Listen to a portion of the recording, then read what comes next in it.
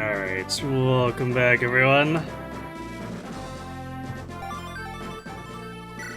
So tonight we for real finish off Blazing Blade and move on to doing something similar with Sacred Zones.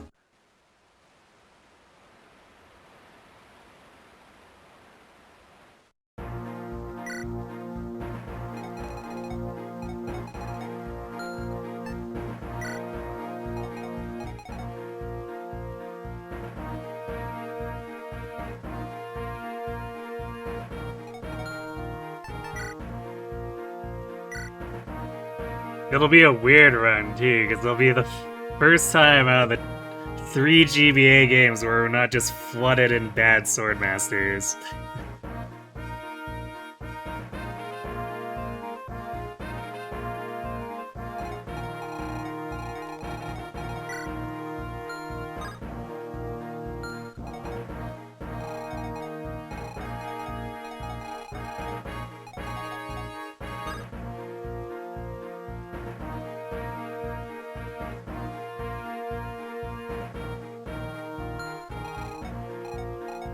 So because Hector was dropping the ball last time, we're going to have to relegate him to the top left. Because they have an easier time in the middle here, but the annoying thing is that probably the most threatening reinforcements show up from this top corner, so that's why I wanted Lyn and the Pegasi there last time. But Florina's gonna have to handle this middle part, because just Hector's incapable of doing it.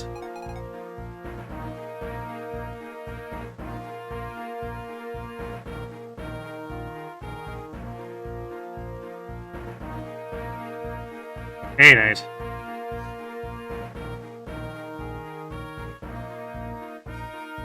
Yeah, I guess Maritza does exist, but we can totally make her an assassin.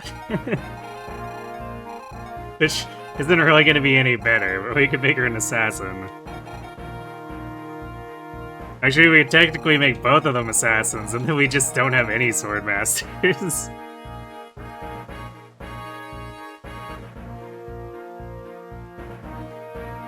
Realize you weren't following? Whoops. Hello, Notator. It happens. I've definitely done that with a few channels myself. Where I get raided through, or I hit them from the side panel before, and then end up forgetting that I don't actually follow them.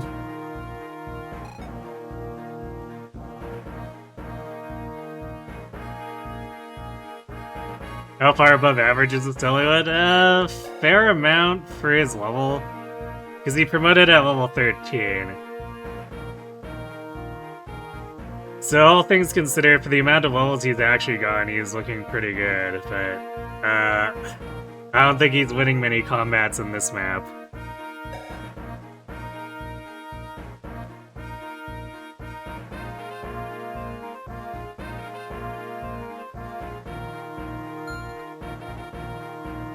We'll see though.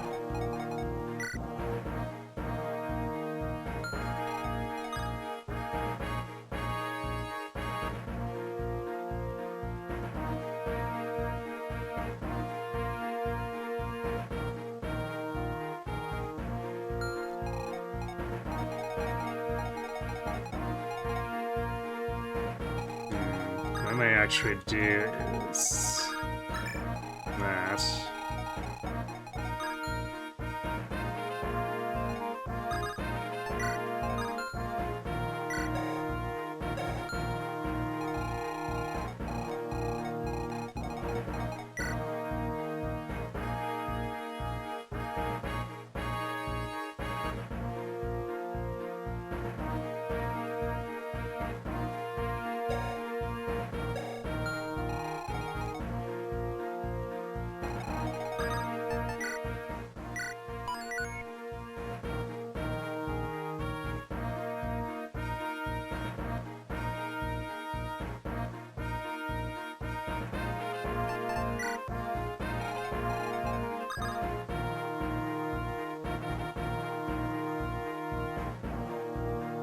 well, it's time for violence, I guess.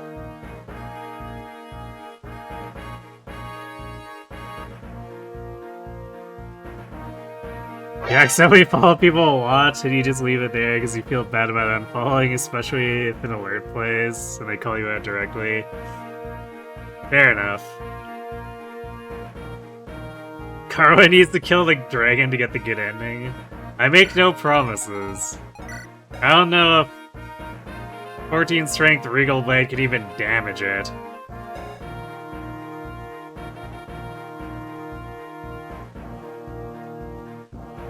Actually, there's also the problem if she needs to get to S swords. So she starts at A.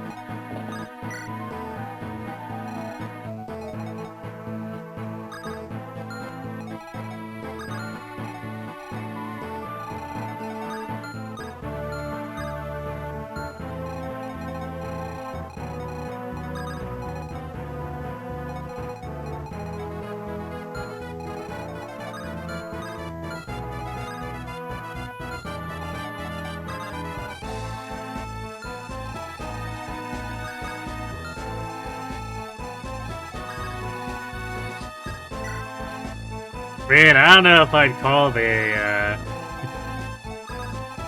Nidian ending a good ending, even.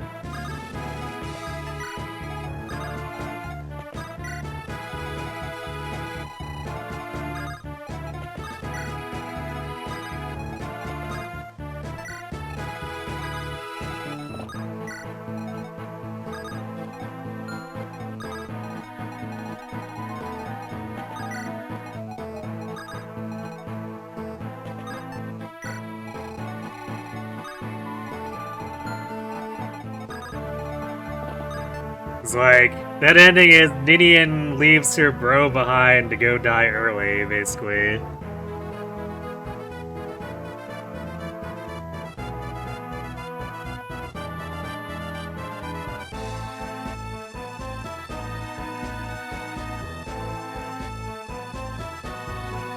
Boy, this Rebinding Blade, you could just use a light brand to do fixed damage.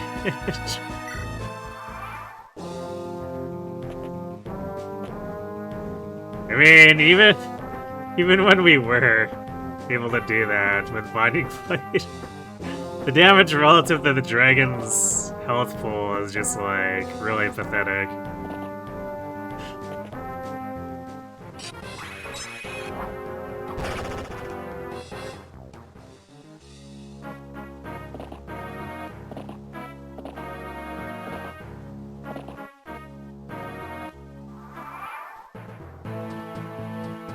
Yeah, I don't know if I'd call it good for Nidian at all. I mean, it's like, it has upsides to it, but I wouldn't call it a strictly good ending. Bitter at best.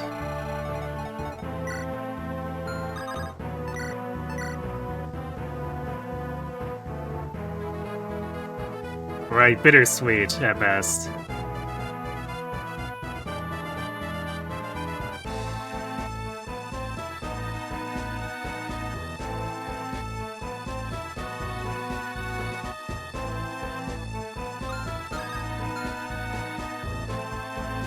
Yeah, I definitely don't think it qualifies as a good ending.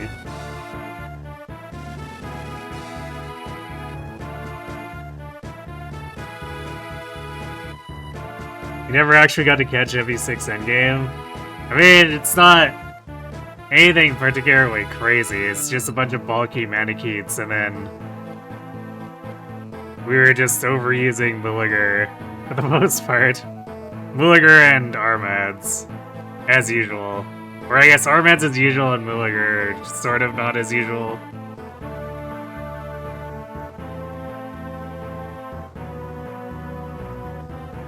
Shit idiot is just on vacation at the Vacation Binding Blade.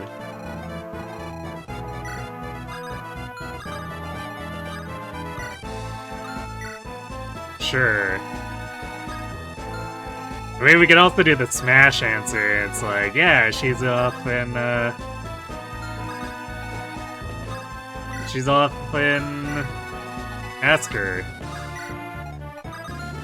No problems. Smiley face.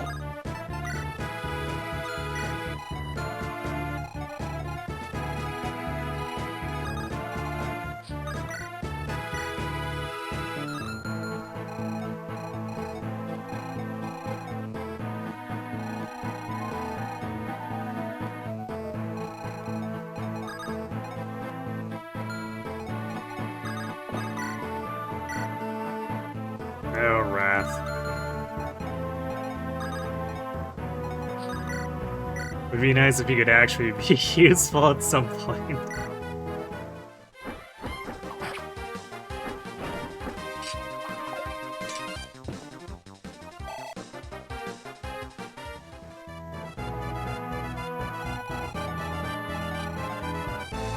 Wait.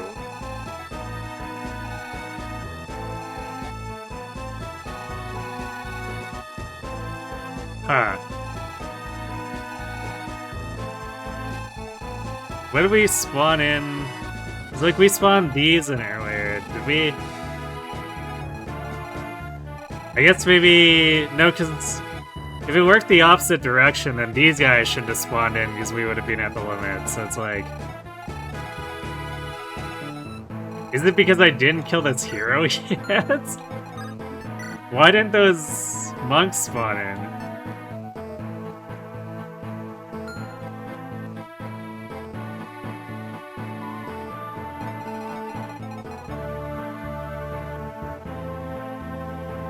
I'm really confused by the behavior of this map now.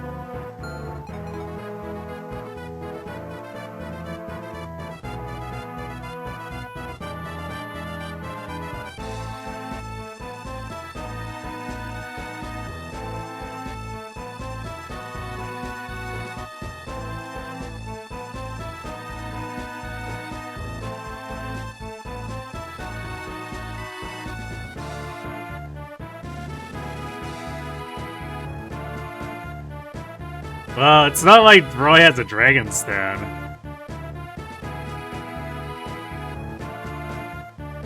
So even if you assume that Ninian is his mom, like, what is he gonna do?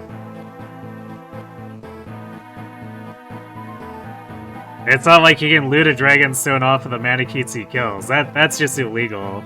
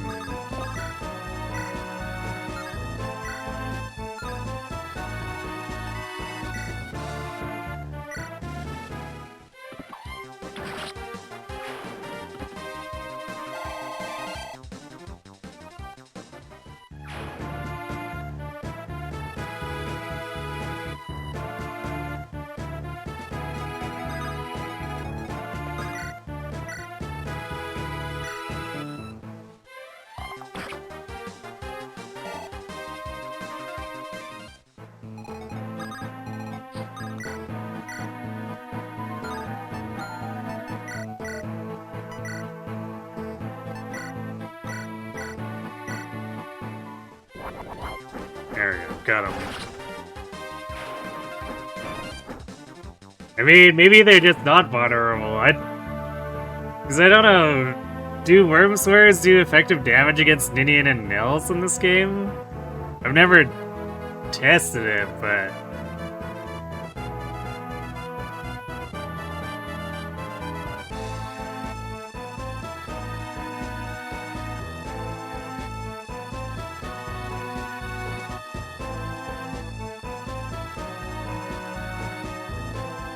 Yeah, worm swears are in this game. We have one in the convoy. I don't know if any enemies have worm swears, though.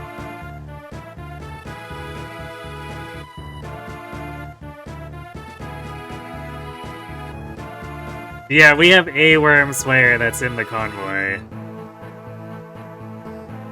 Because it does work against wyverns, but I don't remember if there are any enemies who actually bring any.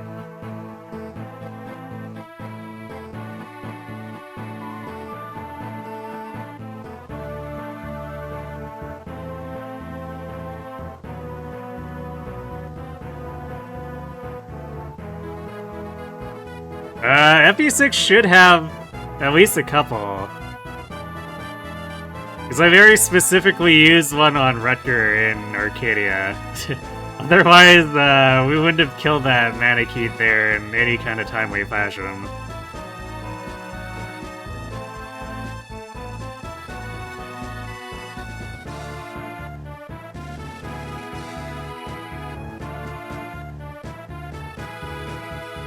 Nationals.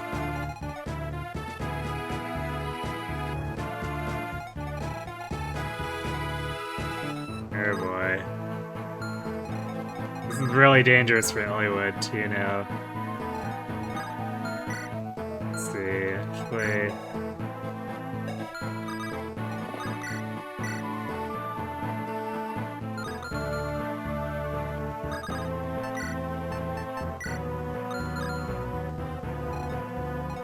I guess what I could also do is give him the...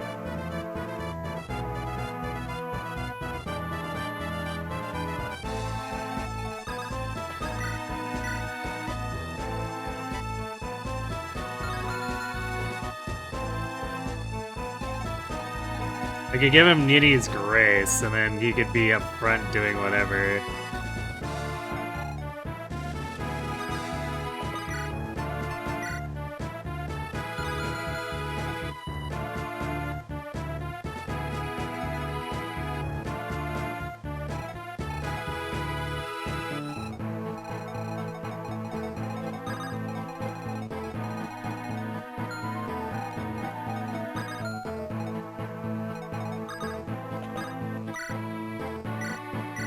I guess we should probably just abuse the crap out of it, because it's not like Nils gets to come to any more maps, so who cares if we break it.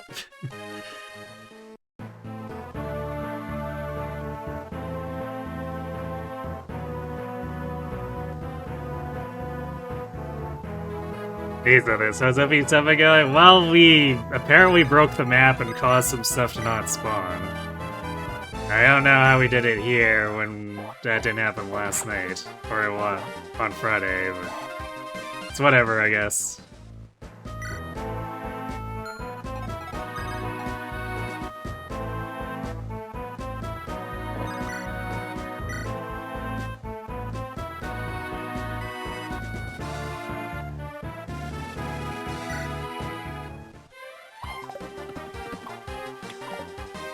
Oh boy. Now the left team's just gonna get stuck over at this choke point. It's gonna be impossible to get past without bringing the Pegasi back around.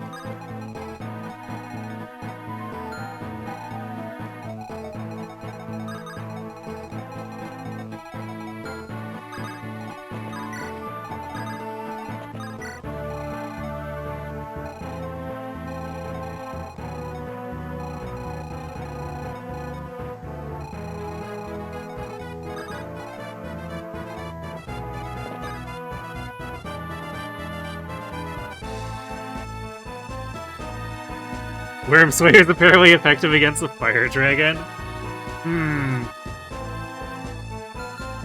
Does it outdo the Regal Sword, though, with the Blazing Blade Might?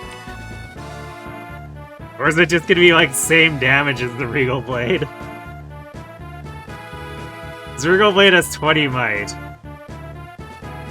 And Wormslayer has 7. So Wormslayer is 6 Might less than the Regal Blade.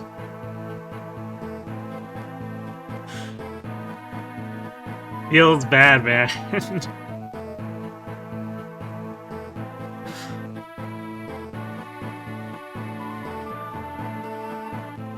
So I think Regal Blade is maybe her only hope to do anything. And we have to get her to S Swords for that, which I don't know if that's gonna actually happen. Even though with all the Berserkers in the next Gaiden to feed her.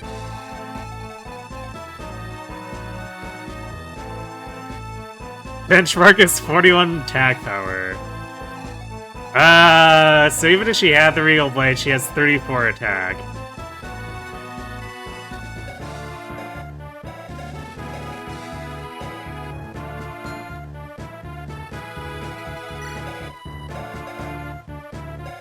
And I don't know how much Barter and Carol do to help her.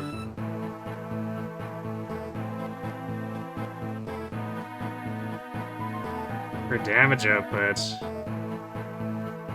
Because it's Thunder and Light. So I think those are mostly defensive supports. Which is technically great because Carla's made of paper, in addition to having hot garbage damage output.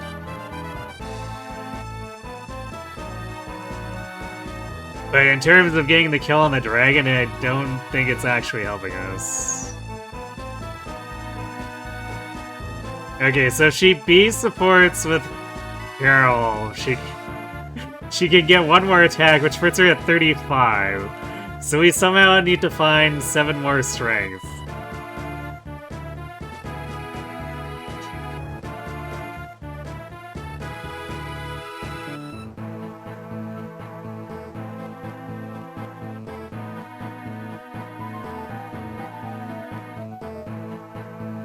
Oh yeah, she's Dark Affinity. Does Dark also have?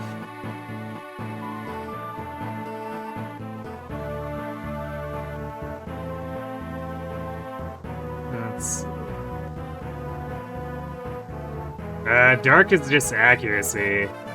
Accuracy, avoid crit, and crit evade.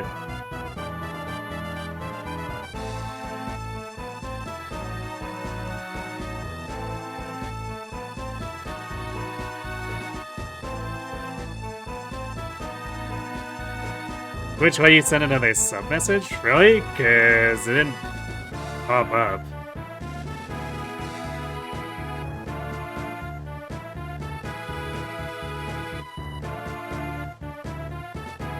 So yeah, we need to...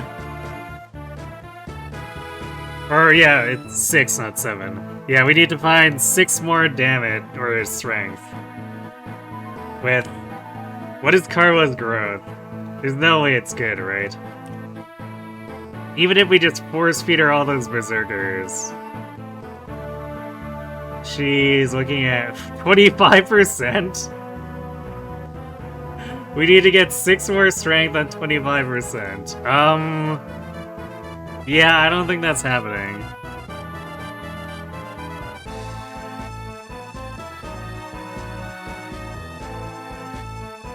True, it is 30% after my Apis drops.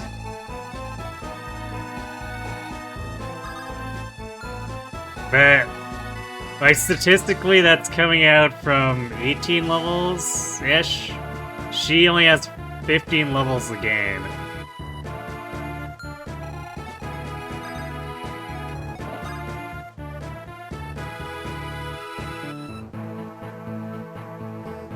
Hello, Falling Cactus. We just need to believe, yes. Believe in the heart of the cards.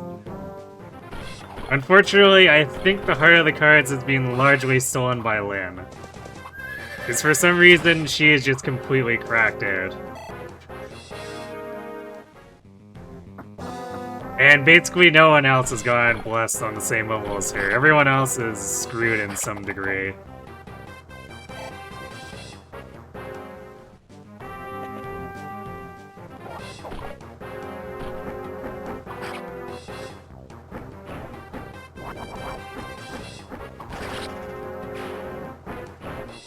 It's a chance to miss Focus Blast, which always happens, so I'm good. You know what? That's true. I should have thought of it like that. Woo, 7 experience. Wow, we're totally getting all those 15 levels for the strength.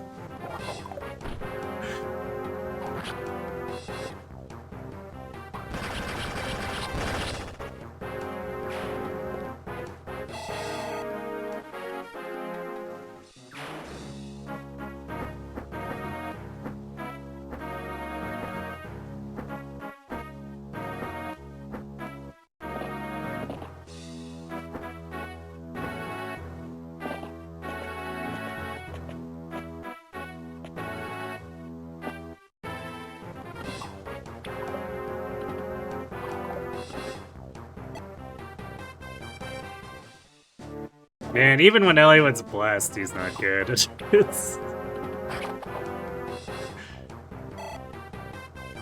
Actually, I guess that's the one other person who's also technically blessed is Elliot, but he didn't gain enough levels for it to matter. So we're sitting here, like, 4-hit KOing these Nomad Troopers at a 57-hit chance. It's truly tragic.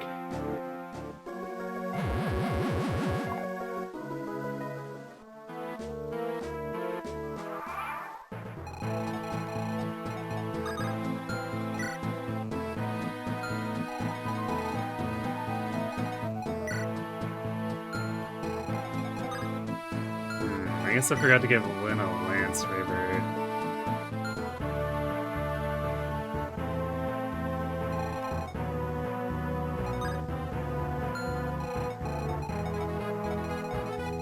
So, probably give her Carols.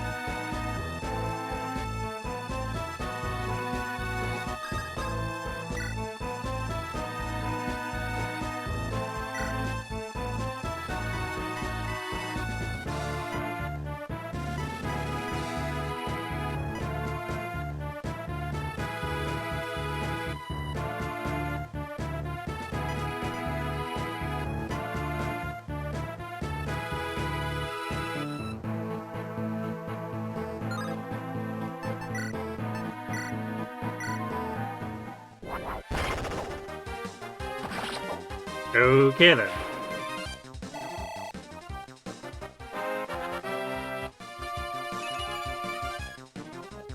Well, we got some more speed, but that definitely doesn't help him against the nomads. It would have only helped him against the wyverns.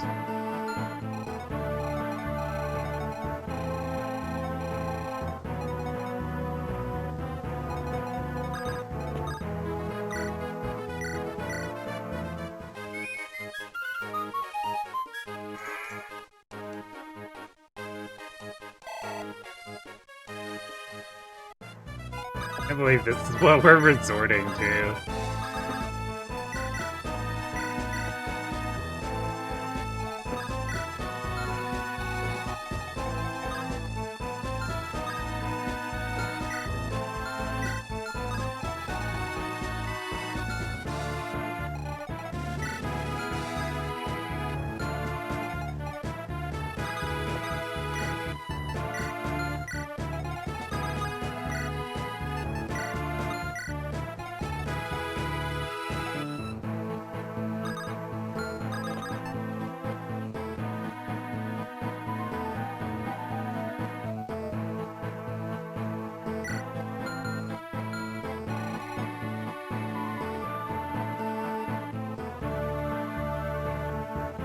Will he be giving Dark Green Sophia a visit? I mean, maybe, if Harwood's team doesn't get themselves pushed back here, but...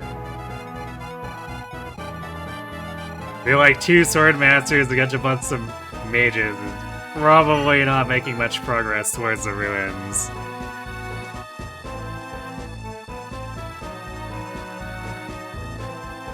Oh, is Nils force deployed for endgame? Well, okay, I guess we have him for a couple maps, but... I don't know if Nini's Grace is gonna be as important in endgame.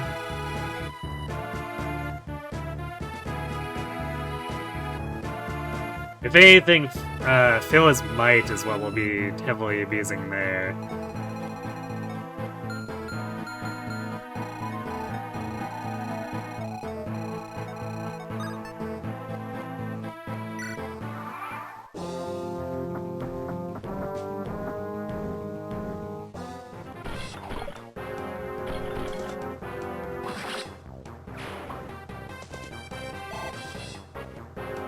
Well, you know, that's true. I guess if he's around with Phyllis Might, we can in fact do damage to the dragon without needing to gain a bajillion strength.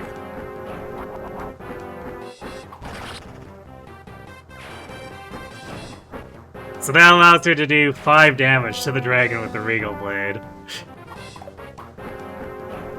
We'll try to make it work.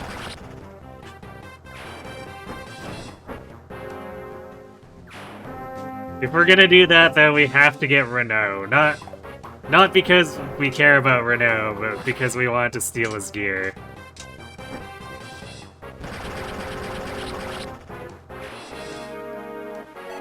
She has boosted crit rate and a crit does 15 damage. You're right, sure.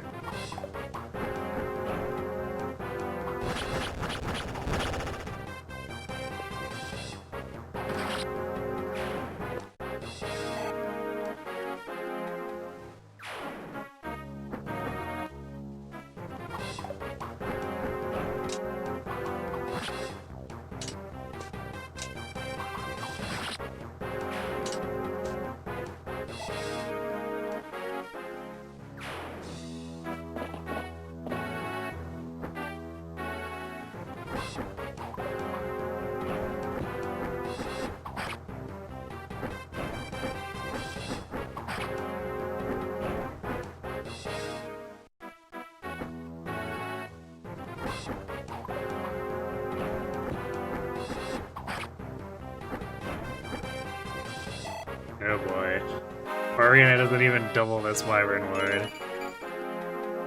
Maybe she does now.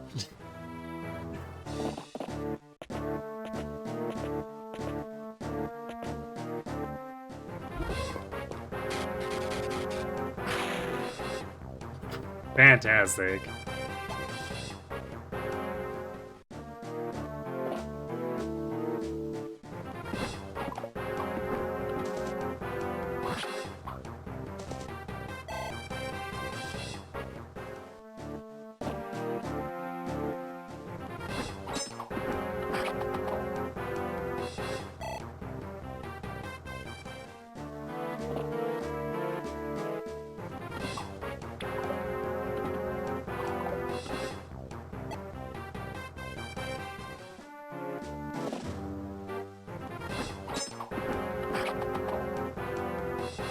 Well, we might be in a position to just, like, fight normally with Hollywood now.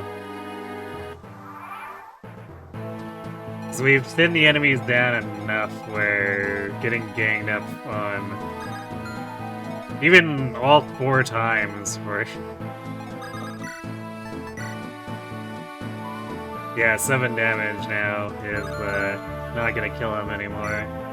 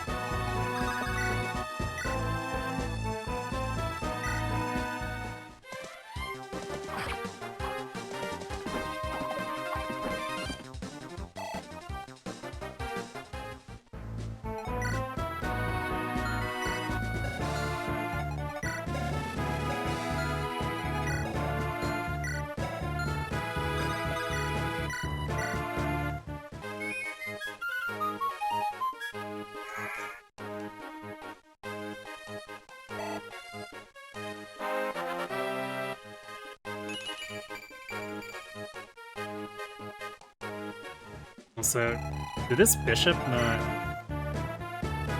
Yeah, he didn't bother trying to berserk for some reason. That's weird.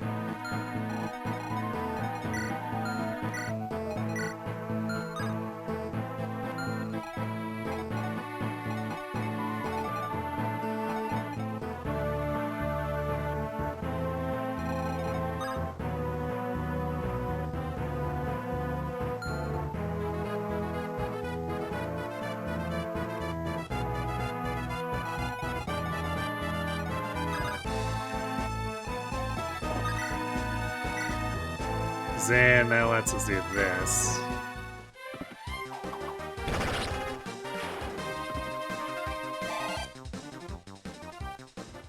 And actually kill stuff with Lucius, too.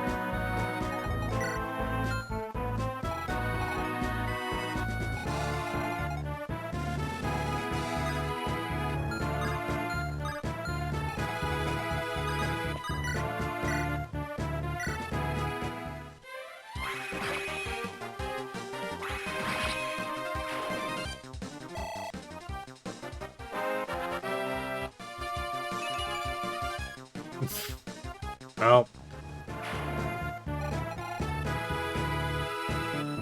the streak of actually getting stuff appears to be ending.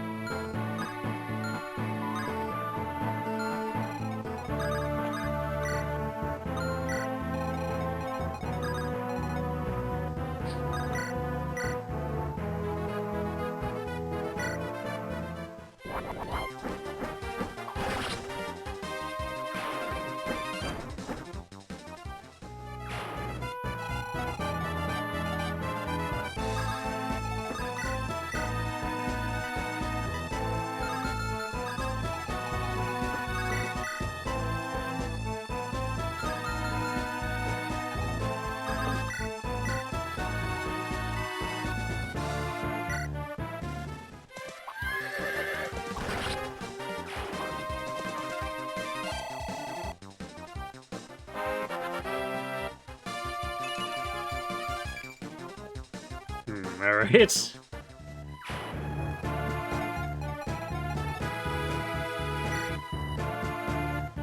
Hollywood just legitimately getting his tank on.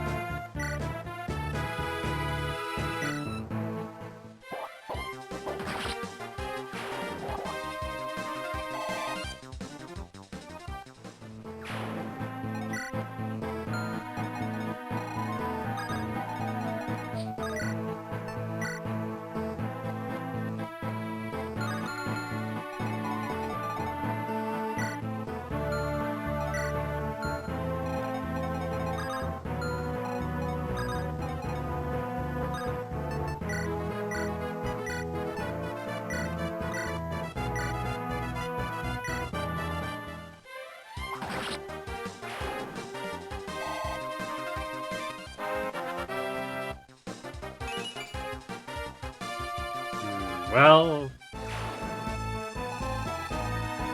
she could have used some speed, but this team kind of direly needs attack on whoever they can get it on, so sure.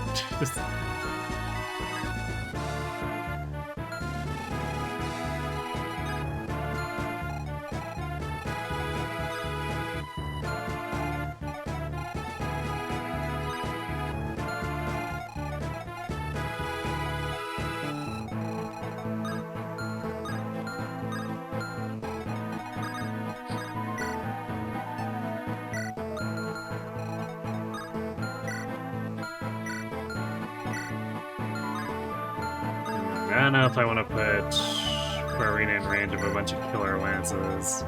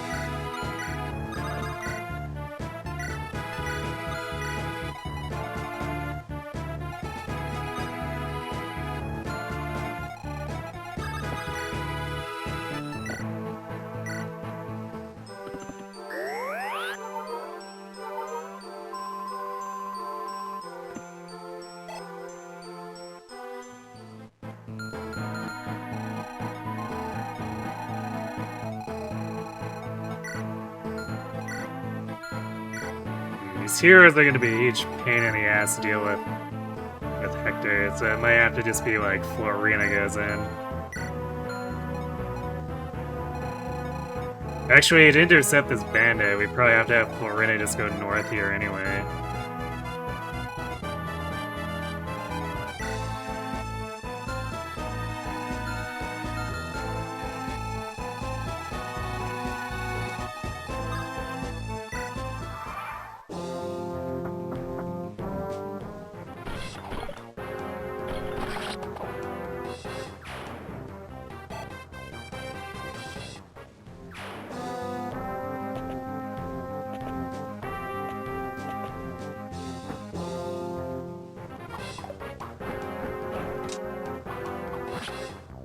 It's looking more and more like Sophia's gonna end up kind of dead in this timeline.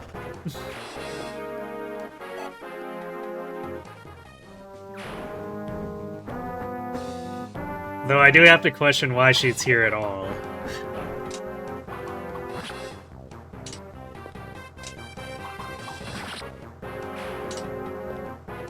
Is she, like, secretly a brave sailor?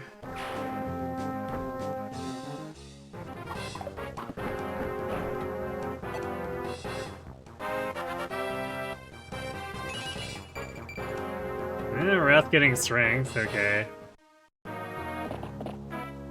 So he's a bit slower than Sue, but he has 3 more strength than she did in endgame. If that tells you anything about Sue.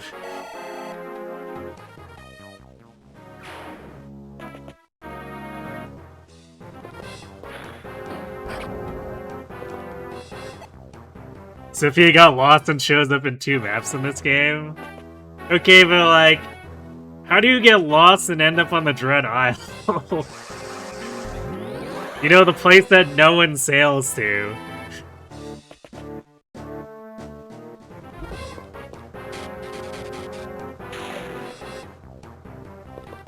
She's dark green because she gets violently seasick.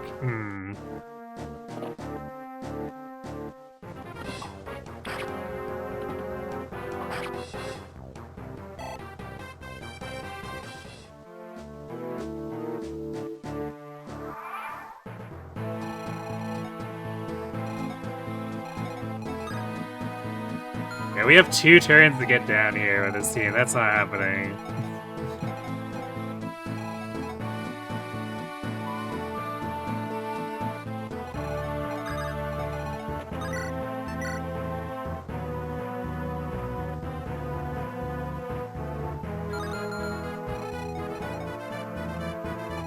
Mostly because I don't think we have enough movement, even if we... Actually, I guess if we could get in range, this guy will just attack. So we might be able to get in close enough. The problem is doing so without dying.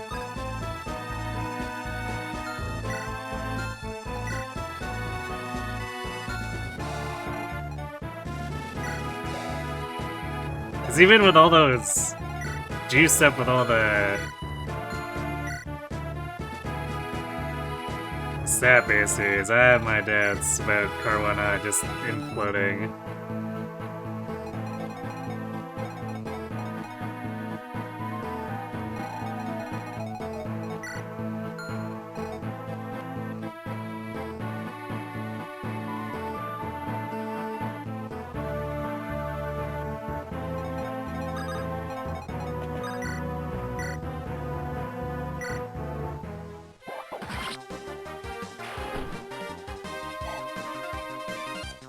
Or actually doing things. All he has to do is attack stuff that's like way under his level.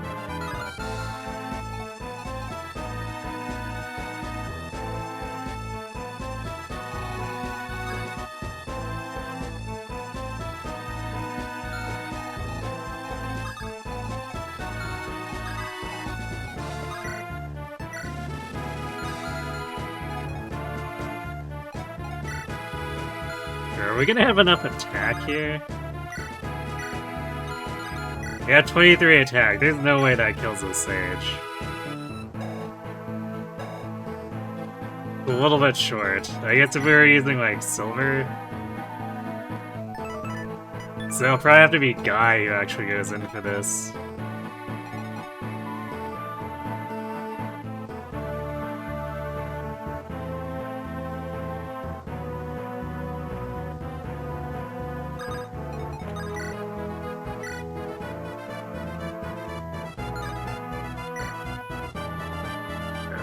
God, and she can't even kill the Cavalier with a Lance Reaver. You serious?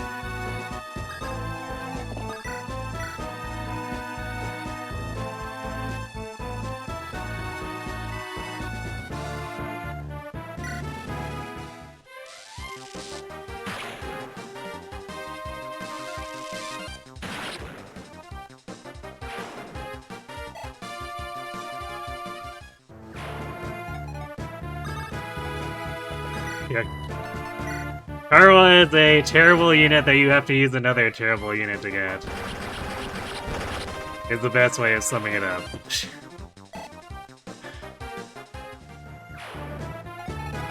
She's Carol's sister, and this is after like 10 stat boosters. So you can probably imagine how shit her stats are before that.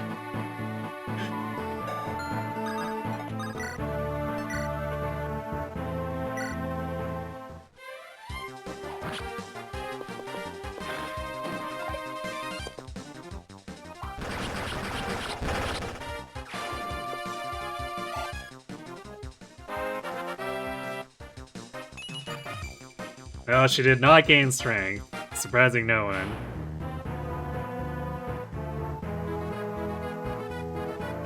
Who did Fury inherit her acceptable stats from? What? Fury has acceptable stats? That's news to me.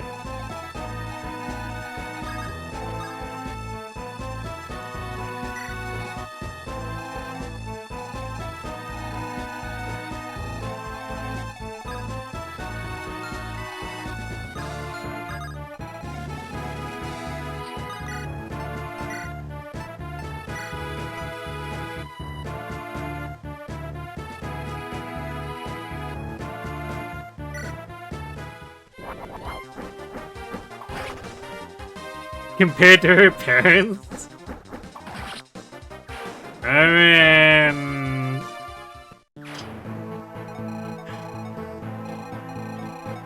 She starts off with almost no stats, too.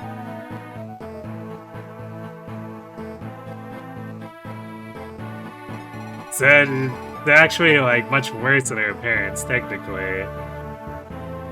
And then she eventually grows into basically her parents.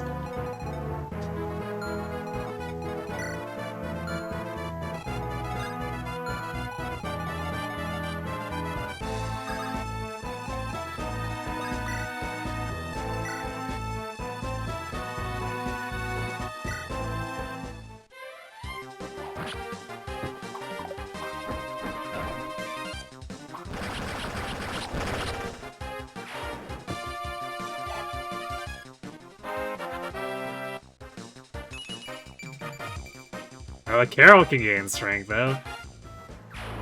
Fear joins on level 1. Her stats are good considering. I mean... I guess?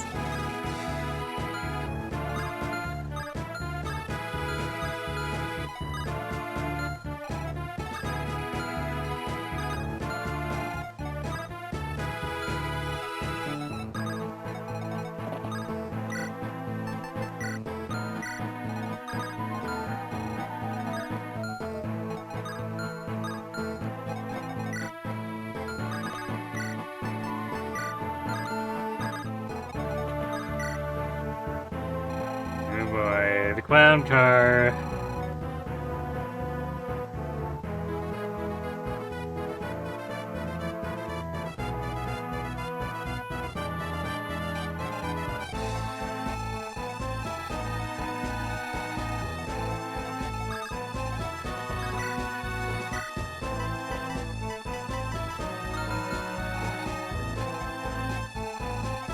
But like, being level 1 also inherently just makes me not want to use her, so there's that.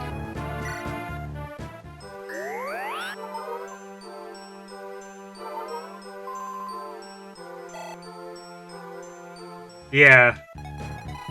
I did seem to recall her getting hard mode bosses, otherwise she'd just be even worse, which would be...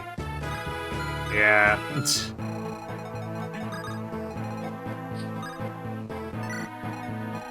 We definitely don't need a unit like Fear turning out even worse. That's just like actual tragedy.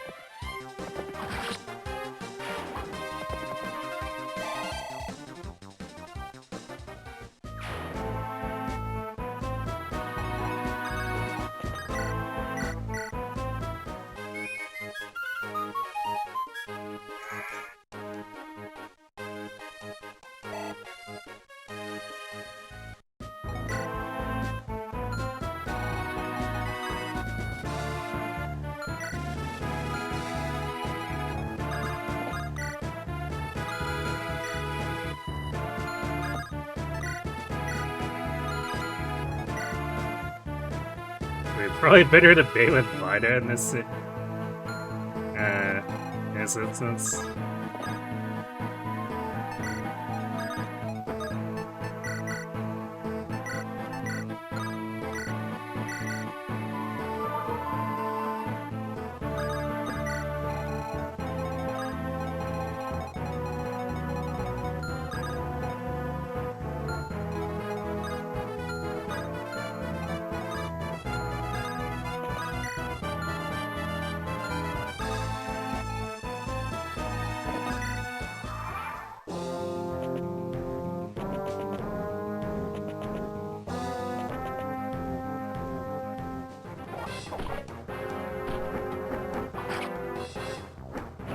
You see, my fear didn't turn out that well when I did this challenge for FP6. She was really squishy.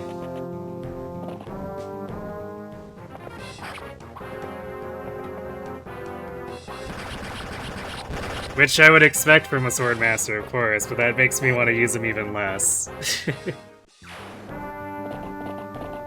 So, like, the bulk of the actual combat done by Swordmasters was Rutger, who was incredibly noodle-armed but could at least survive things.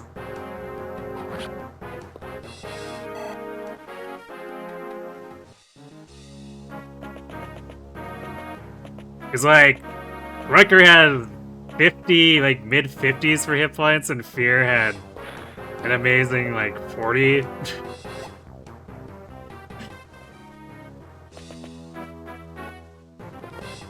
Which was problematic when we were trying to kill Monkey, because it's like, wow, okay, so Rutger can just go toe-to-toe with him, but if we try to do it with Fear, she actually is in danger of dying.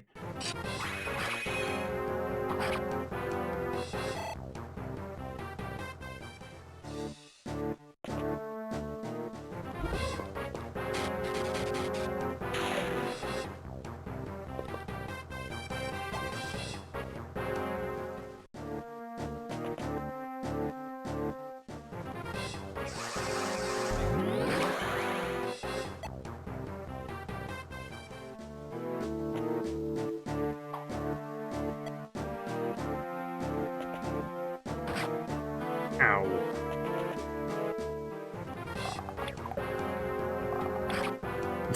Look at Lin one-rounding this guy with a longbow. And that's without the Florina damage boost, too.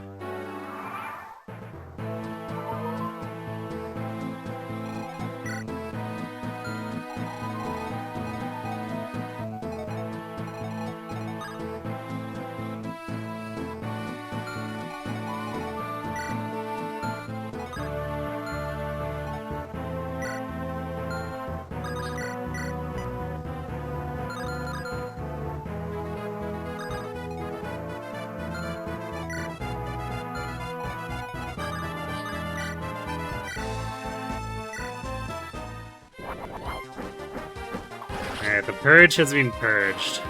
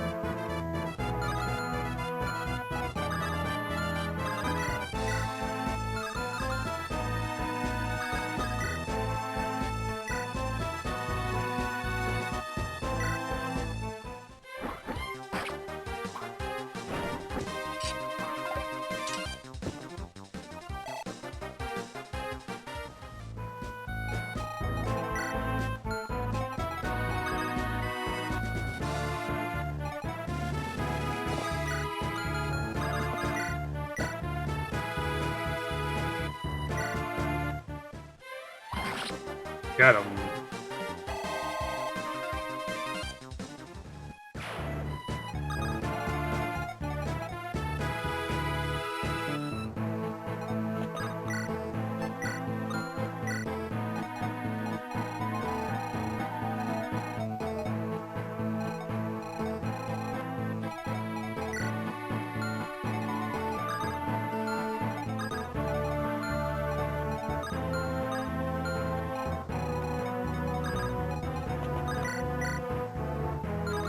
You know, it's really handy that Link can just, like, scoot over and pick off his bolting, too.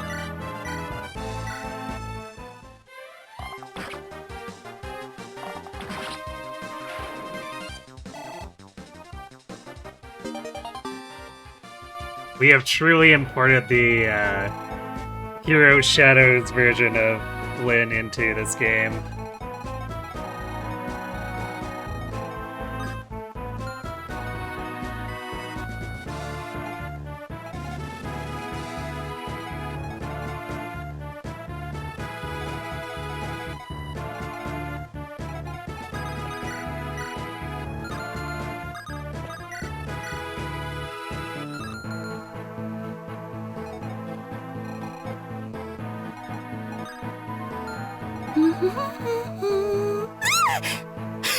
How long have you been standing there?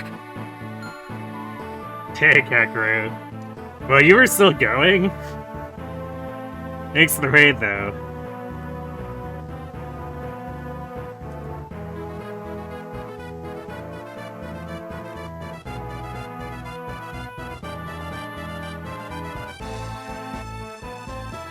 You tend to go really long on weekends. Yeah, so it seems.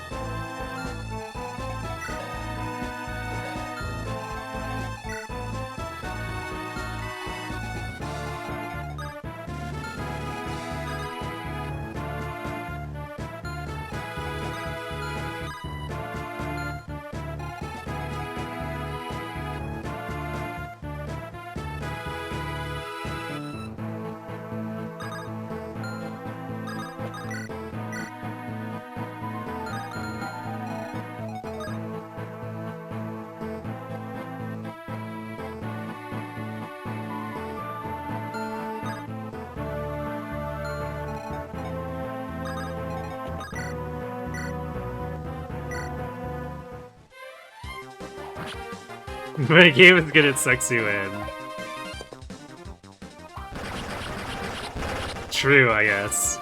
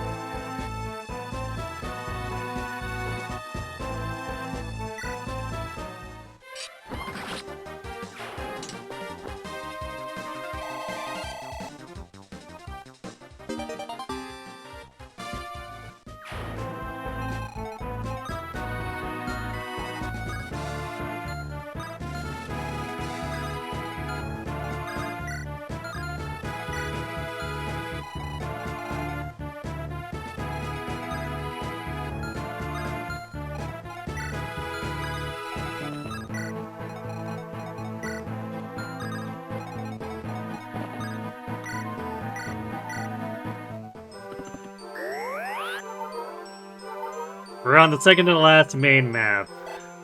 Victory or death. There's a guide in if we complete this in 20 turns or less.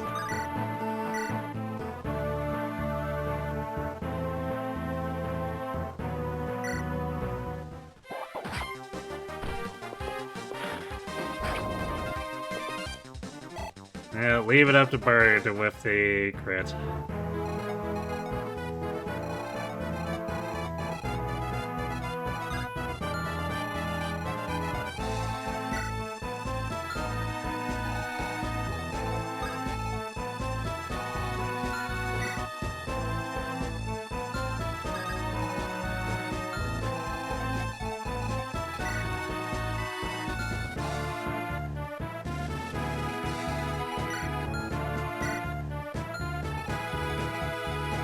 I guess we'll have Farina help on pushing through this choke.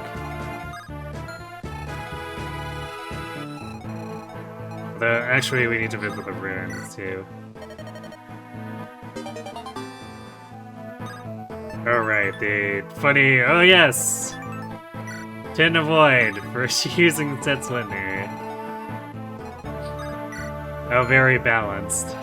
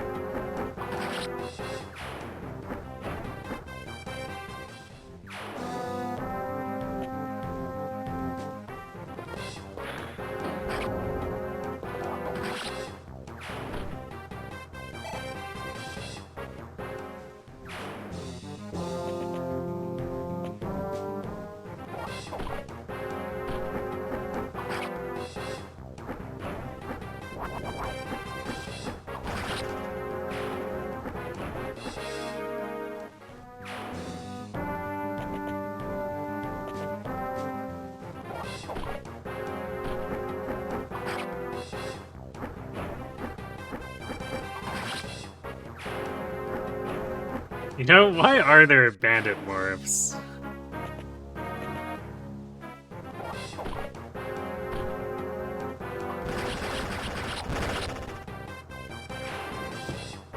Did Limsaw just think it would be funny to send, like, random parts of her forces to go destroy random parts of the island?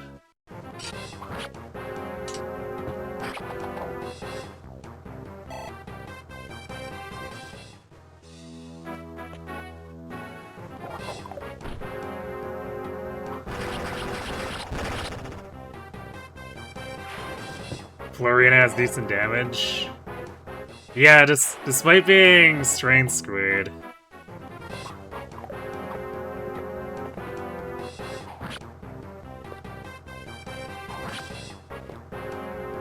Using the sheer power of killer lances to help bolster her. Because normally she should be doing better than this, but...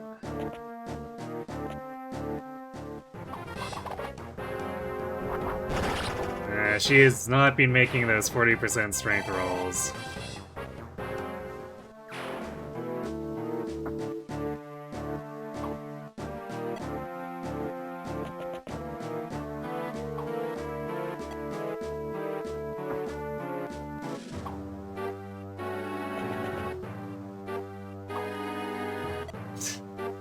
You really have it up for Wrath.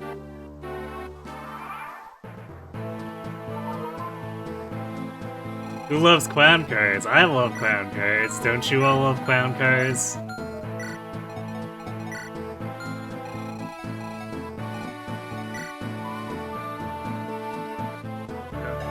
It's Valkyries too. I forgot that's Valkyries down here. Really the worst timeline.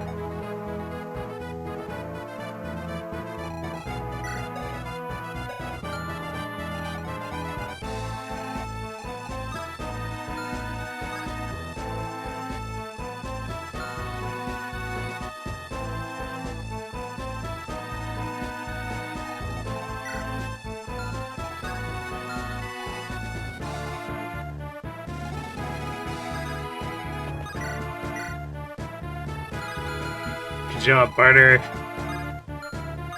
You don't have speed, you don't have damage. I guess you're kind of a punching bag.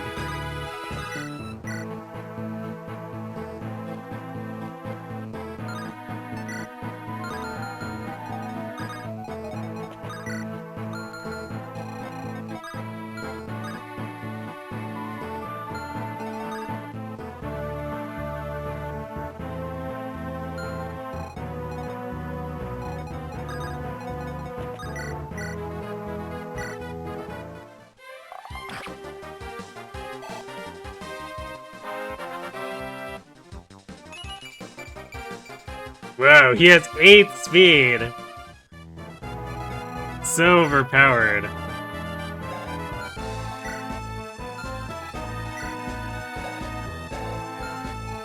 This man is truly unhinged.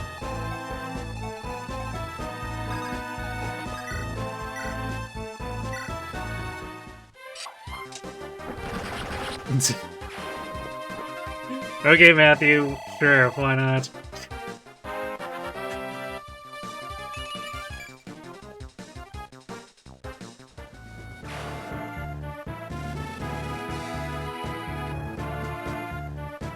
All he needs is some speed wings to reach his binding blade bases, yeah.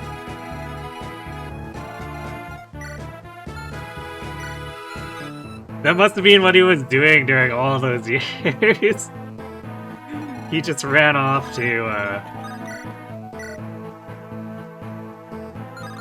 find some speed wings to fix his otherwise questionable stats. Or I guess make his questionable stats slightly less questionable.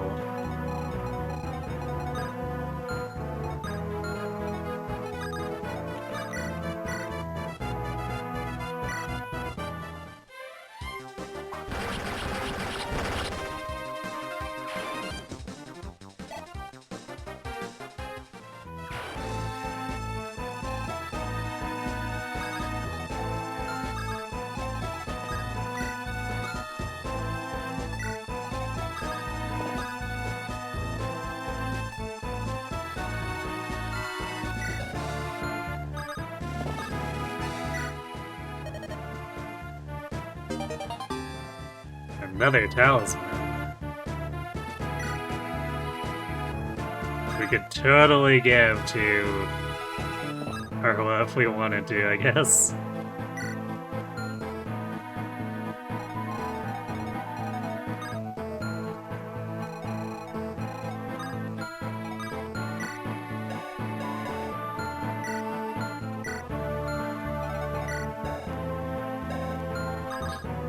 Well, I guess at least these magic enemies are heading towards Florina, who is largely unconcerned.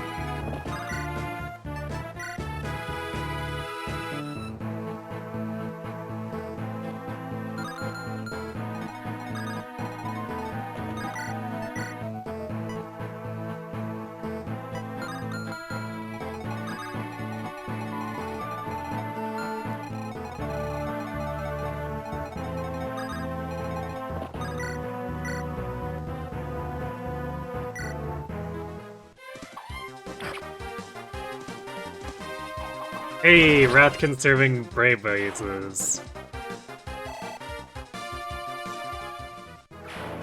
Sometimes he does actually do things properly.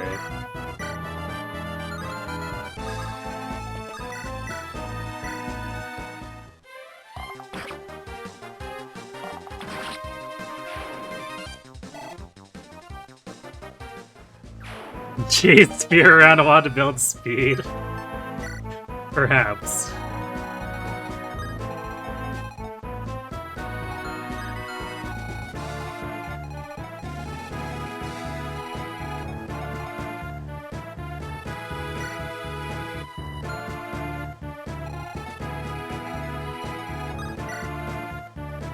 Turn 7. We are pretty far up, but like, there's all this siege. I'm pretty sure this clown card's for like 10 turns straight. Just like, oh hi, this fort is spawning 8 dudes over and over. Have fun.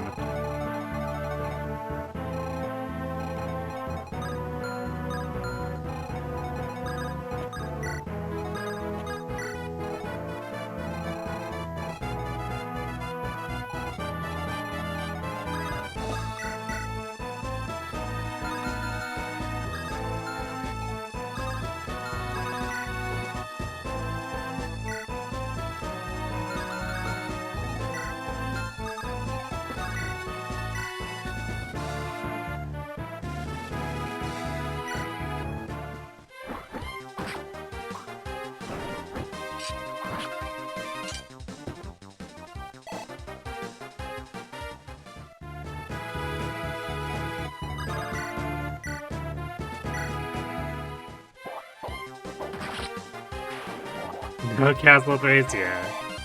Few things are Castle Thracia.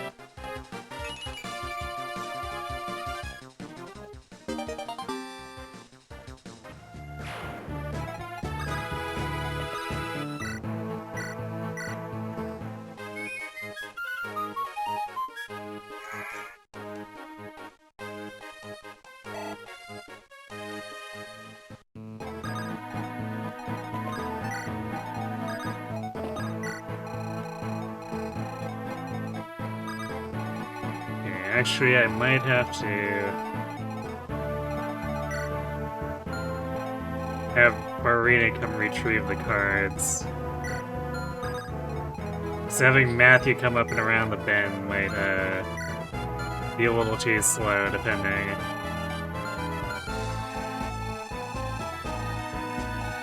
And actually having him get through here, too. So it might be Farina who has to do the shopping.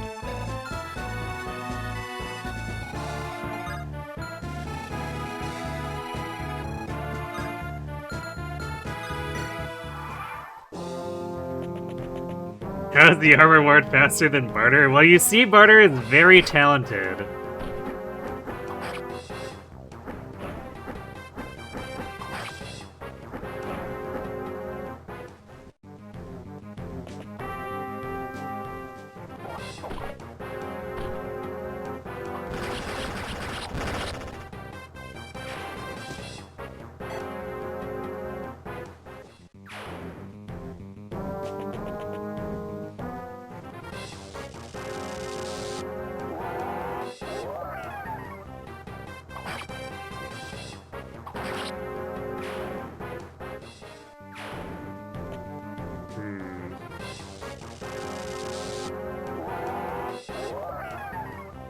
We are absolutely not gonna have enough javelins.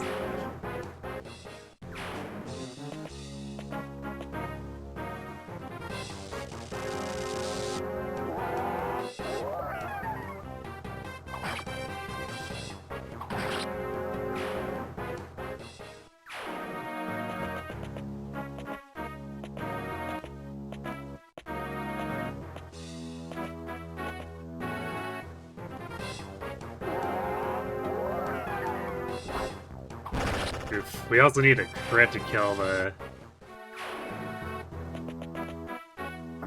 Druids, which is fantastic.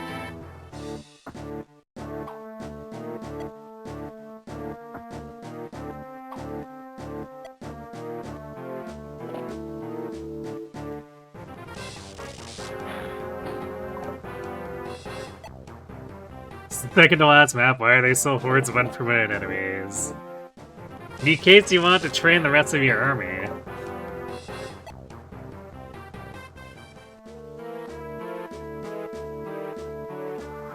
Like, if you're not going for,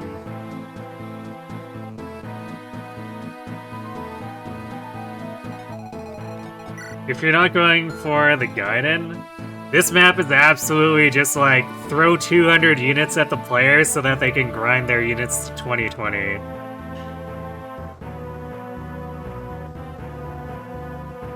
Because if you go beyond turn 20, it spawns promoted enemies for like 15 turns following. The enemy!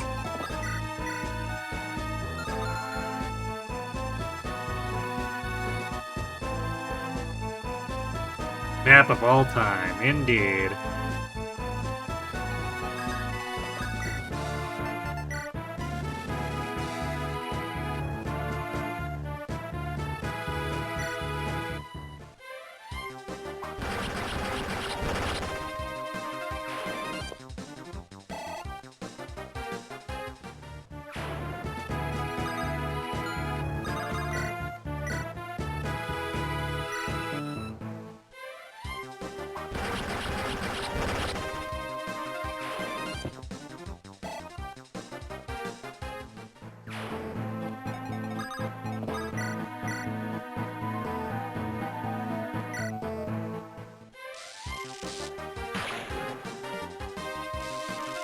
Slap battle.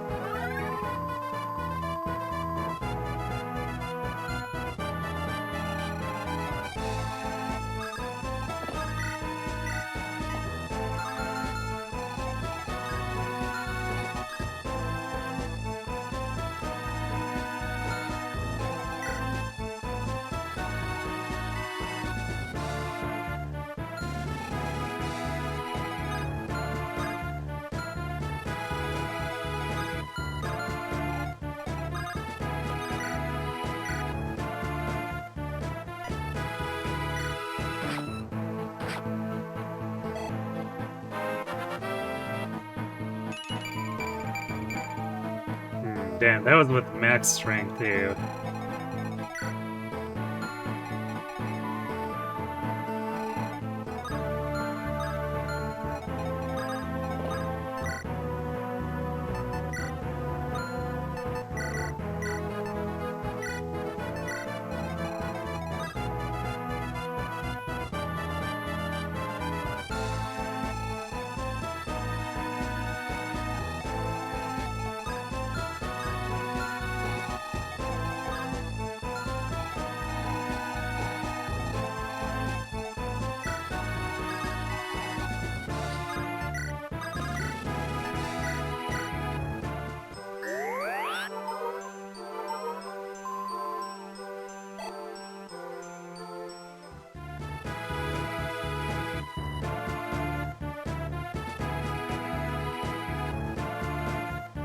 Yeah, the map is nothing but Zerkers, which, I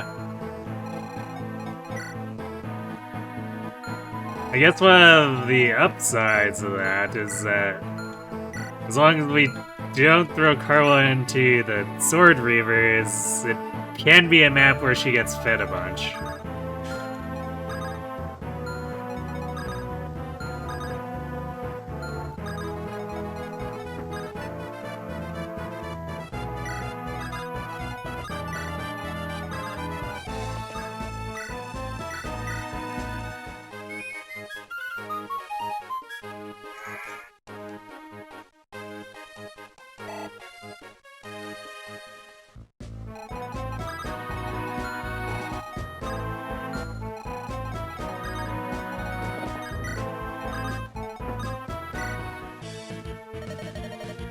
Fortify acquired. With all 6 range from Renault.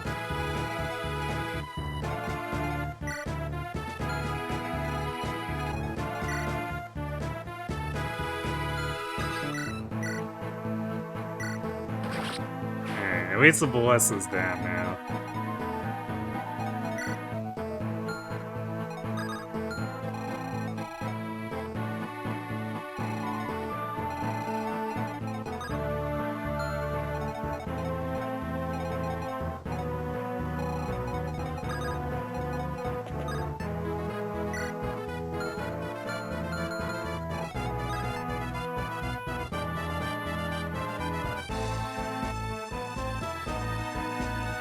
Forgot about that guy, he's just there. Yeah, he's just there and he has like a bunch of important lore locked behind his supports. All it takes is grinding 240 turns to see all of it, for each character. Totally worth it.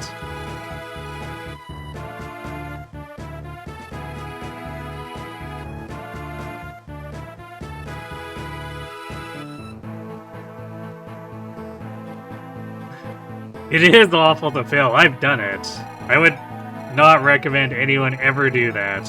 Just don't.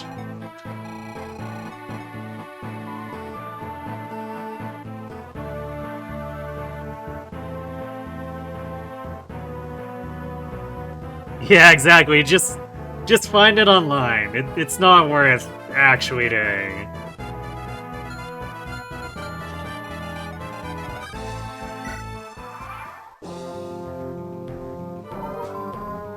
Hear that they changed Renault to Renaud?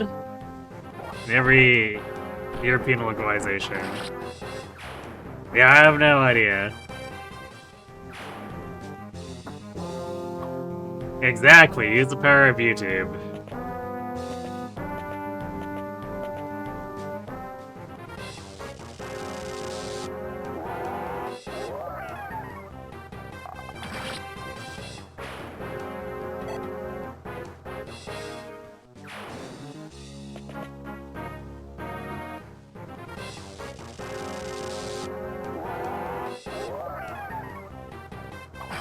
Oh, it's pronounced the same?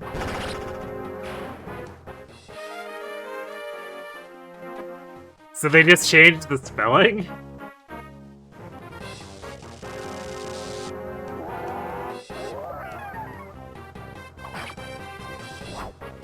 Yeah. It's definitely good content, but like, for sure, just look it up. Don't bother grinding it out, because it's so stupid to grind out.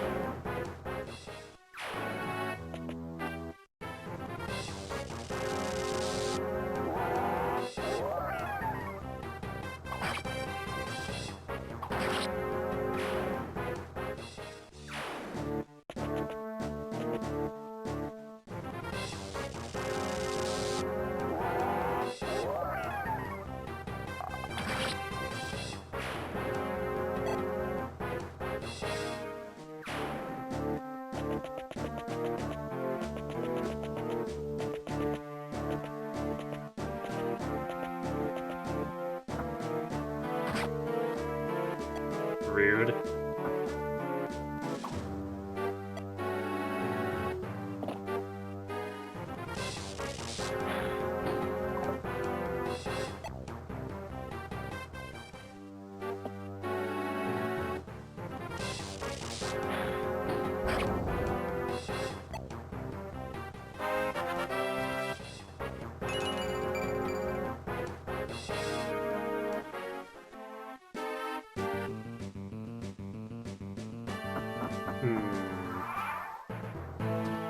It's a few dudes.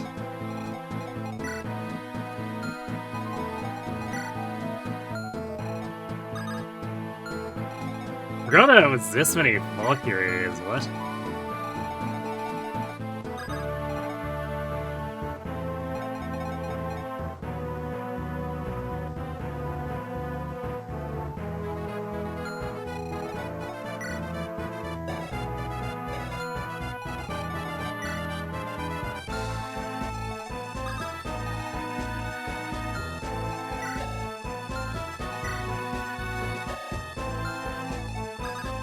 Pretty sure Renault doesn't do, like, particularly well here either. These Volks, like, destroy him.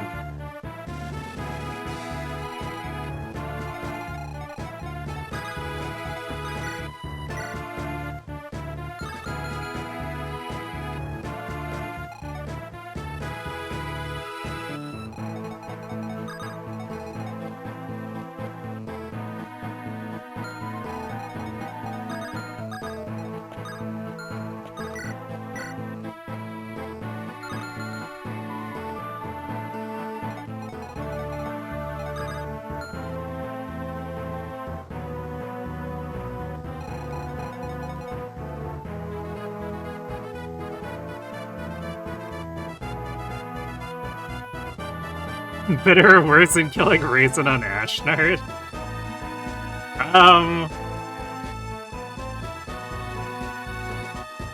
Raisin only takes one play of the map to do it.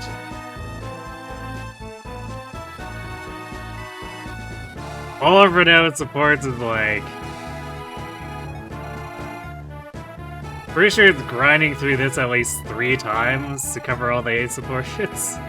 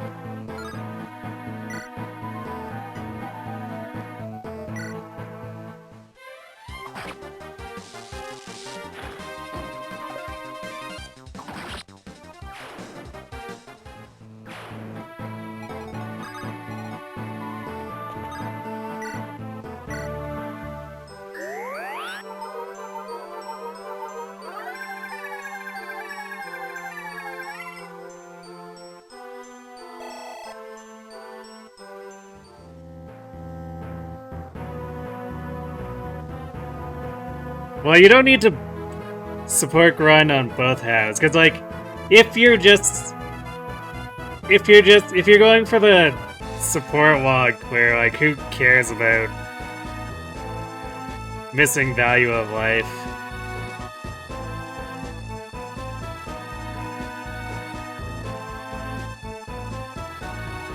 Because my strategy when I filled out the support log was to grind out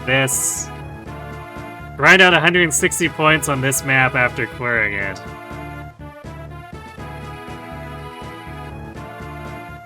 And then do the other 80 on the map while Nurgle sits around scratching his butt, and then I do the aid support on the dragon, and then just drop out afterwards, reset it.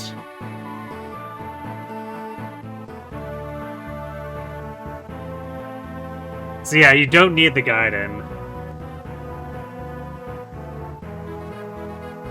But I don't think it would make things... No, it definitely wouldn't make things better. At least, when filling the support log out, which is what I was doing alongside Renault,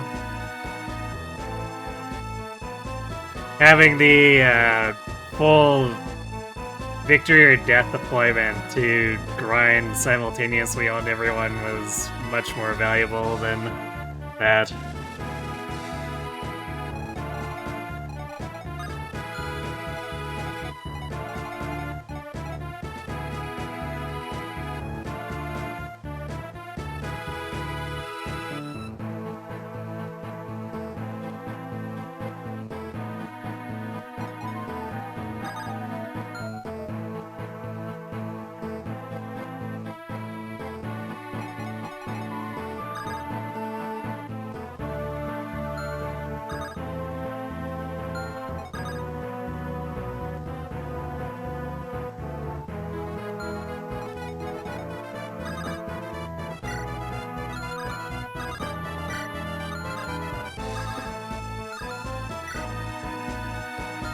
Oh right, but it's so big that she can't even... Or no wait, she should be able to. Or maybe not. No, because her 8 is only 8, right. She can't even pick up Renault, so Ellie would have to do it.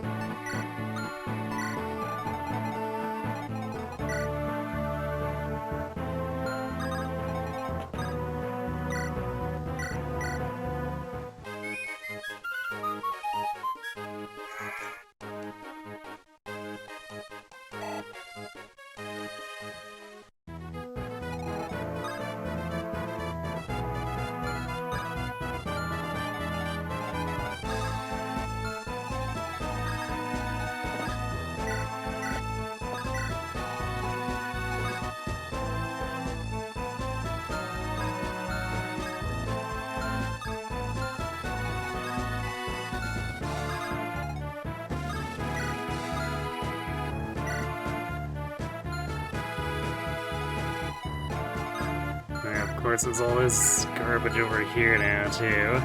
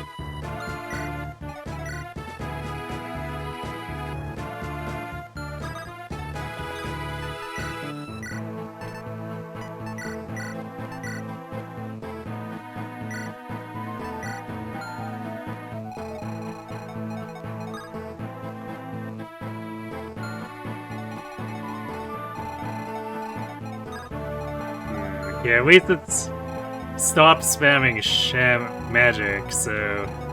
Actually, because the armors can't reach as well.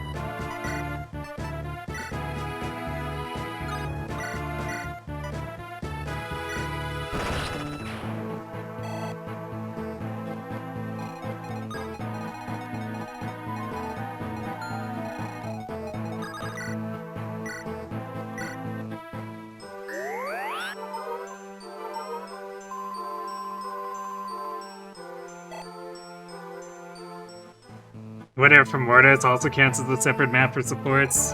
I would assume so. I've never checked it myself, but since it's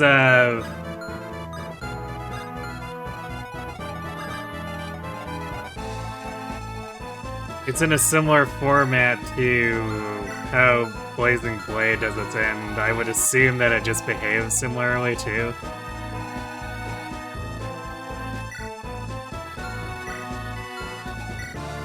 Man, how long do these Valkyries go for?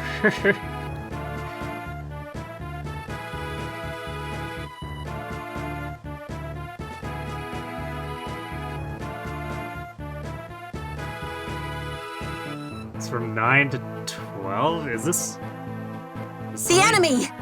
Is this only... I guess this is really only turn 9. I thought we were a little bit further. So we have to deal with this crap for 3 more turns after this.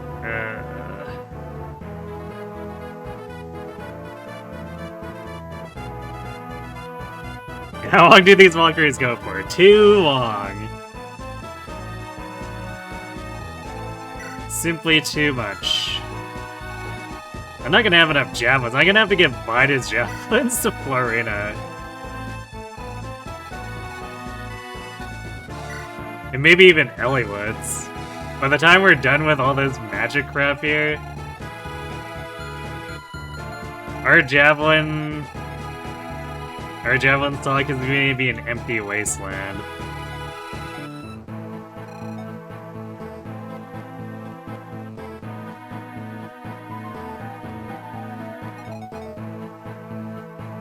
Make sure on that note. Let's see, the corner Valkyrie apparently keeps spawning, only spawn until turn 10.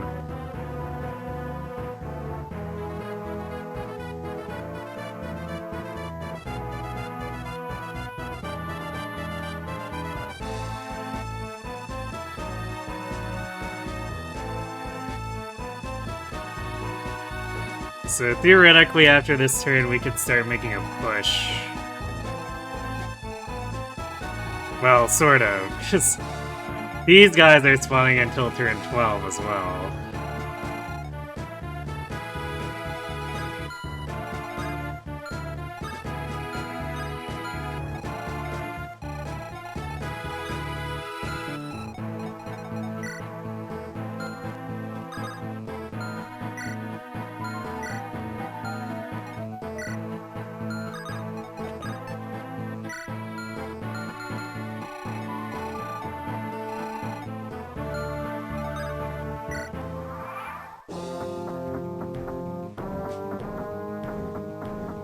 But it needs to go on as a Pyrant of Ruinous, you know?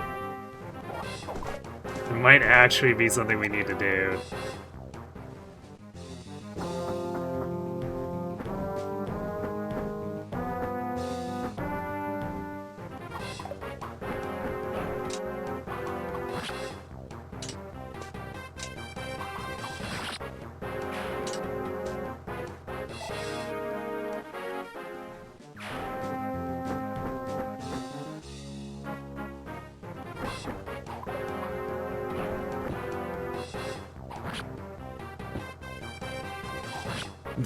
Wow, nice not getting the crit twice on 86%.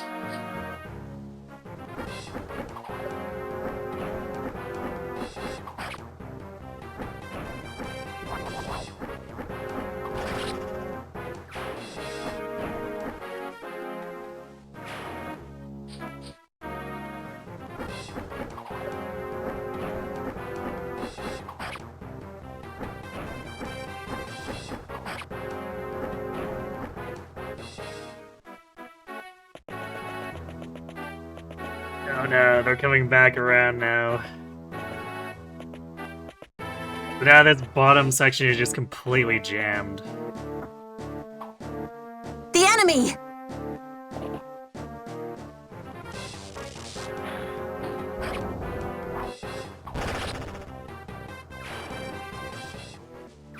The enemy indeed.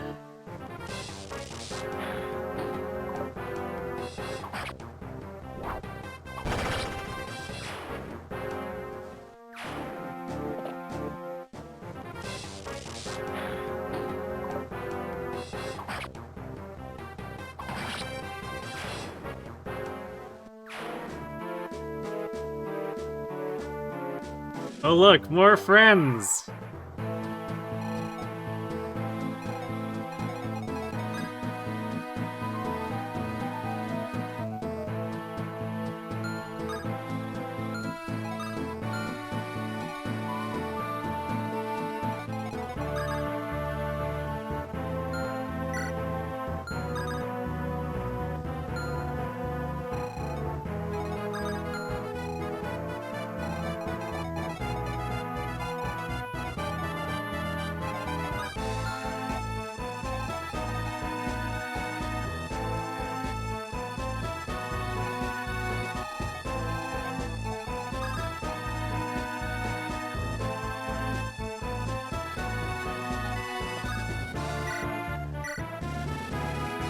Damn it, Bart. What do I even pay you for?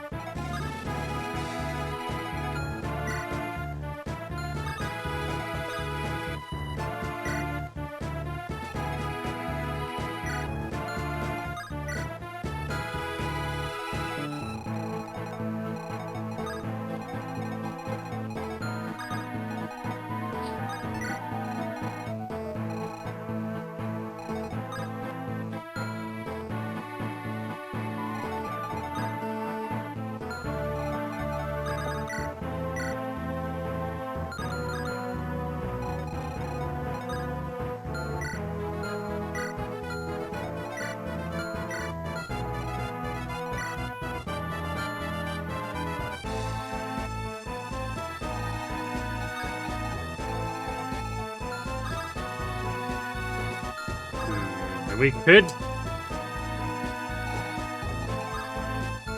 could technically get over the water here, but like, then what? We're using mostly bow units on this south section.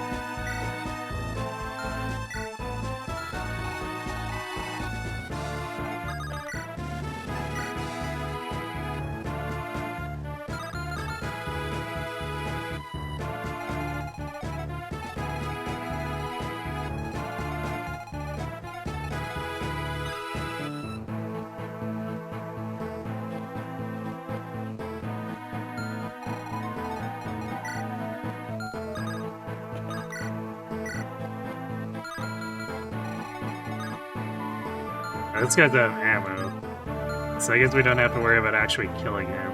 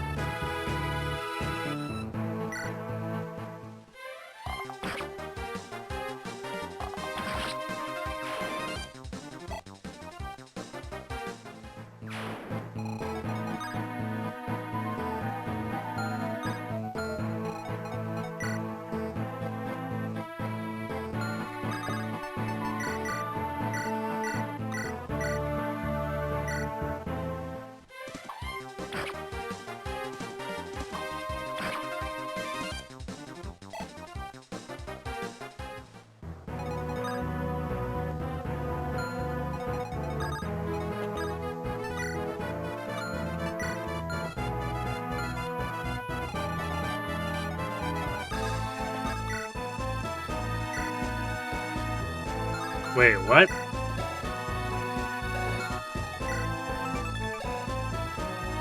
I guess they do go down to 9 speed, so Hector just simply doubles.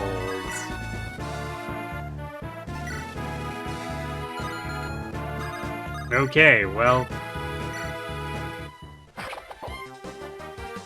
Enemy Falcos and Pegasi with steel weapons moment, I guess.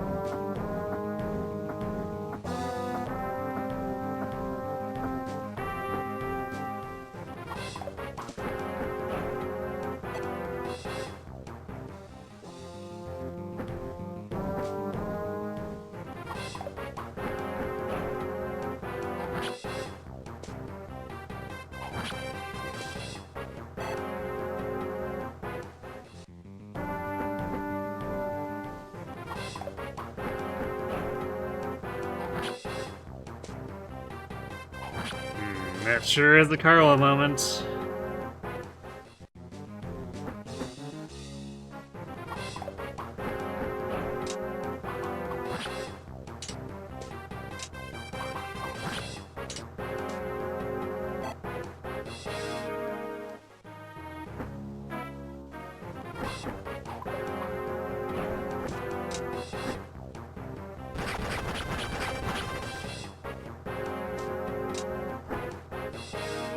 Ah, the double crit. Take that.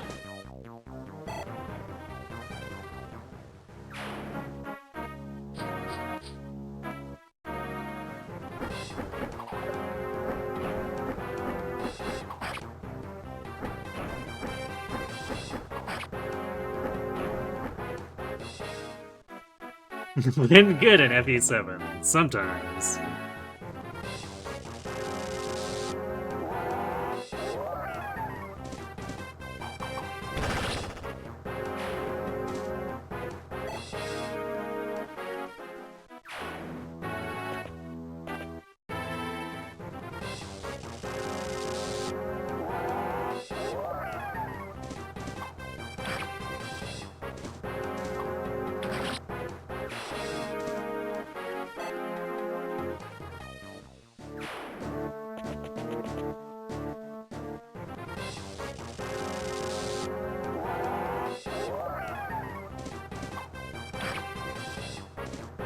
Wrath actually doing things. Truly, it brings the tear to your eye.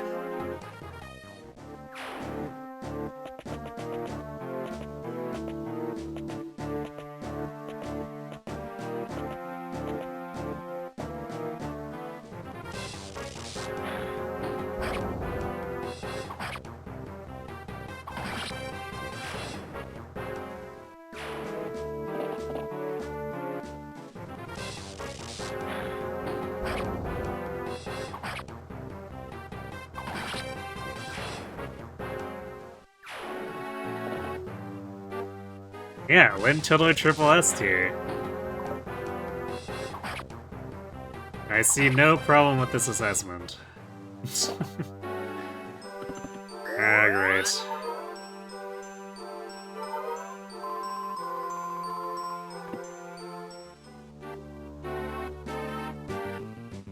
Healing AI is doing the thing.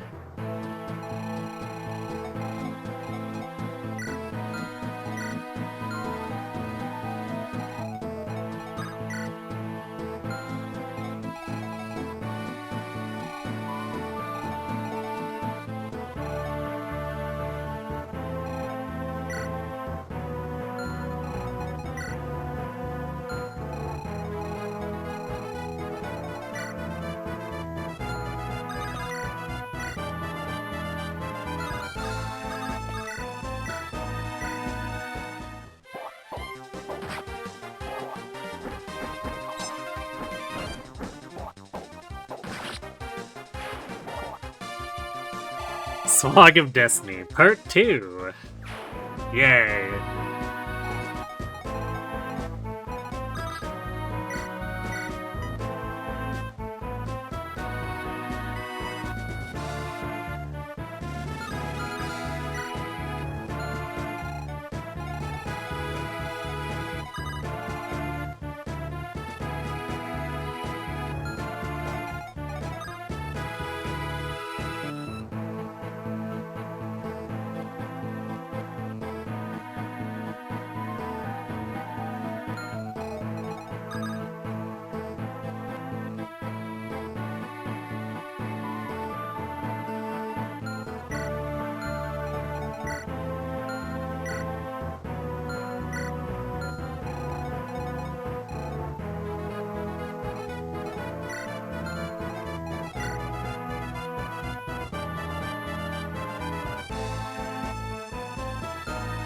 Definitely have to worry about her getting chipped out too when it's this many enemies and she has none of her supports nearby.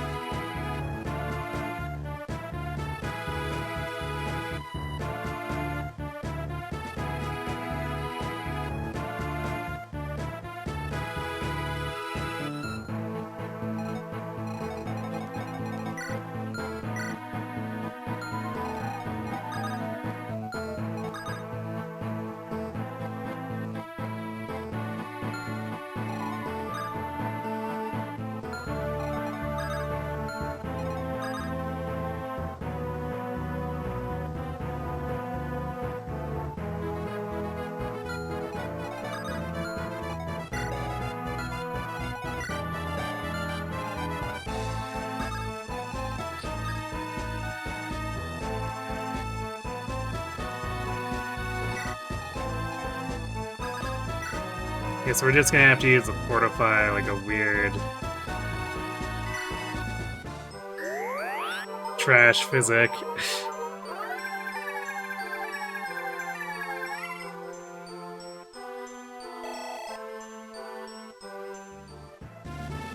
We got hammer and we can use to restore it later if we need more uses, but I would imagine not.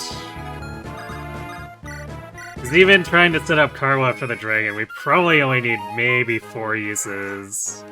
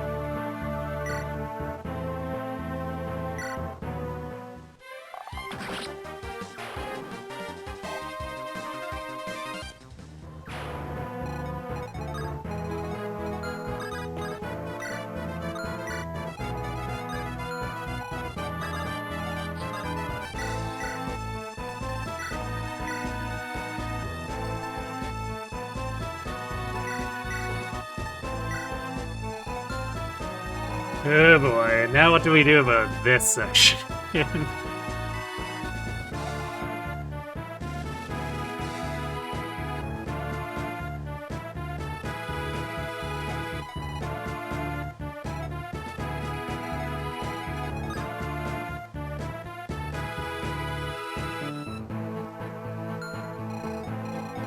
Actually, I guess we gotta back off because this guy's gonna run over to this other Blessa now.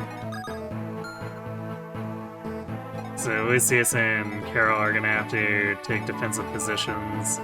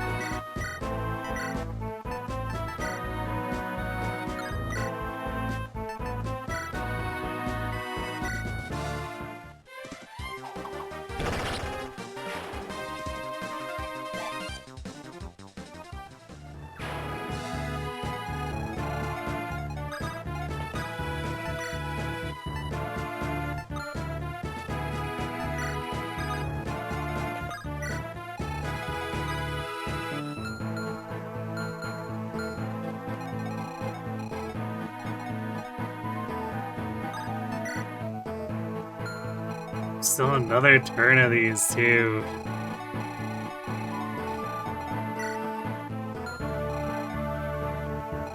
The clown carring never stops.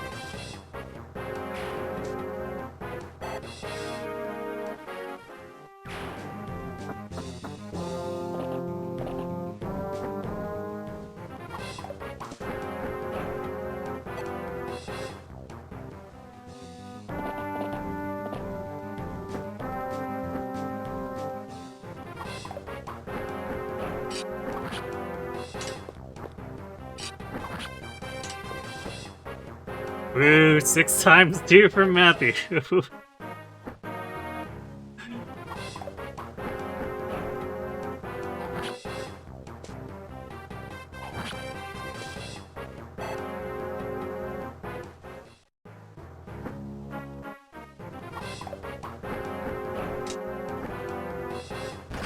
Well, at least Lynn's cleaning up.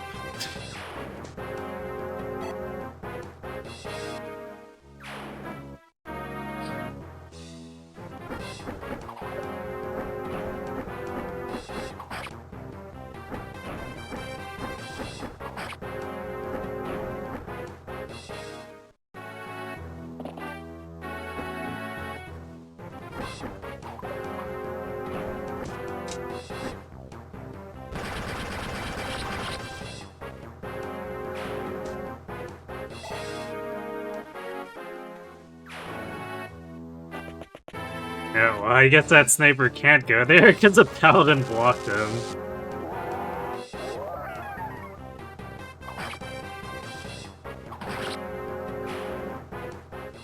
Sure was fun playing this map, being really worried about the reinforcements and then not having them show because of the unit limit.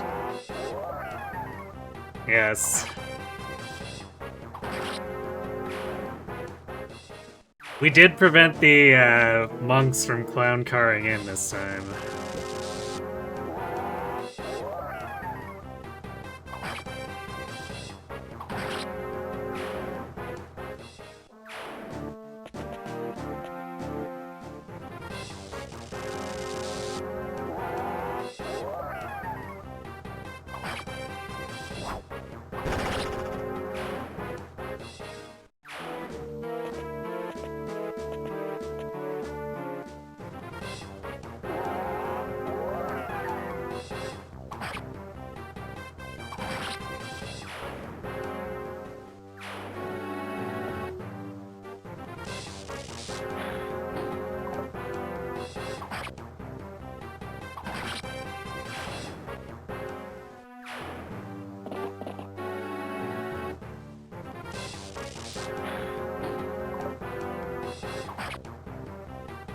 Another one that we missed a kill on.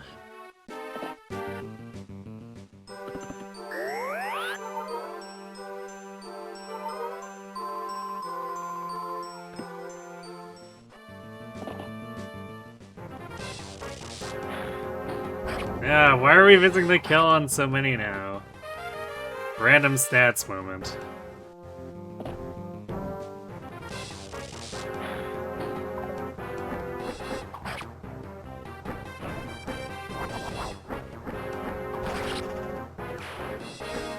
I don't know if they all have physics. Hopefully they don't, because I don't want them to start chain healing each other.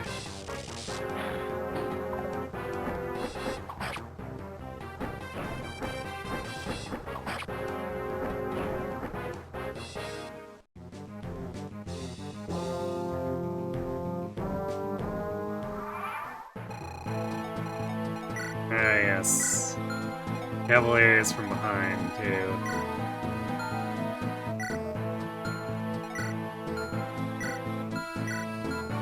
Yeah, they sure do all have physic.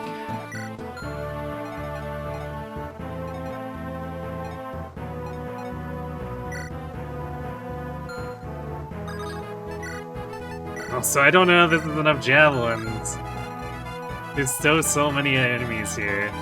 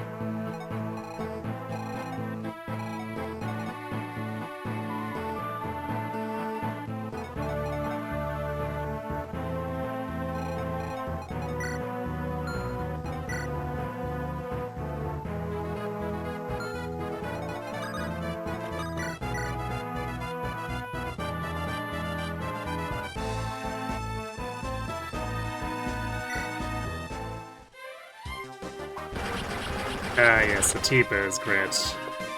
Of course.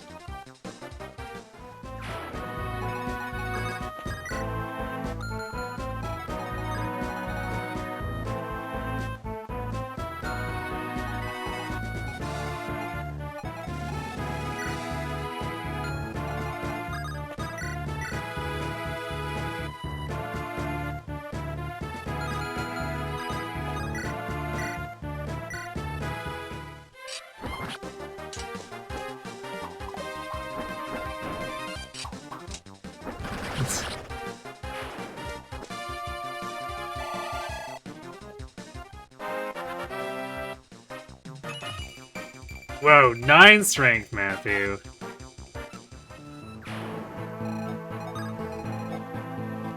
Absolutely crazed.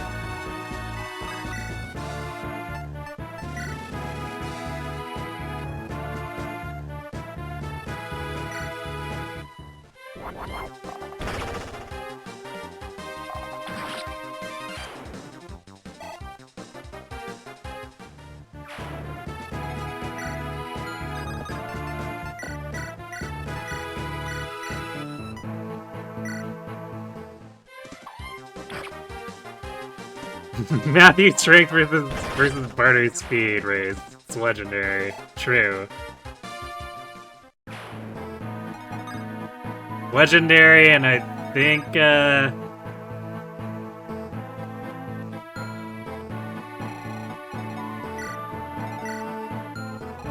think that Matthew might be winning.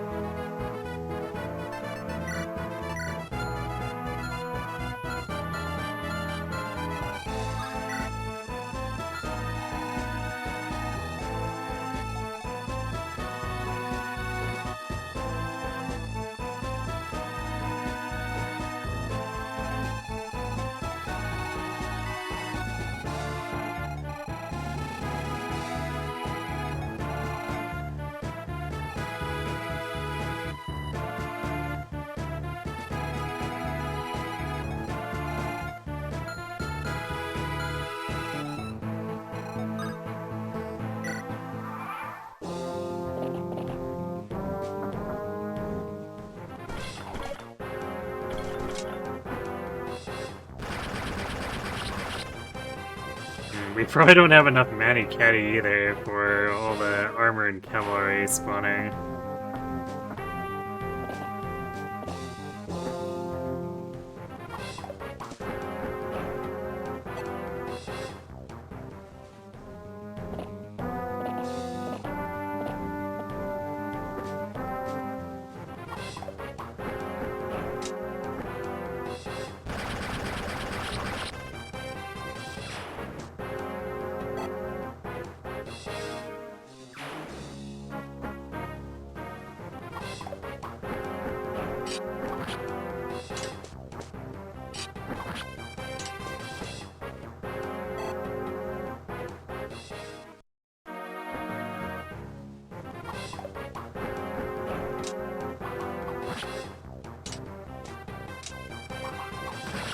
Especially if we're burning some on the wyverns.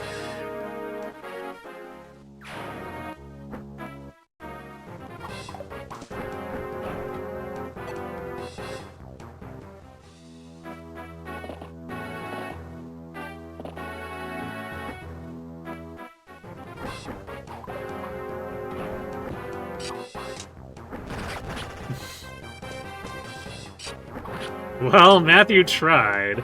Gotta give him credit for that.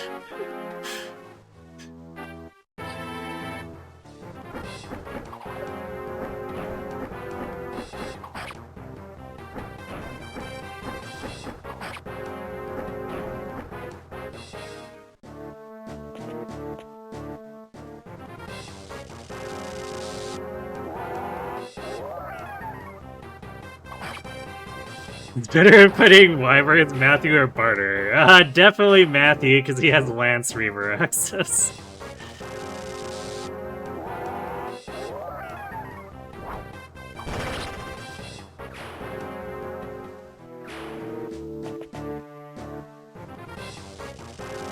Oh yeah, I'll definitely be using the Soul Caddy, if for no other reason than the funny animation.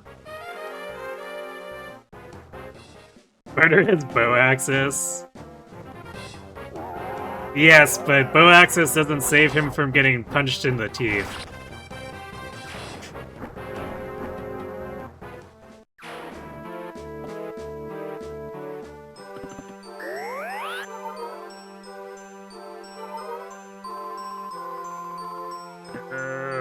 The Valkyrie stalling.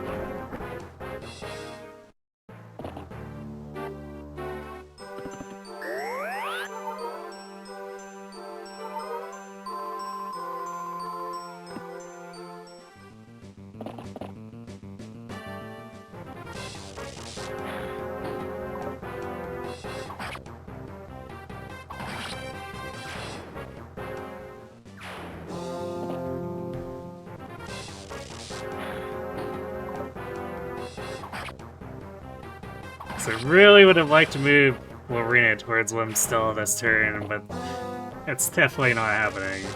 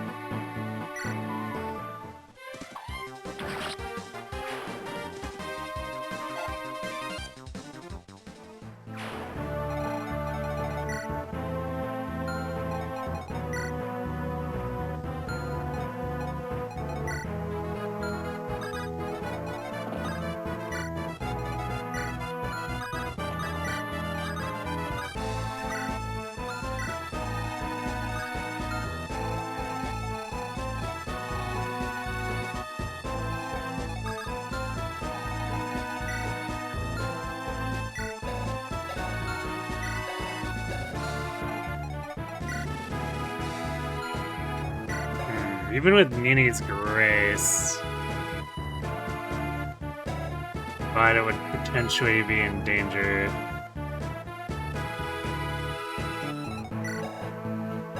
Same with Elliewood, because these Valkyries are fast. So we just have to stay here for another turn, which is really annoying, but we can really do.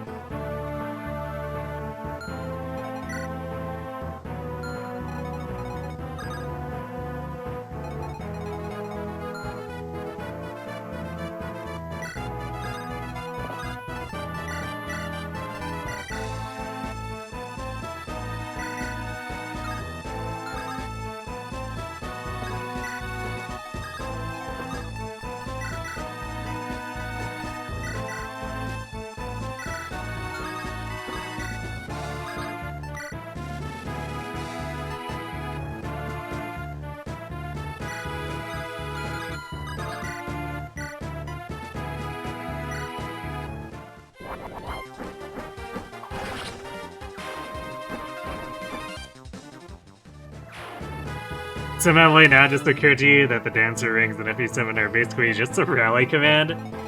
Much stronger rallies than... I guess it's single target rally for a ton of stats instead of the DS rallies. It's definitely like way stronger than the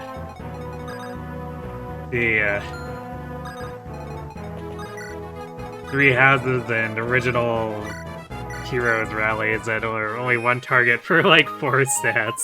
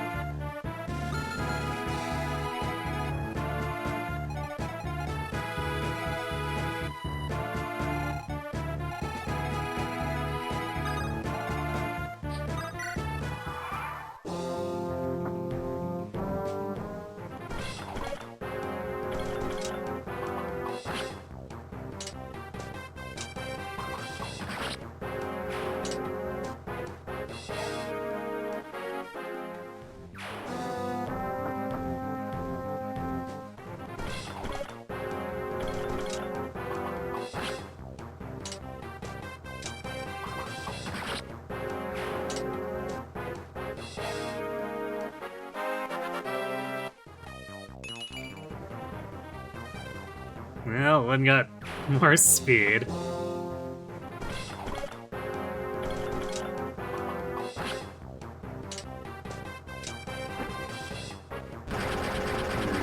T-pose, unfortunately. Would have been nice to save her ability, because there's so many enemies.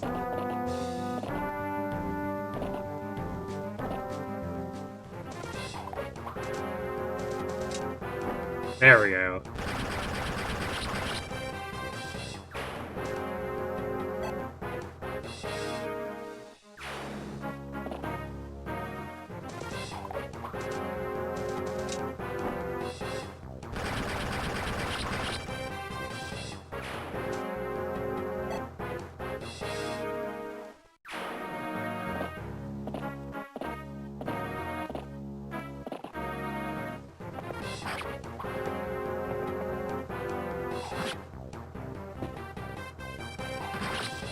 Good job, Carol. You're proving why we didn't have you pushing the front line with Lyn and Ras.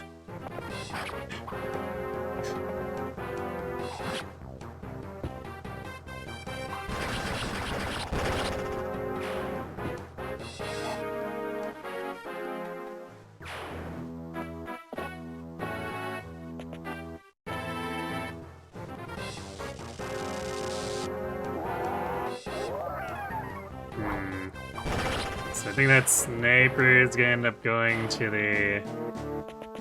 What's the now? Yep. Oh, went after Merlinus.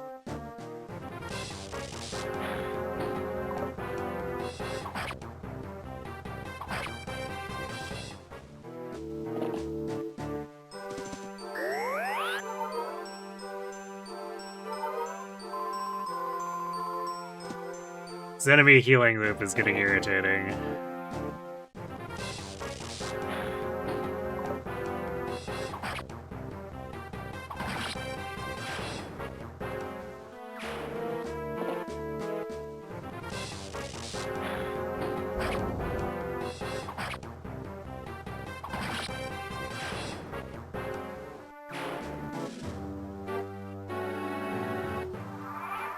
Oh boy.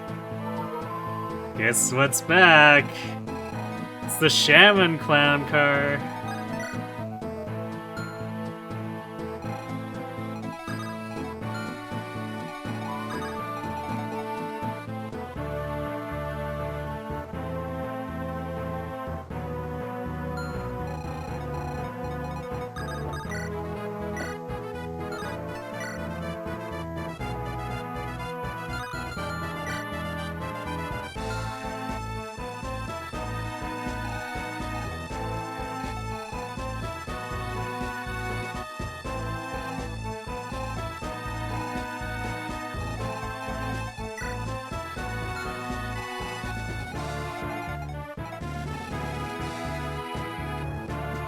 I'm honestly not sure if we're gonna be able to go fast enough here, because the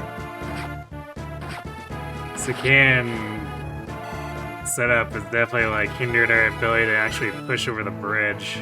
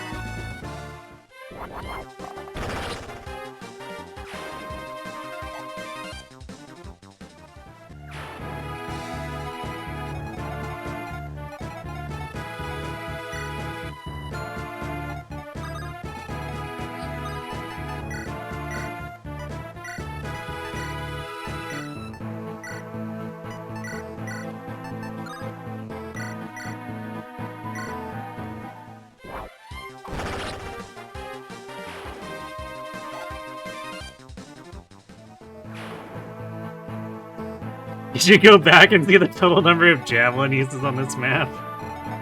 I guarantee you it would have been higher too if like Lyn and Wrath could use 1 to 2 range weapons too. Because we would definitely just be spamming them trying to get through this.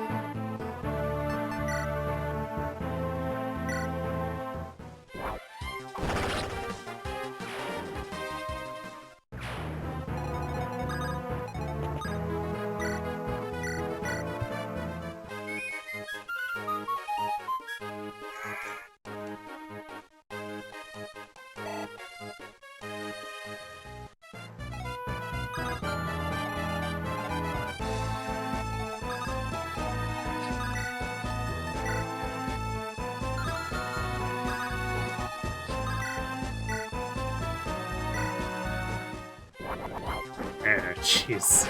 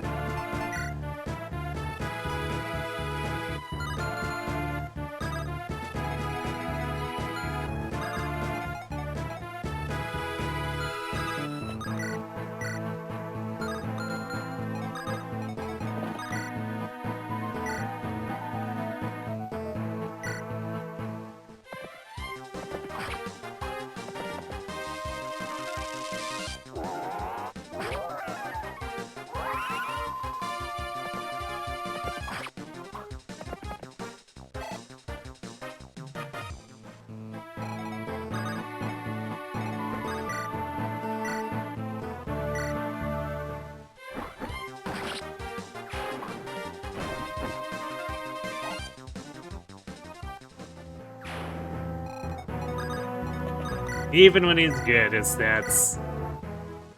Or when even when he has good stats. Elliewood having Smellywood moments.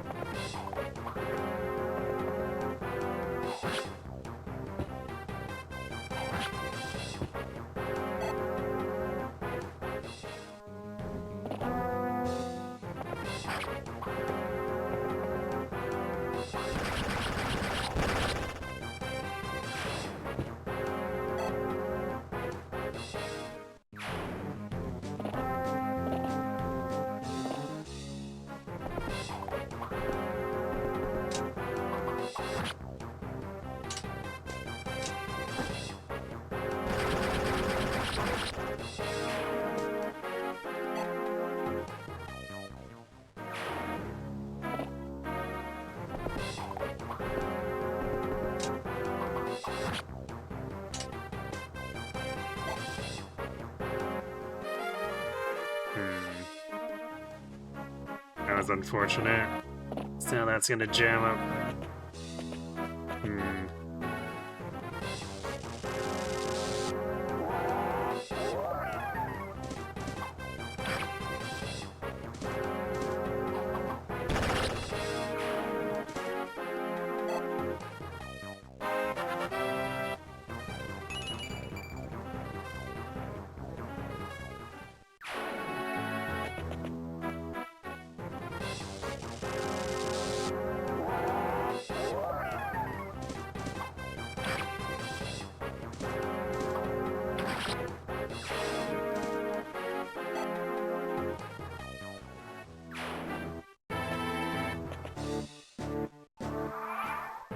Yay! More garbage!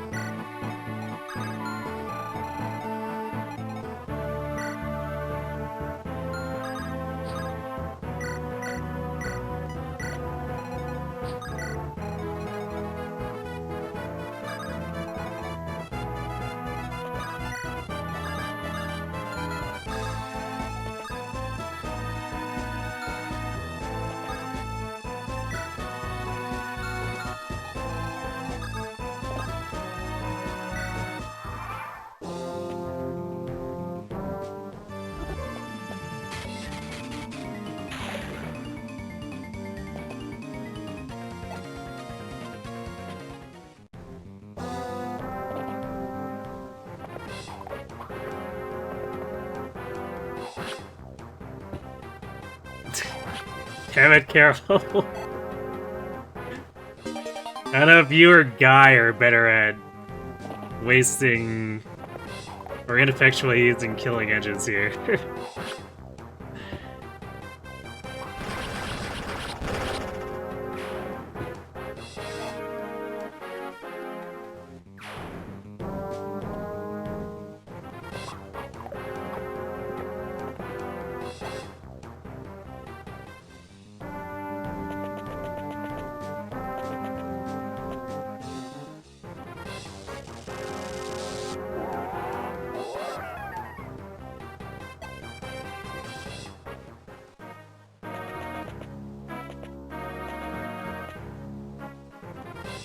Why are the guys in front the ones who go last? What even?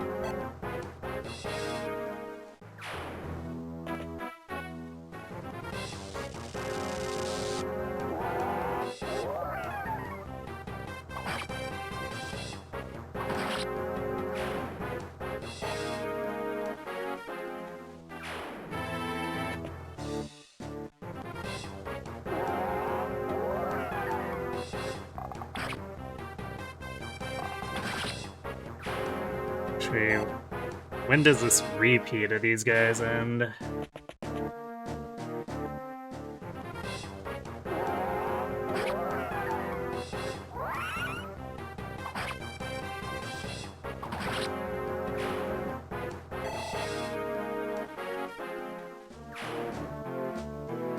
It's 14 to 16?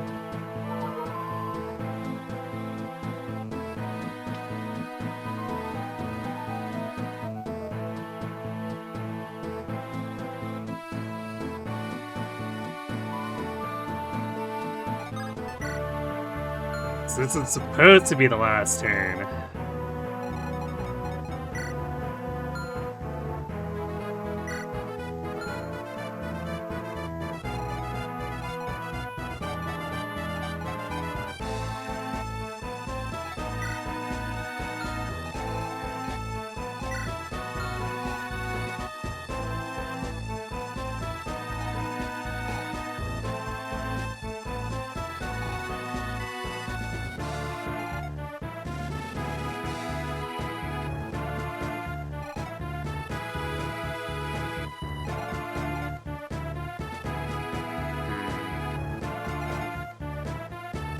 I need to stipulate for a moment, so I'm gonna let ads run a little bit early, and then we'll come back and figure out this dumb slog. So be right back.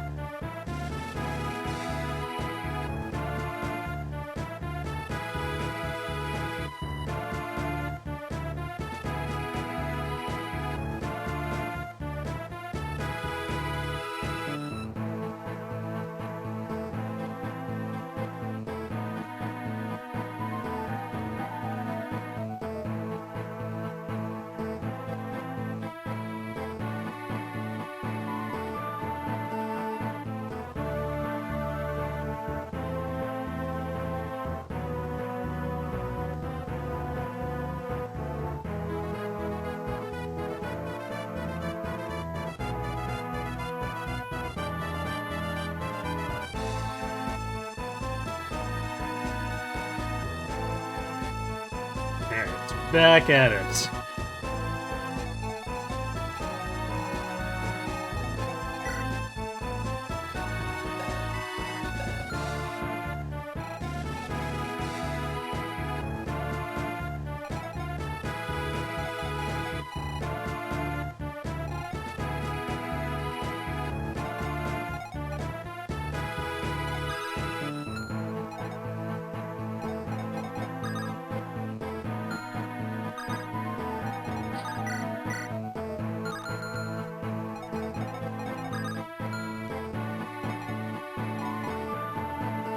Now the problem is actually getting over the river.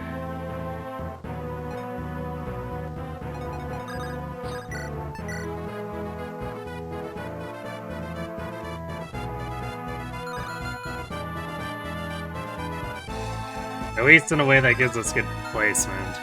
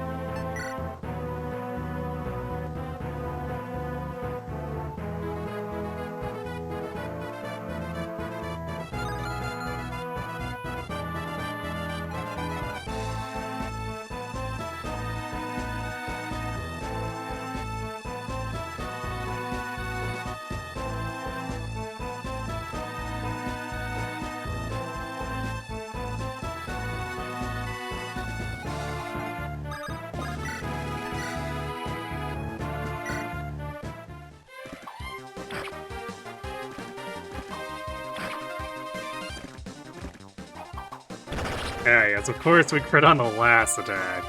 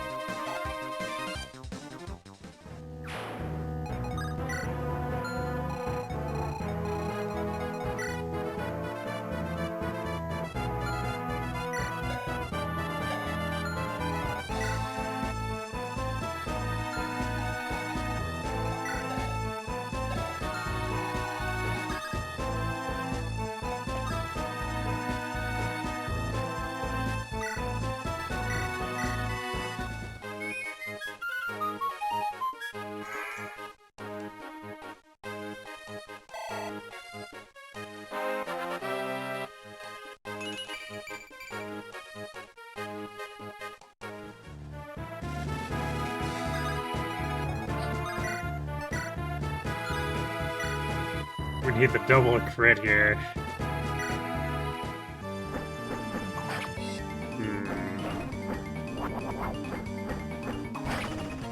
We tried, but it's not quite. We're gonna have to like break through and have Lynn finish her or something.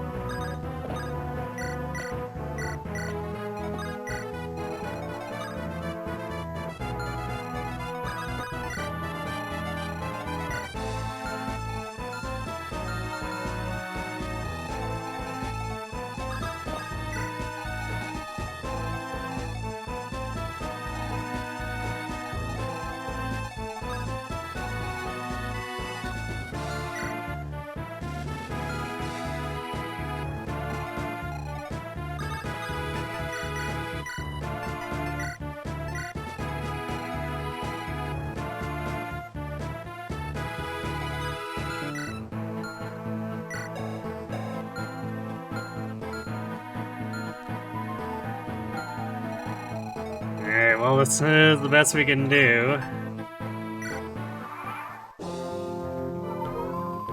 This is turn 17. Shouldn't it have stopped by now?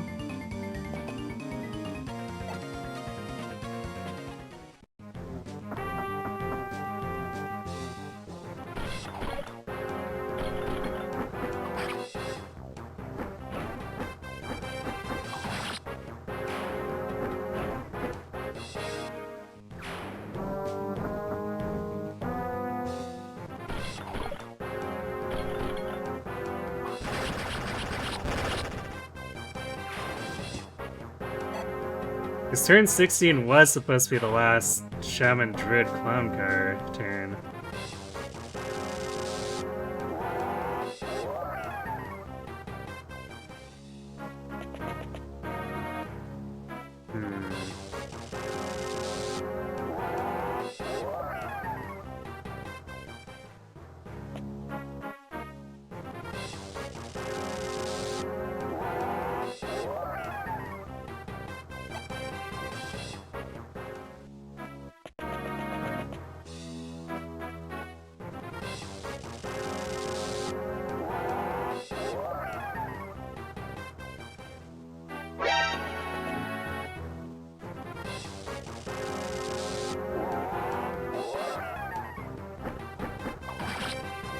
Yeah, good fox. Well, rip Killer Lance now.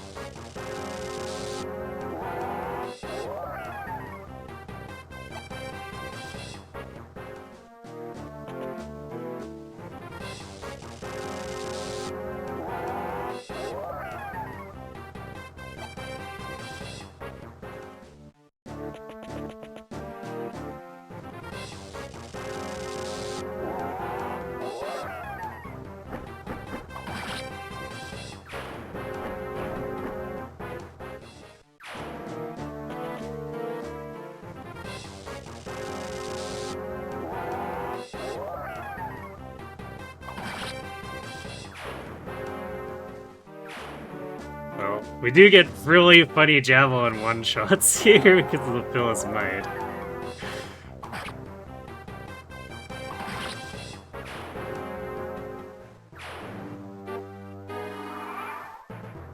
Okay, I guess 17 was the last turn then? Or no, wait, that was 16 on... Last turn was 16, okay. Yeah, I guess I assumed it miscounted because I added a turn after I came back in my head, I suppose. Okay.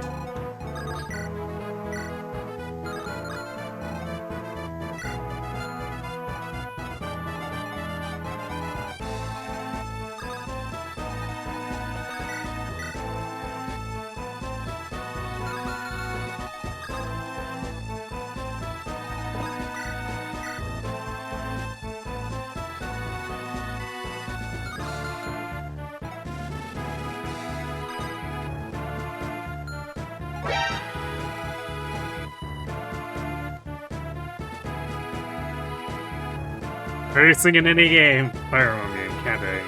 Kinda, yeah.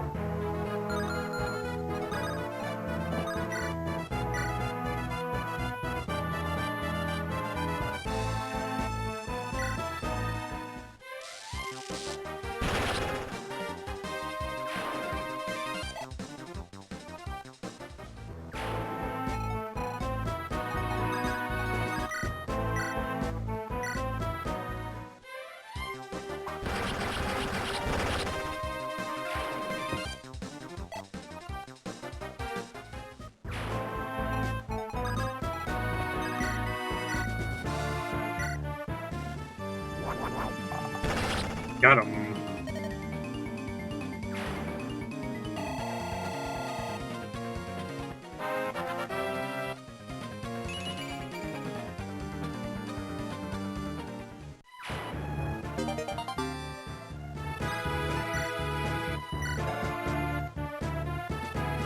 It's looking less and less like she's actually gonna cap speed.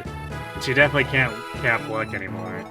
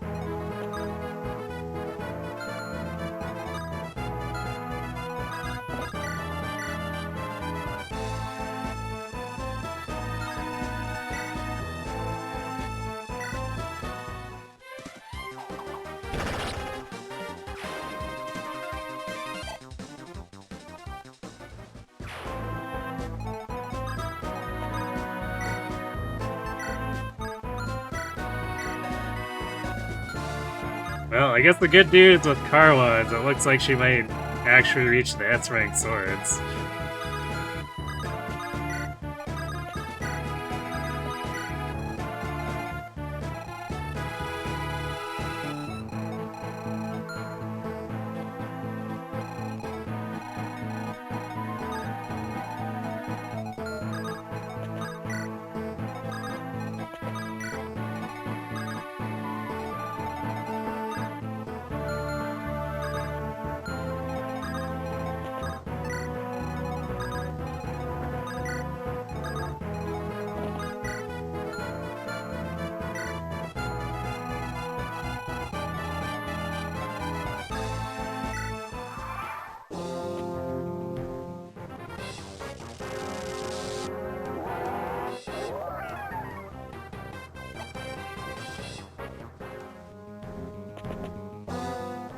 Aha!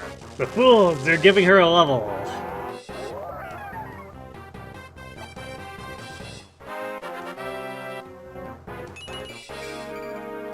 And it still didn't include strength.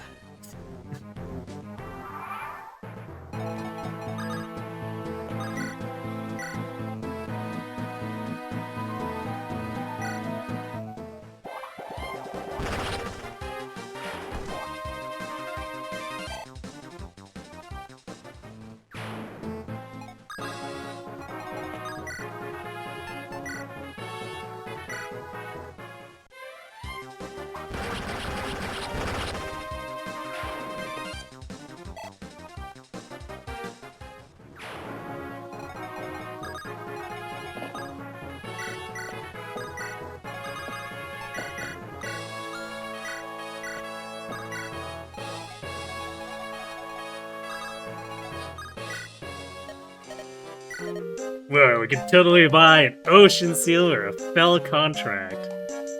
You know, just in case we wanted to promote someone right now.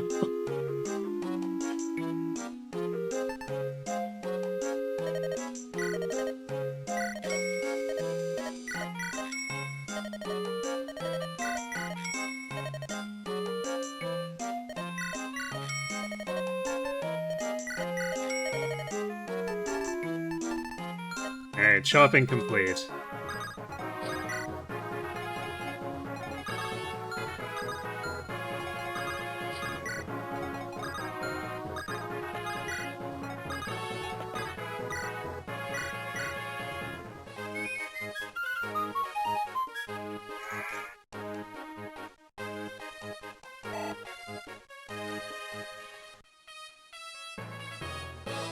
But I've always wanted a choke point swordmaster. Exactly. But really, Carla's just a pale imitation of Lyn doing it. And Lyn also had bows to scare them away from attacking her. Well, this was certainly a very scuffed version of this map, dealing with mostly fighting with swords and bows. We definitely wouldn't be able to break through the top if we had to do it there, so I guess it's a good thing that Florina just sat there and farmed like 50 or 60 enemies.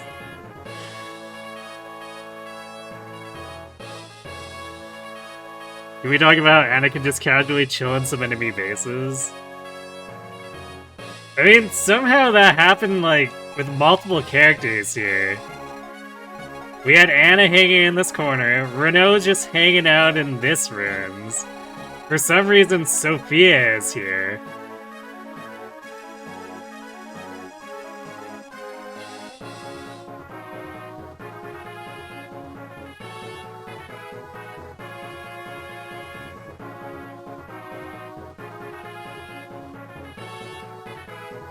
They just be vibing, I know.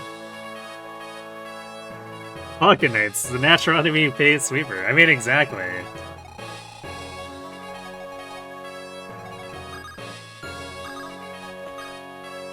Alright, let's get the hell out of here.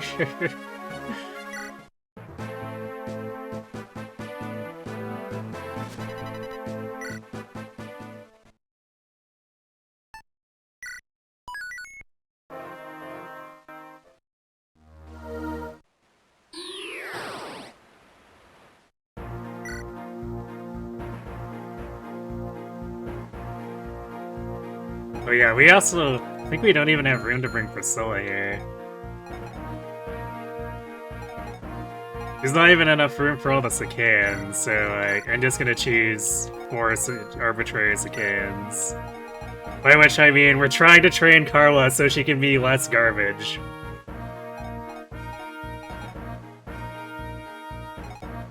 I don't know how well that's gonna work out. So far, it's been, I mean, the levels have technically not been completely awful, but it's definitely not being what we'd really hoped for.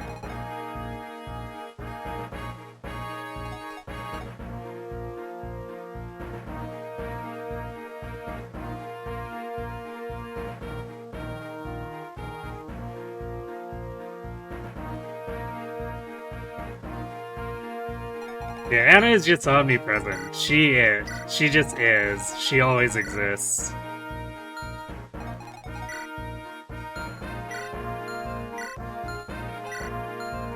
Funny swords ways. Also, I'm pretty sure there's a bunch of reinforcements here, too. We do love those.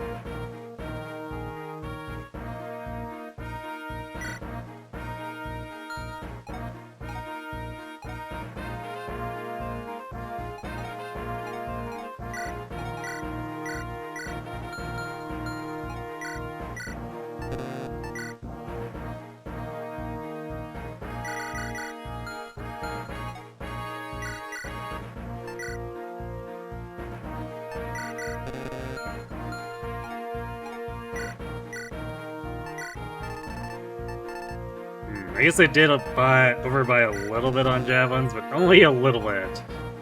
Considering how much we burned through with that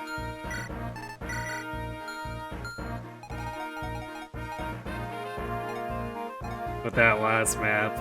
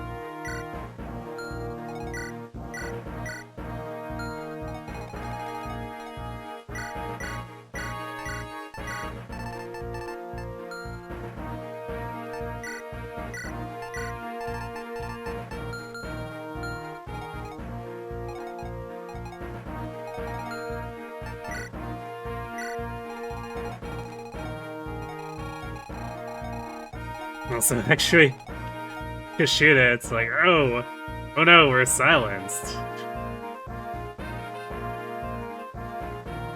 I guess we can't use the healing states revolver. Oh wait.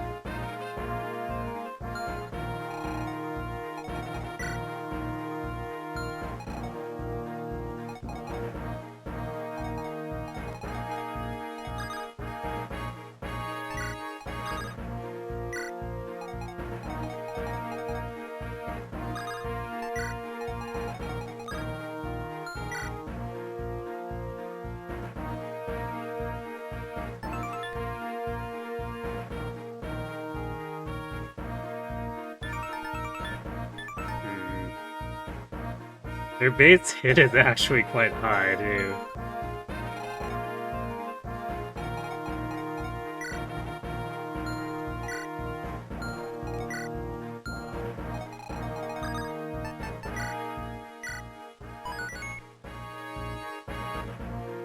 Okay, well, it's time.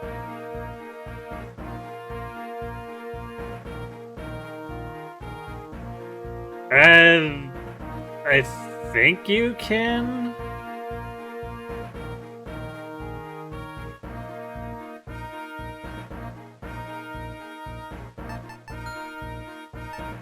You can throw it on, like, the wind or something, just to see, but... Pretty sure we can use it?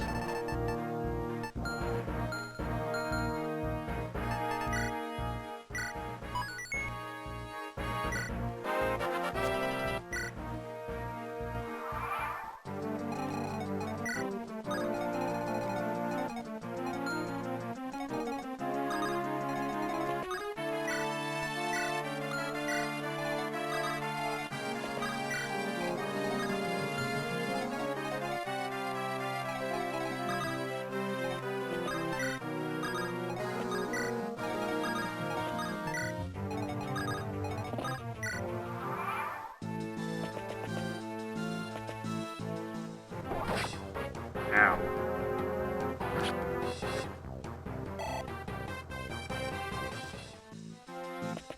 Well, she's off to a good start.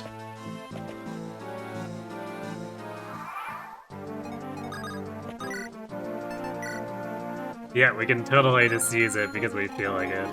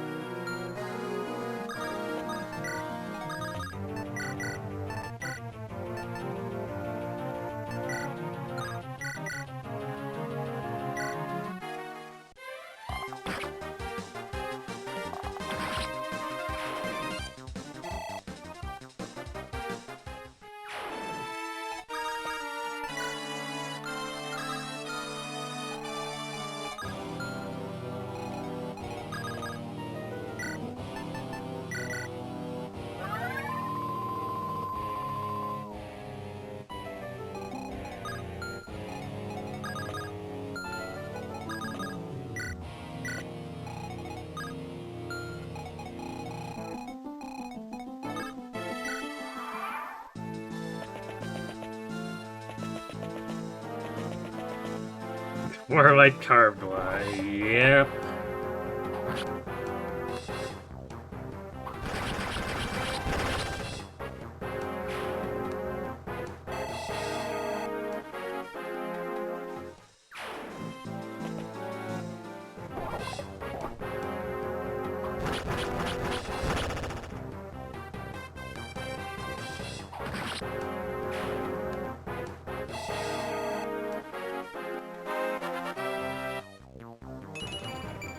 Hey, she got some strength.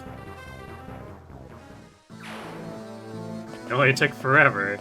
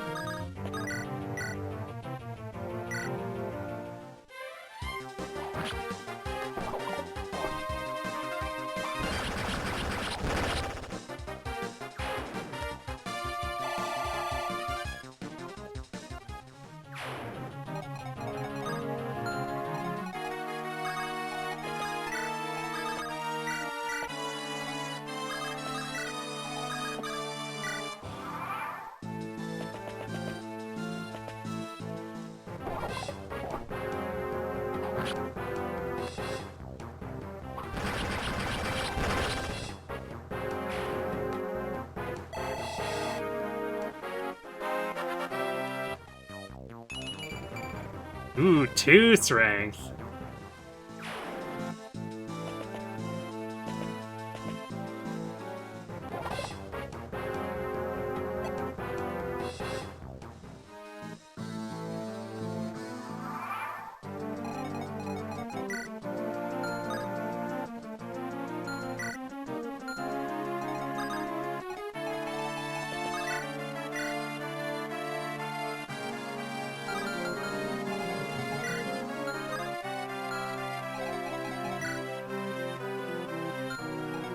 Yeah, we'll just let them keep coming. We will simply continue to feed the Carla.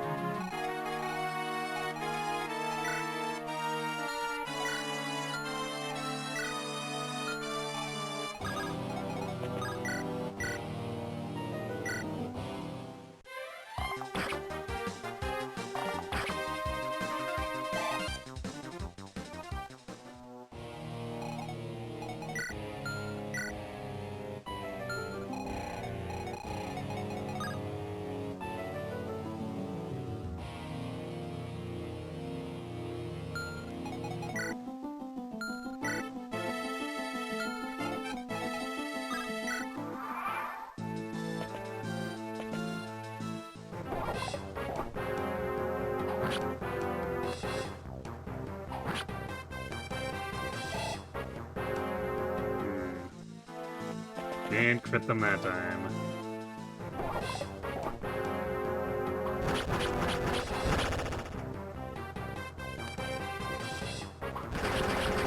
We keep posing on the killer axe, and that's what's important.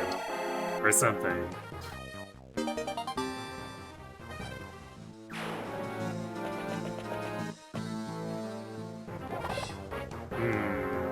That's a crit on Carol, though.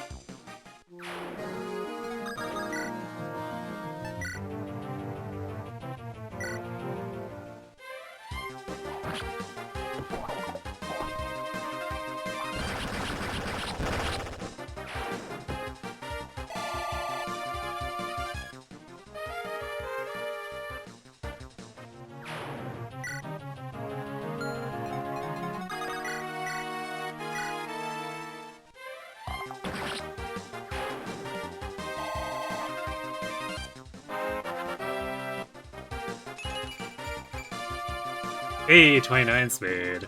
Can't remember if that's her actual cap. Nope, she does in fact have a 30.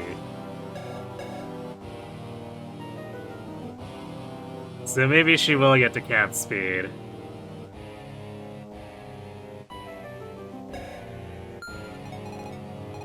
I think that's about as far as she goes in terms of capped stats, so.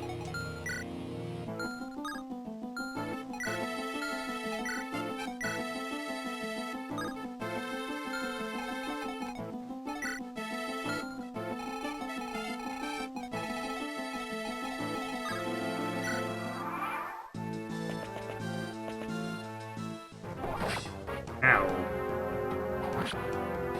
How dare you.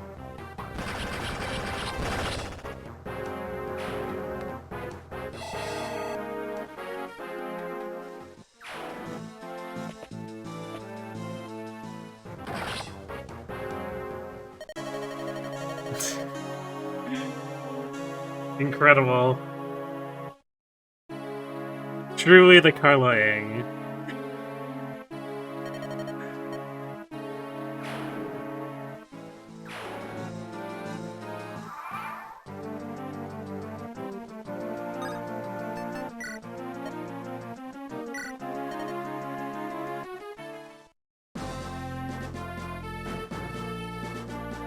Well, that deserves a timestamp, because that was an incredible level of failure.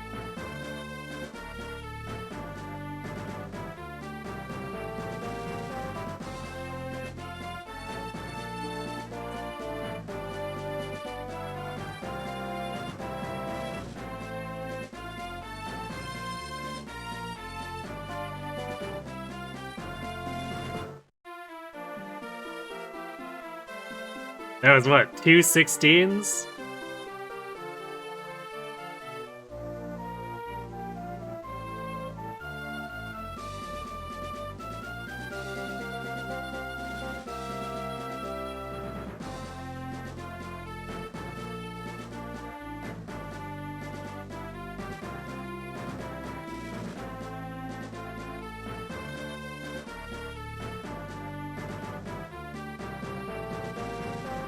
A 16 and an 18. Close enough, I guess. So, 5.28 and a 6.66.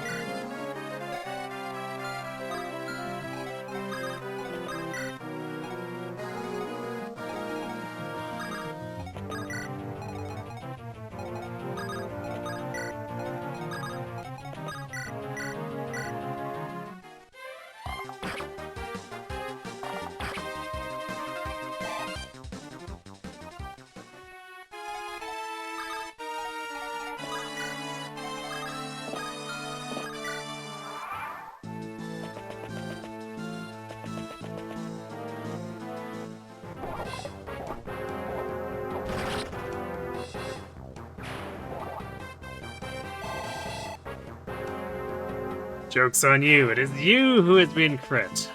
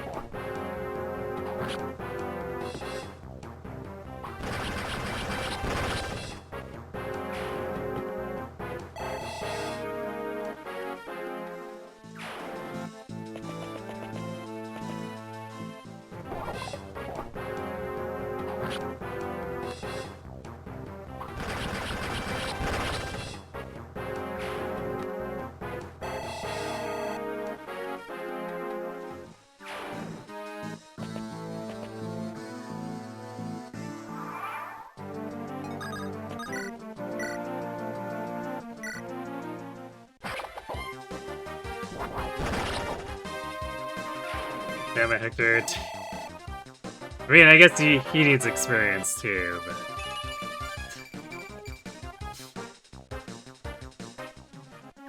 He's showing Carla how it's done, apparently.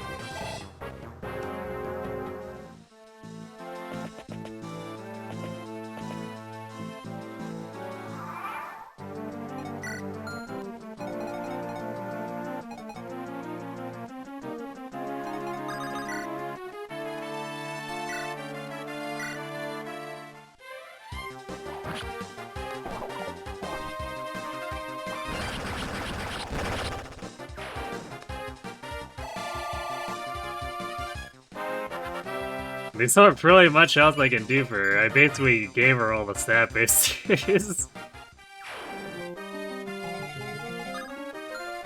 She decides she wants to be extra garbage, that's about it.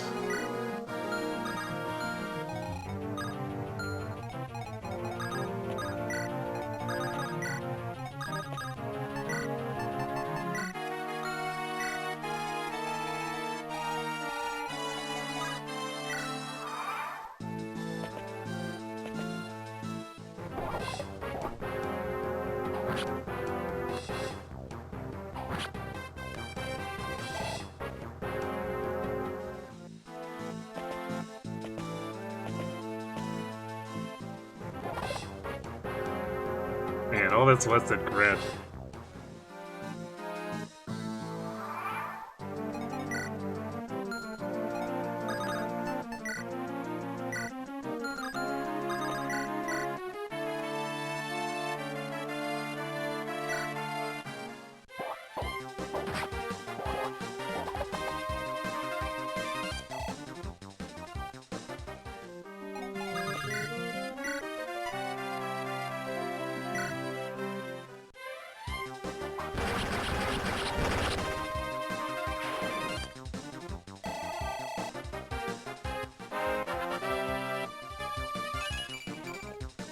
She got strength again.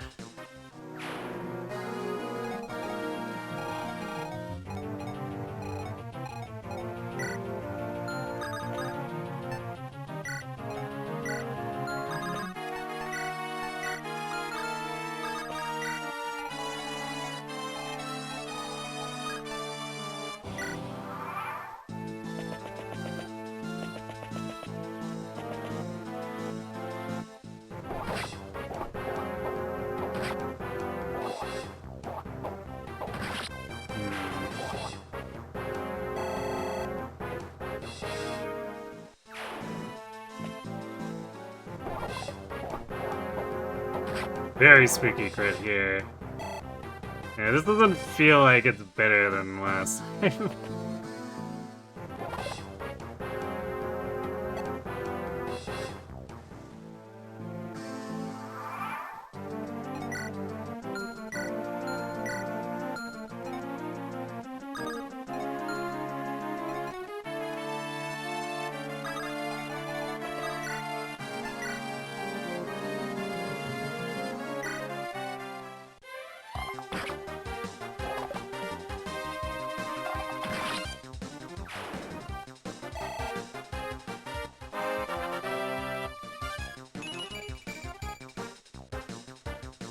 Well, Lynn got luck.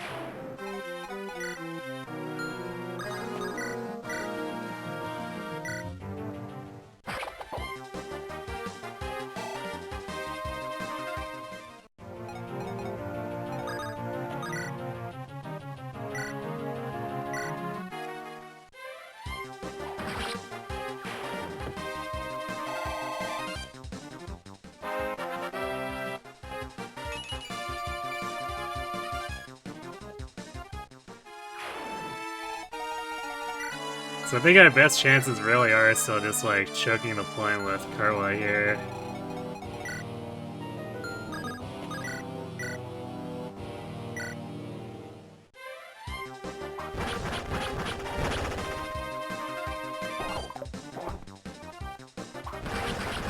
Because otherwise, then we're just having to not get owned with Hector at much worse avoidance rates.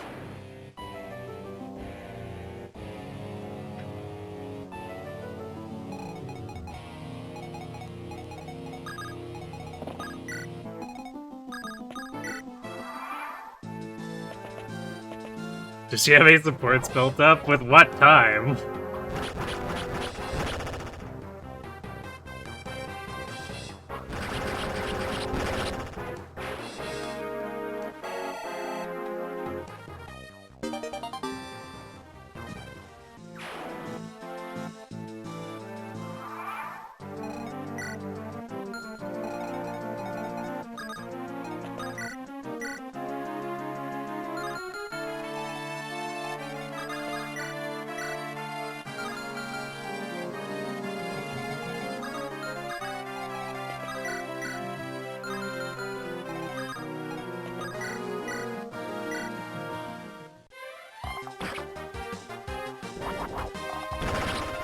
Yeah, this is the map we're gonna use to build her Carol's aboard.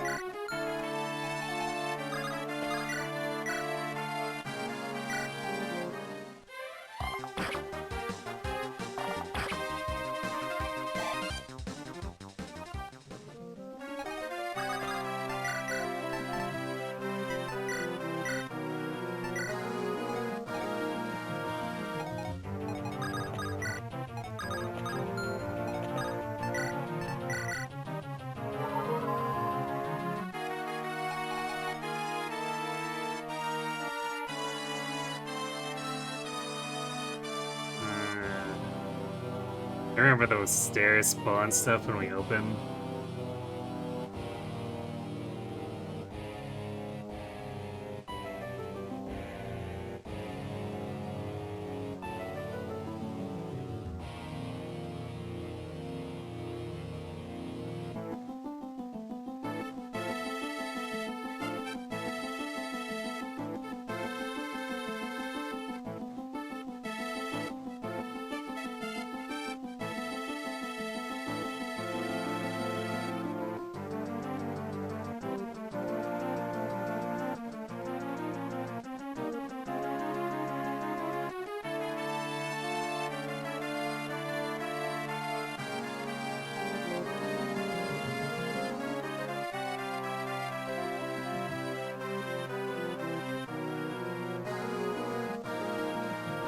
Yeah, there's definitely a lot of Sword Reavers and Sword Slayers coming out of that room if we let it. This might have been a map to bring Wrath over Guy, but we'll keep going.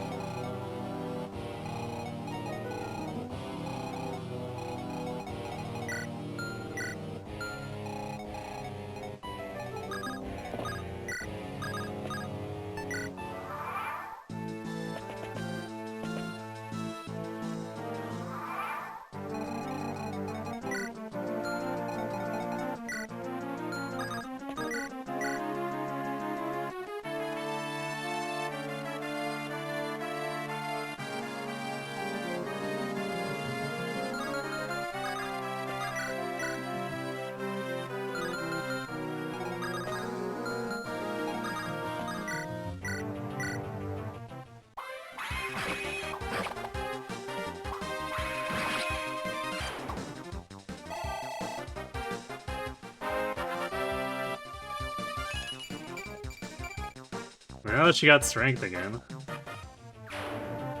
So, you got the double strength.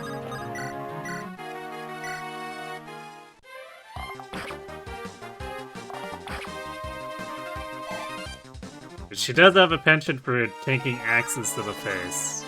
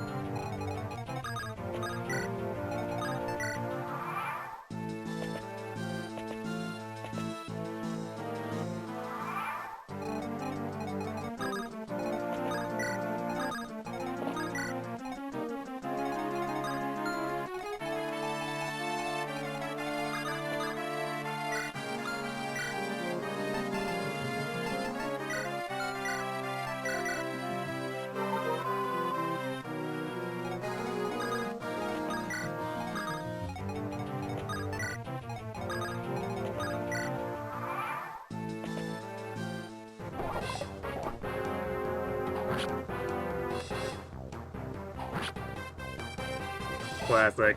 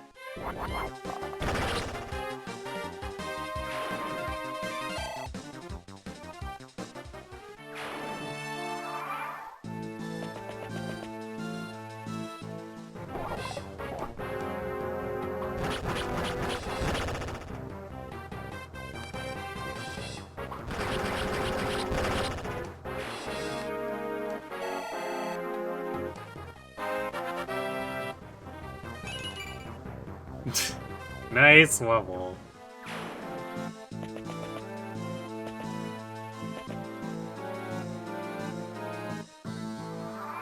So many dudes.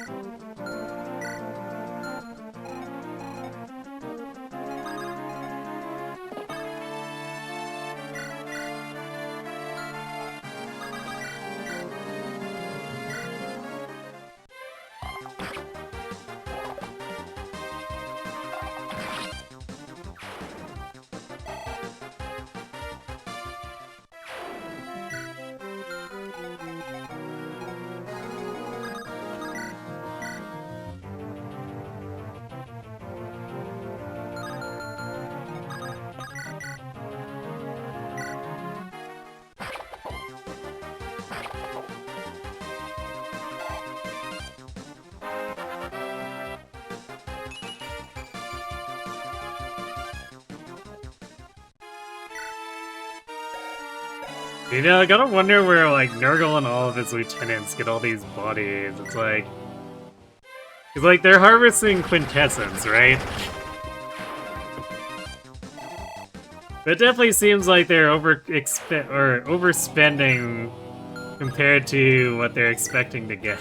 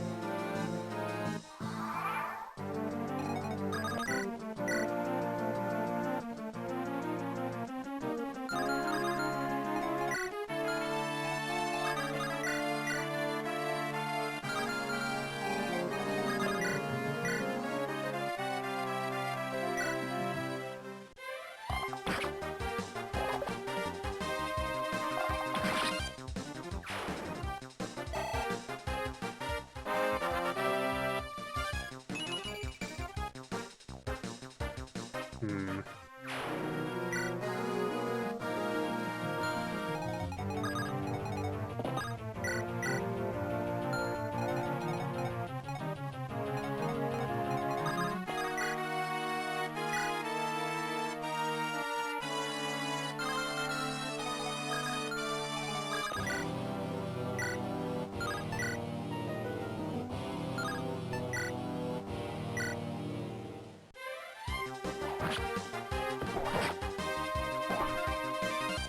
Ah, yes. We failed to crit, and we got hit by an 8. This map is incredible.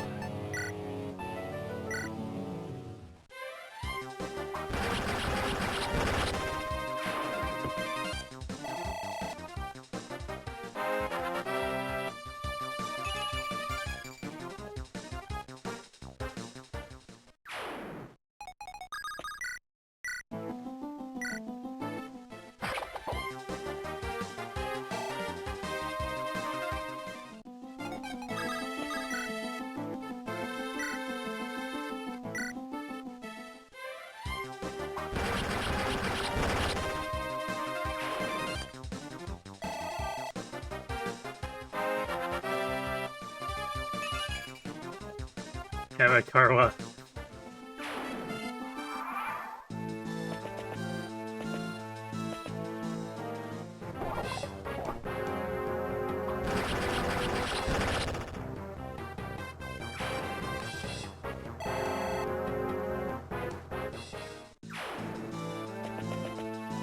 How many Swordmaster crit animations in this map? Not enough, apparently.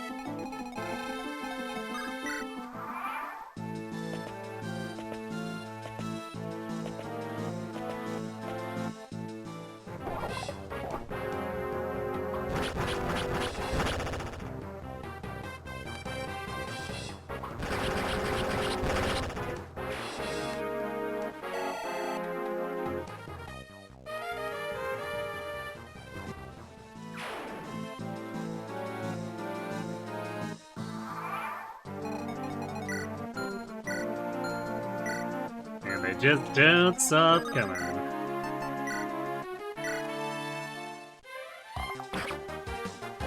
Wow, Lyn almost couldn't kill this one even with max strength.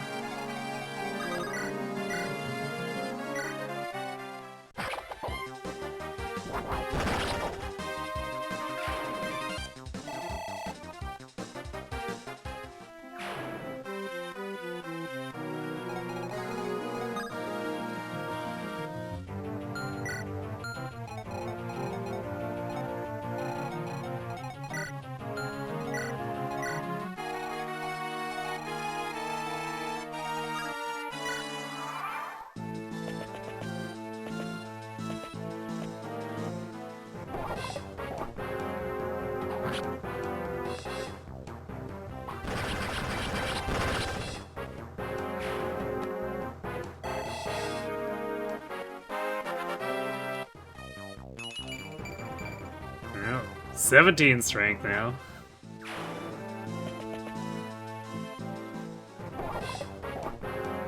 She's halfway to being able to chip the dragon for what?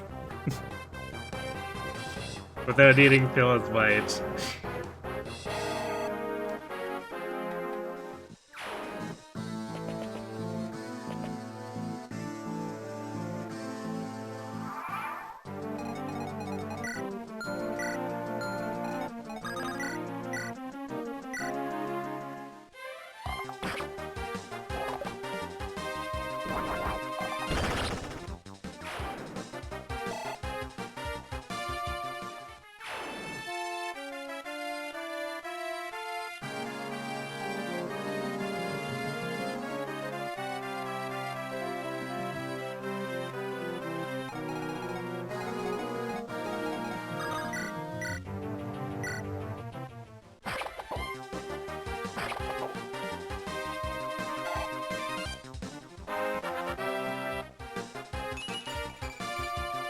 .28 defense.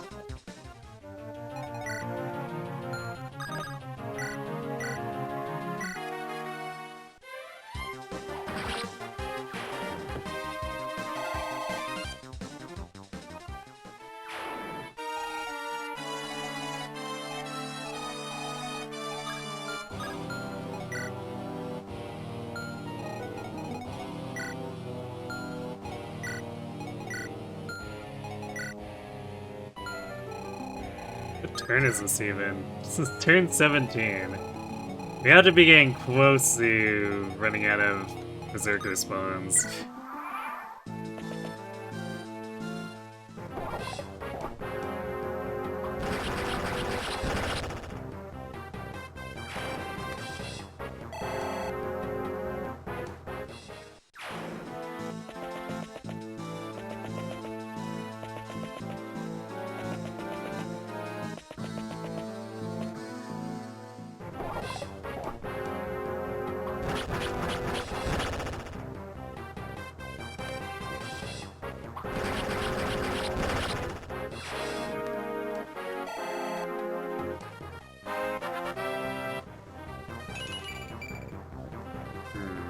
Well, more wood is always good.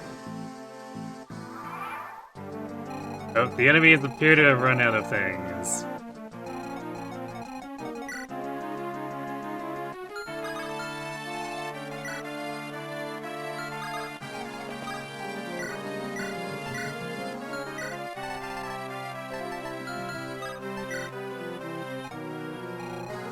At least until we open Kishine's door.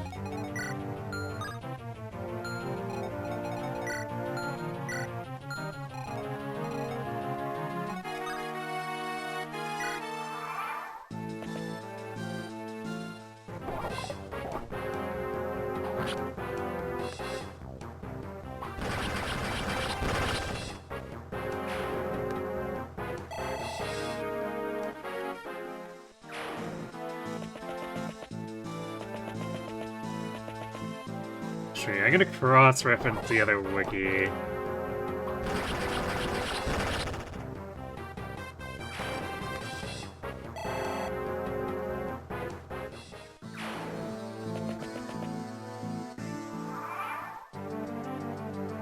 So I want to know what comes out of the 2 staircases.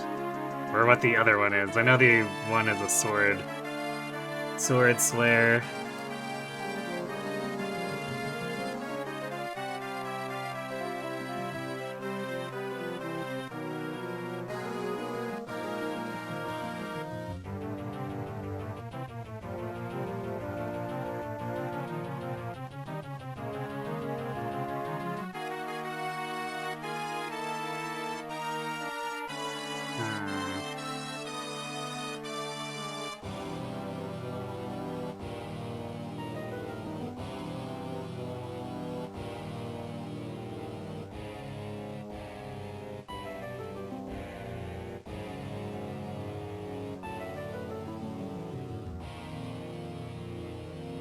Okay, so they alternate between Sword Slayer and Tomahawk and Devil Axe and Tomahawk.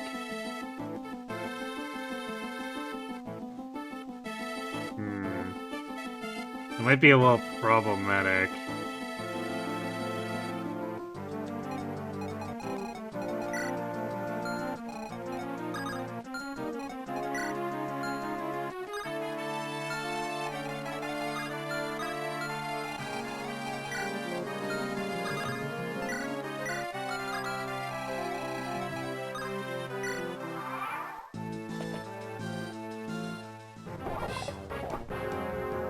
If this falls apart at any point, I think we're definitely swapping Guy out for Wrath. Even though, like, Wrath isn't as generally as good. He at least has much less risk for engaging the enemy. Or rather, he can avoid directly engaging them.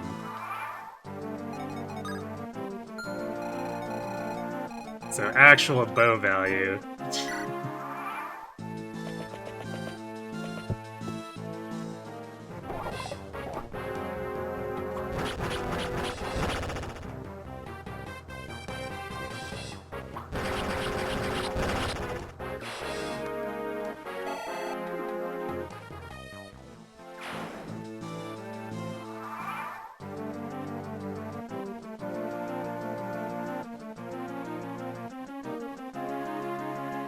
You can also get the C between Carla and Carol before we go in, but...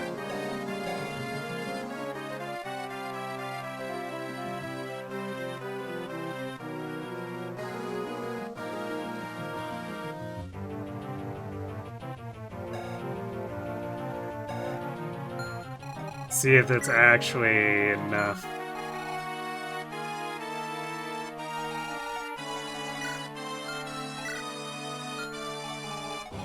So I'm thinking is I could just choke the point here with Hector. Then we attack. We use longbows with Lyn and the light brand with Carla, and Hector can just go ahead and not have any weapons and heal himself over and over.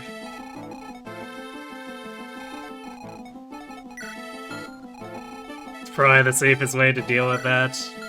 Just gotta transfer the Iron Rant over to him, and then hopefully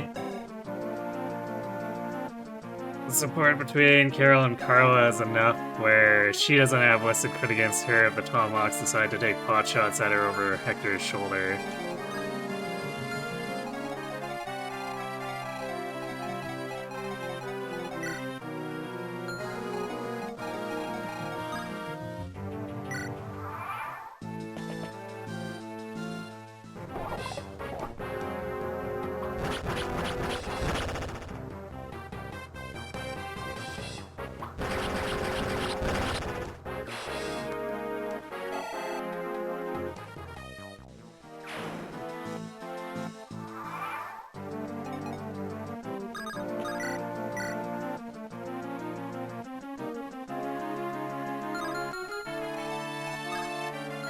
Pretty sure this guy doesn't move, but this guy does, so he's like basically covering the Tomahawk.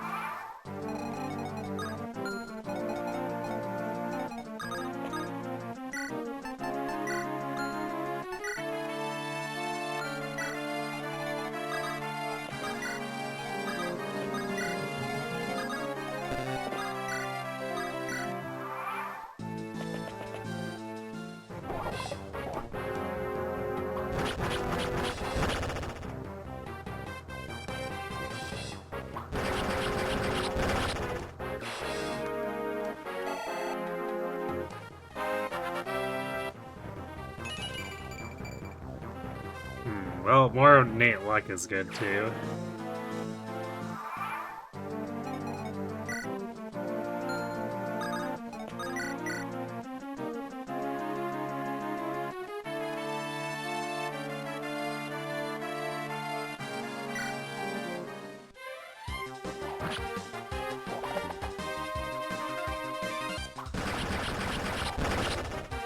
Right after getting all that luck and speed, it looks like actually the Tomahawks are starting to just not have hit rate.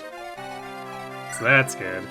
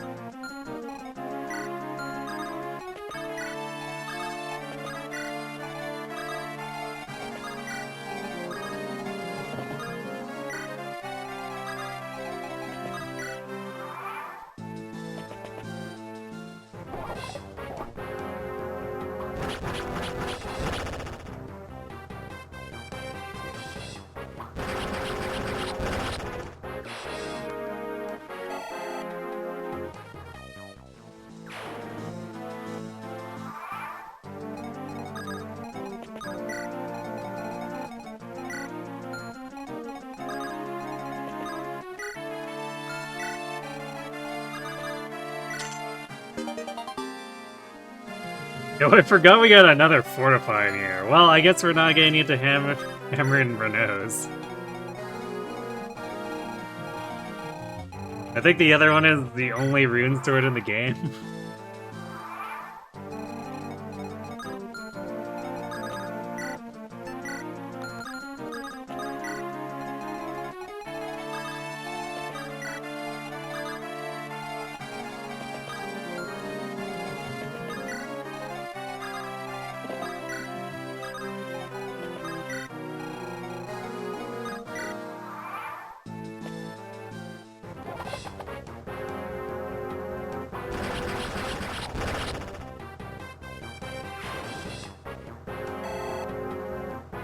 If we were to develop the sea support now, because that would make things almost fully safe.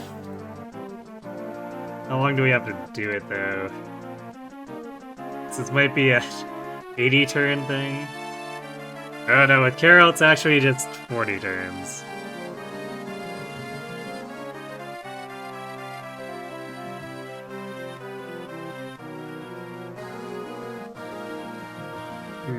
I guess we've had a chance that we might have been able to develop the barter support during the last map, but he would have had to have been behind her basically every single turn, which was just not practical.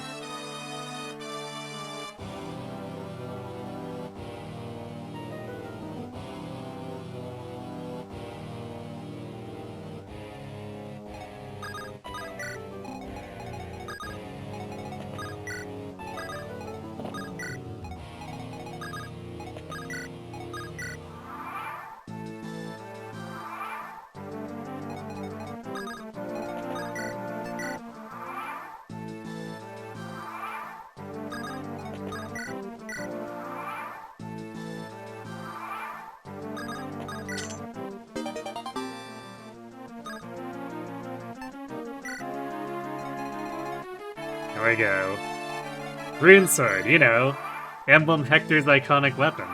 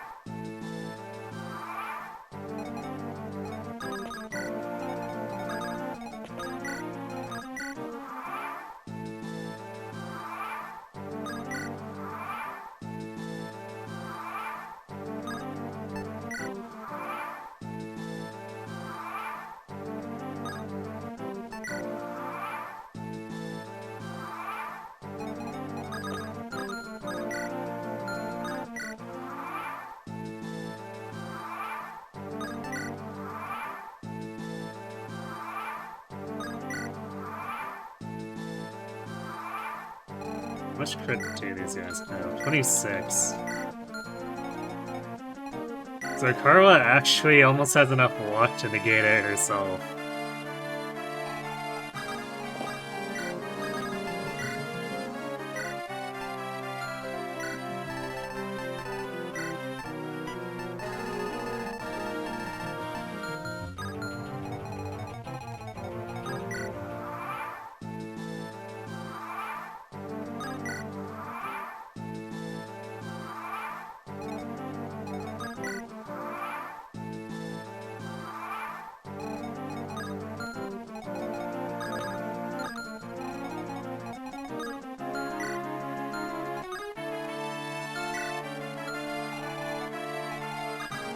I guess we can clear these guys out too safely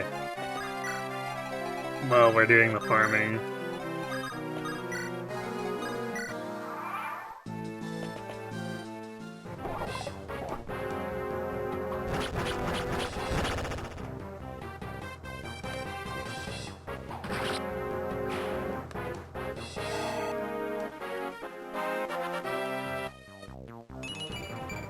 Hey, more strength!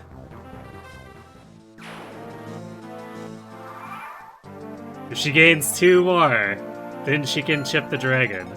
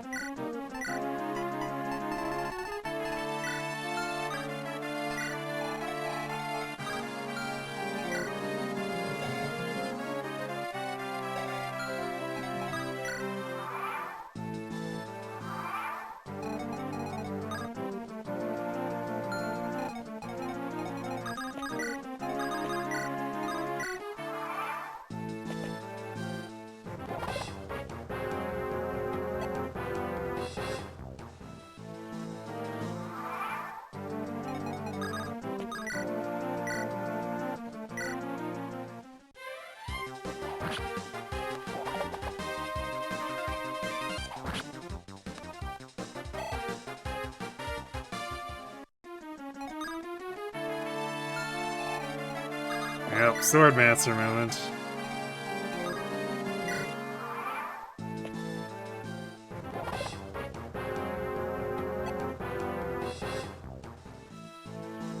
Which has more gimmicky maps, this or Binding Blade? I mean, probably Binding Blade.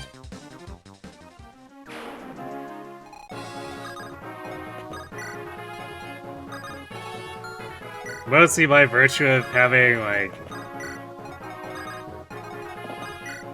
I guess, does it have more gardens?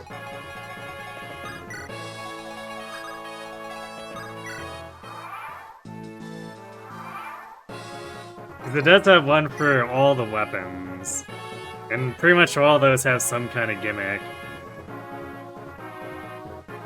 Whereas sometimes we get map gimmicks here, and then other times... not really?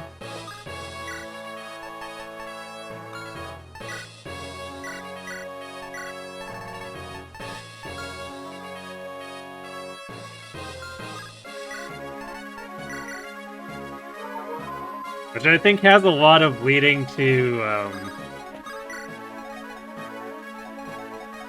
I don't know, maybe they don't quite know what to do, so they're just like, you know what we should do? Damn 200 enemies.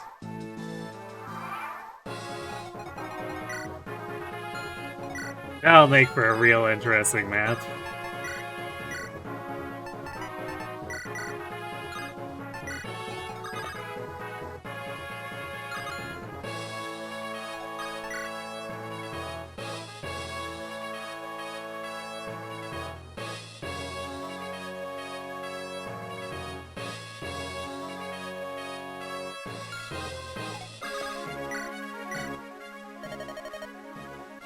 Brother!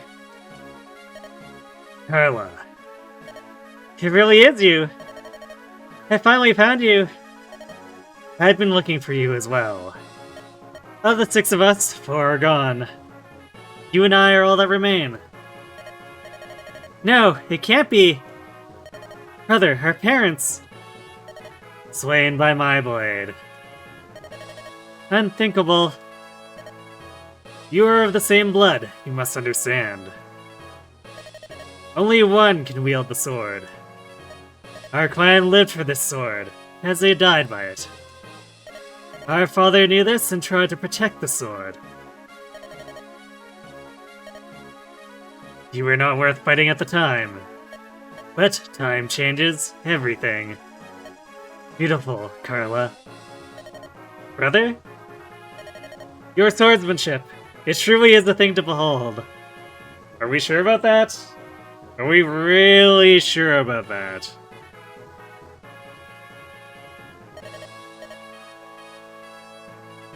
So much so that I can barely resist the urge to strike you down. You would kill me, too. Eventually, yes. It is you or I, Carla. One and only one can carry the sword.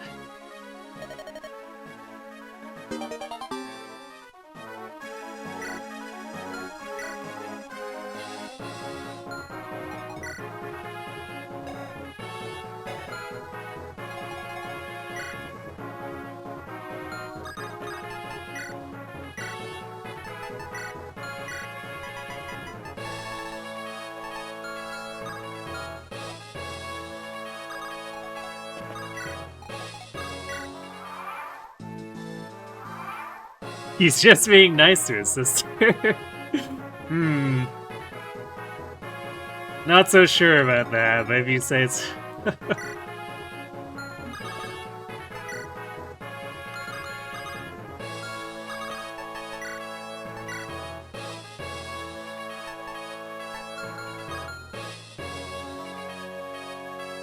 Alright, give me 1 sec, need to be right back, and then we'll breach the room and see about closing this out. Say right back.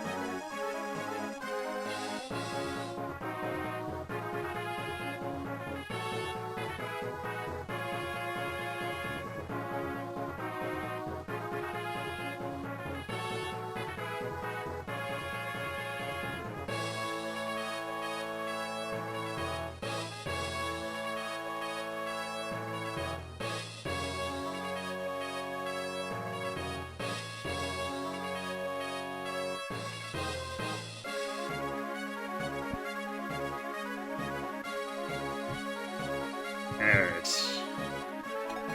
So yeah, we'll have to run the reinforcements out just cause there's like...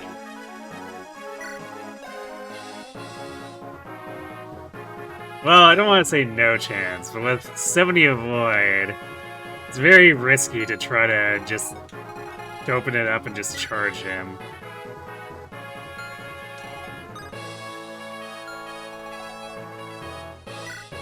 So we'll run those out and then we'll walk in and pummel him.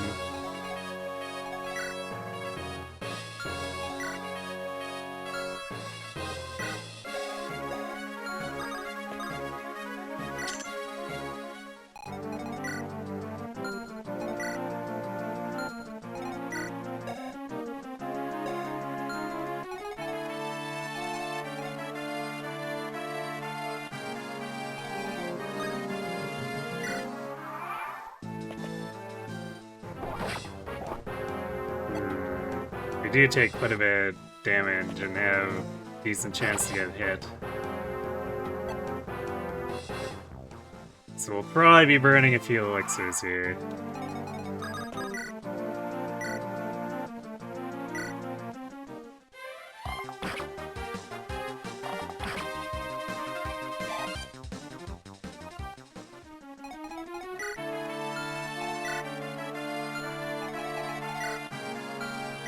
Those other guys high rolled too.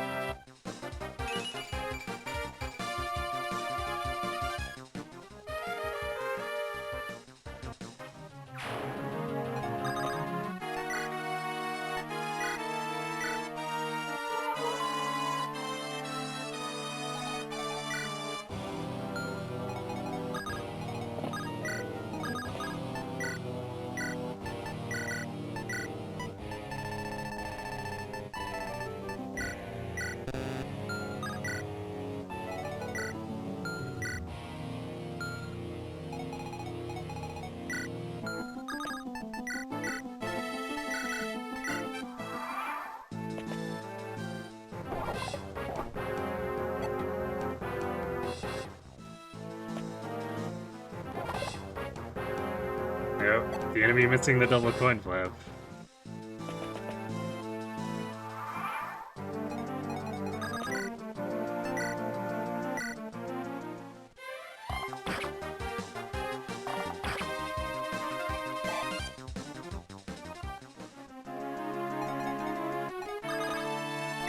So I guess we could heal with the vulnerary again.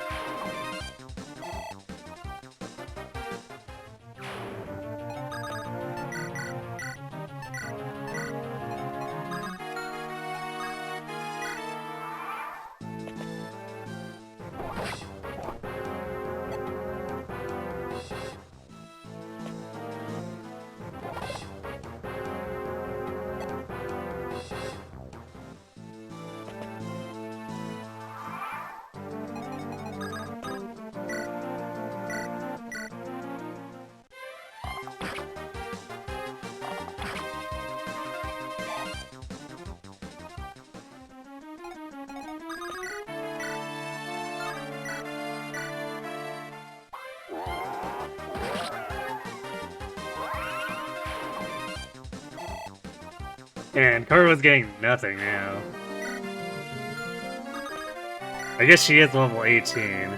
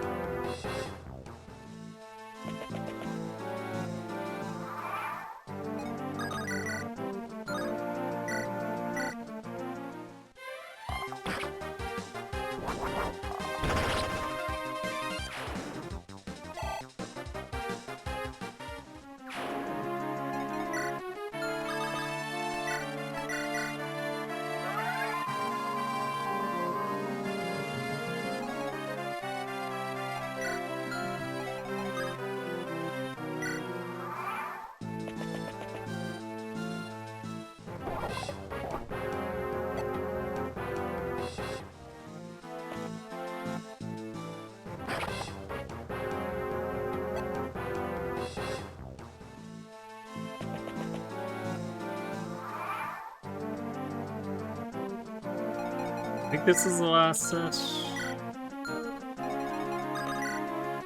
So it's supposed to be like 3 turns after, or like 3 sets of boats. So it's like 6 turns after opening the door.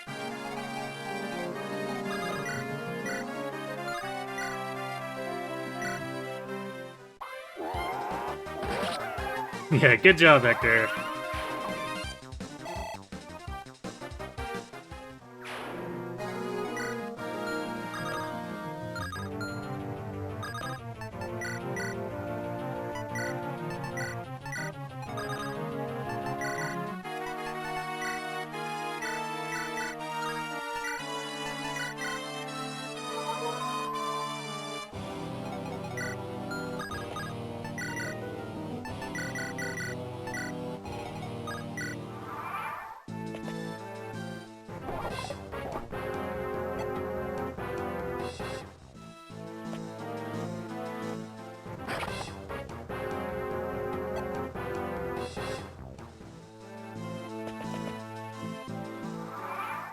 Yep, that was indeed the last.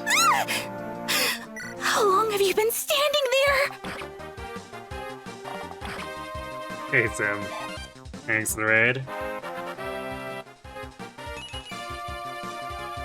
And not the best last level, but whatever. Unfortunately, Lynn remains uncapped in speed.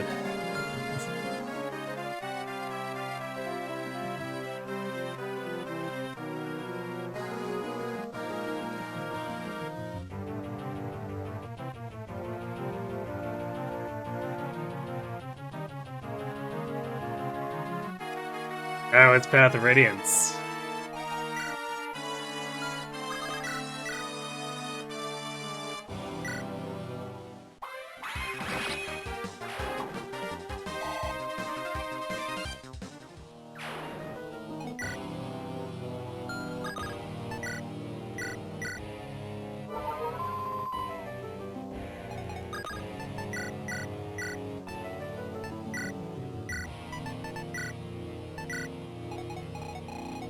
I think this would be easy to remember if you did do it, because this map is just nothing but berserkers.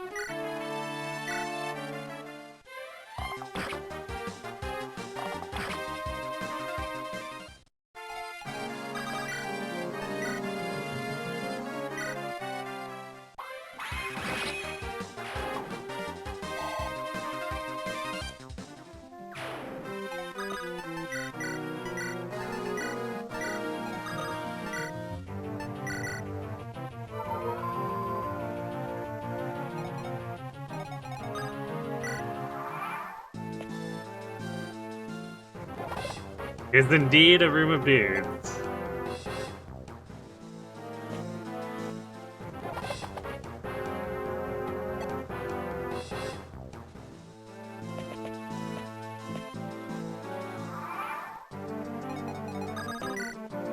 Shina is a fan of big burly men, apparently.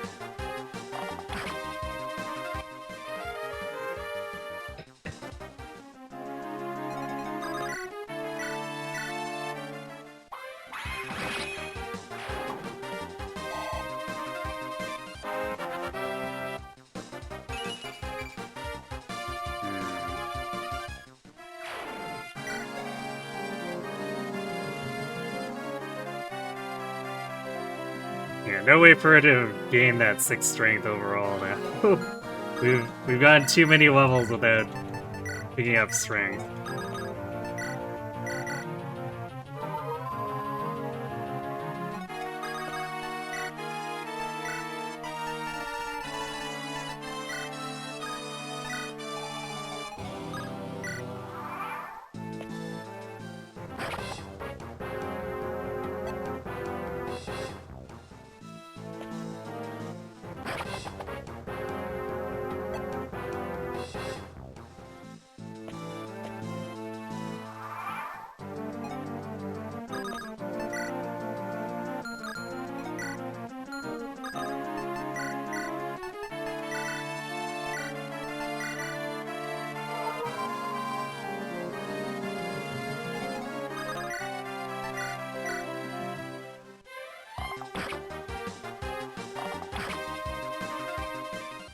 I mean, by certain definitions, I guess it could be considered decent. Keep in mind that this is with like 10 stat boosters.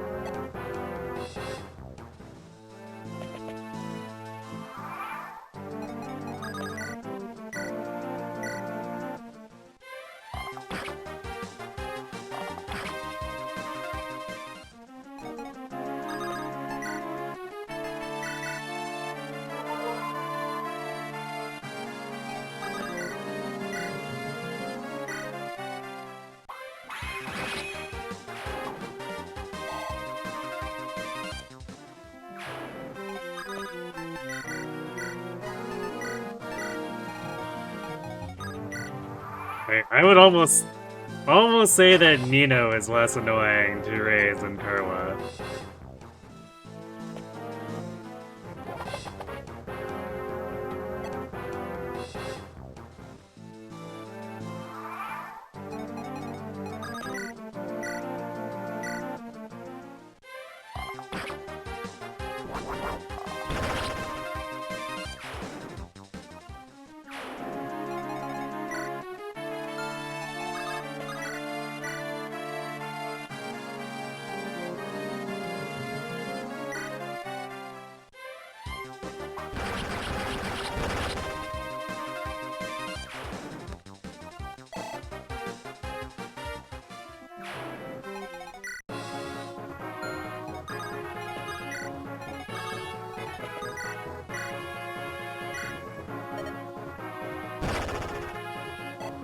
Nice crit, I guess.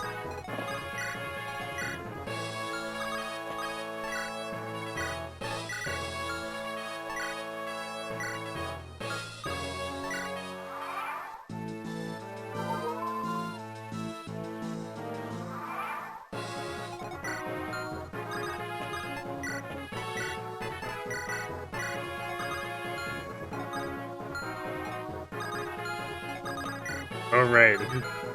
Got the weird walls that prevent actually being able to go to his sides to take him down, too.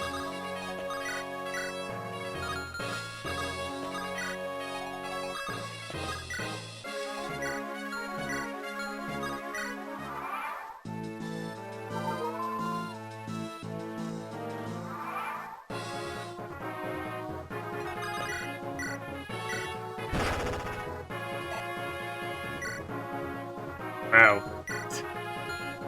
Kuro really going in on the Iron Sword crits there.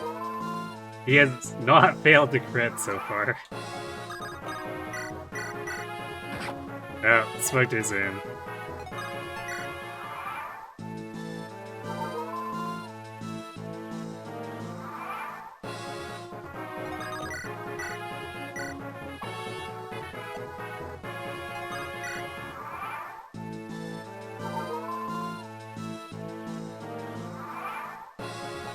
Ah, you'll be fine. Chapter 17 isn't that bad. It's kind of spammy, but like not really any different from doing a Blazing Blade run.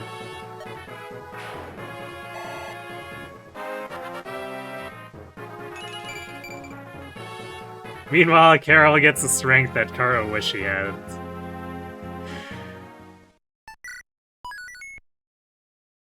Okay, now we can close this out and try to get Carla that final hit.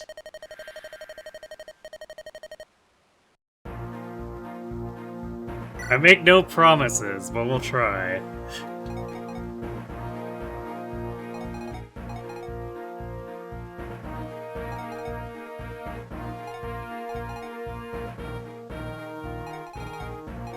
But yeah, we can't even deploy the entirety of the supports here.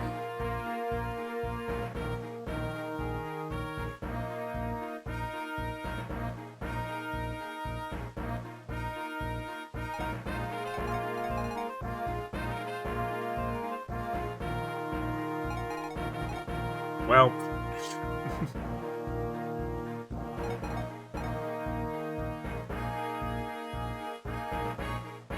That's the 4 or 5 Sacaeans plus 3 others.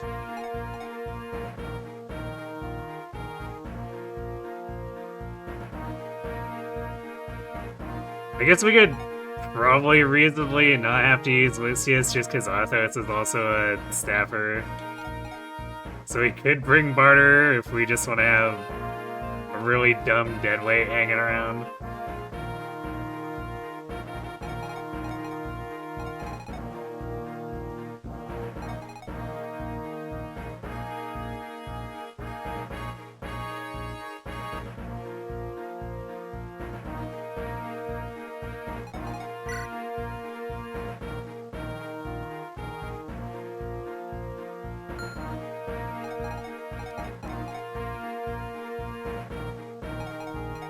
I guess the only thing is that benching Lucius would take away Carol's support.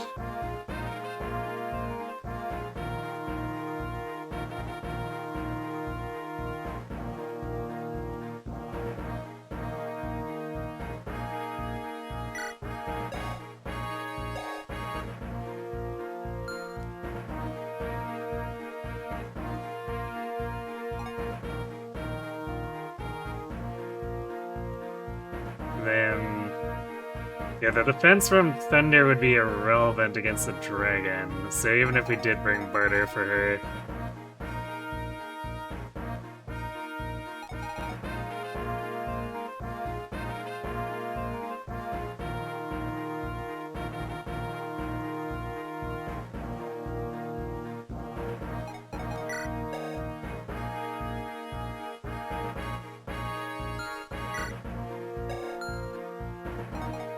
So I think we'll just leave it at this.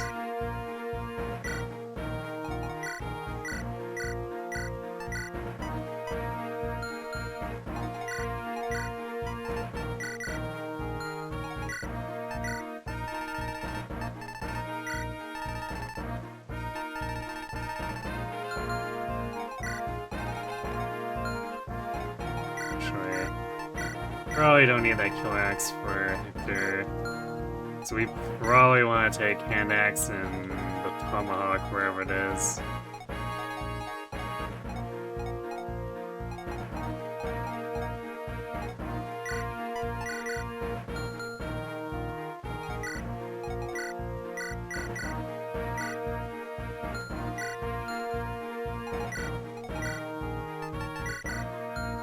It is. It's Solicati.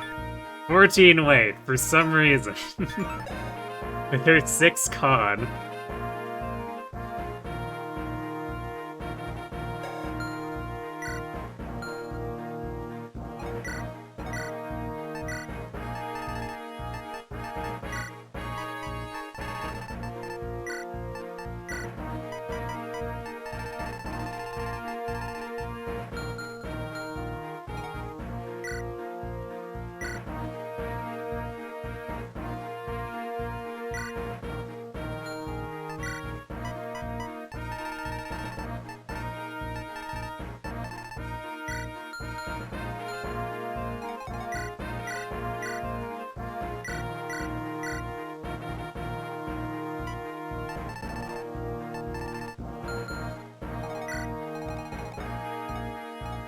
Man, what can Elliot even do here, really? I guess he could use silver swords.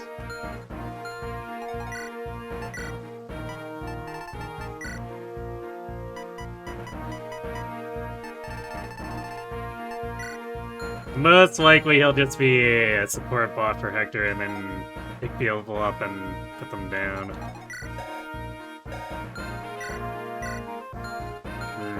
How much does Ariella weigh? 14. Yeah, I don't know about that one for Lucy. Minus 7 attack speed.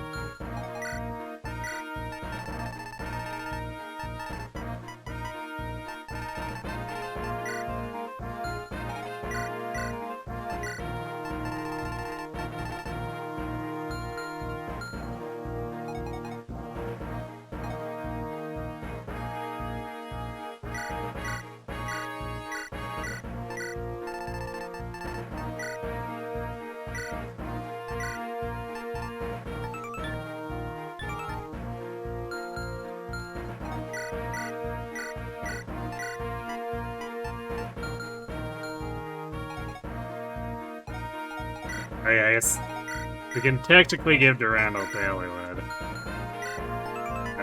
That's also like -7 attack speed for him. Truly incredible.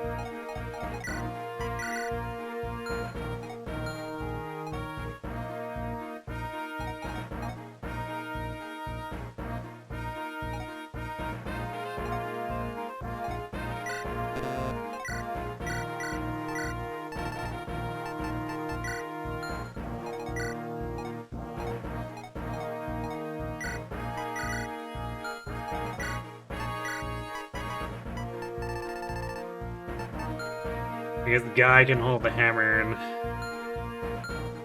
then we can trade it over if we need to repair something. At this point, it's most likely just going to be the Brave Bow.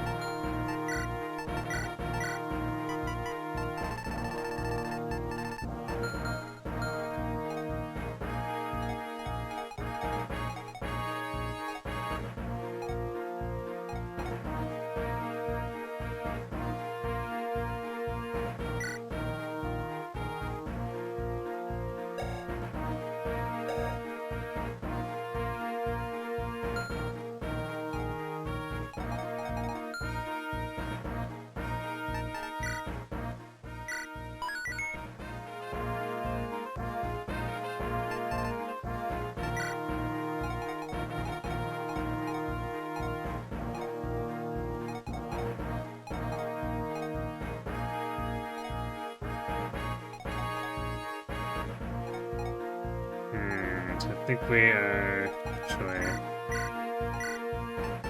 Where is an elixir that Florina can take?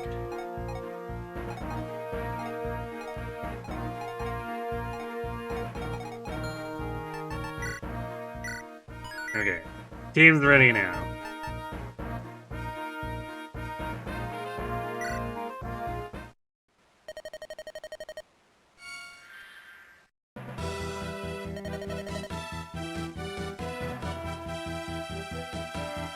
Silly Hector.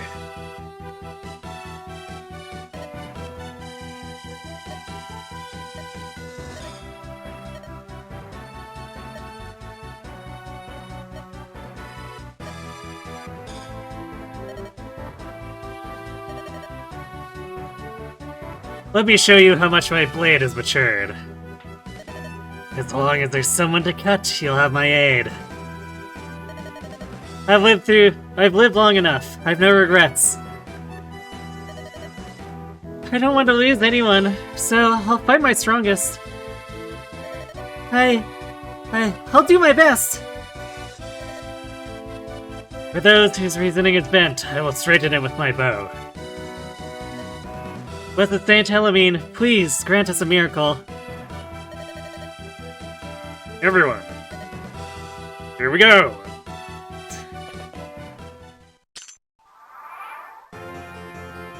This world belongs to the Sacaeans, it's true.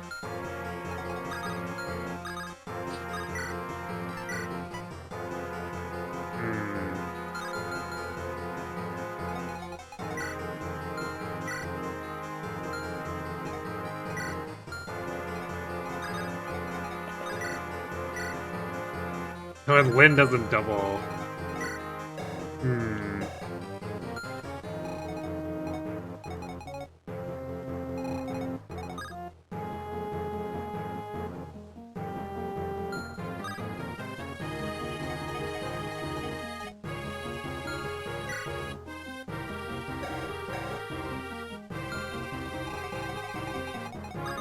Well, in that case...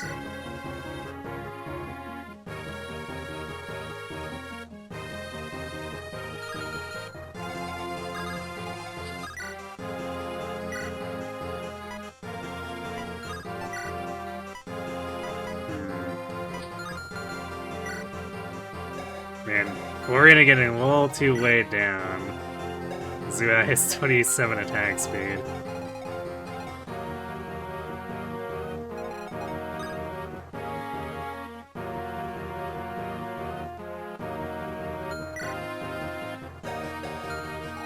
Probably just bait it out with Hector instead then.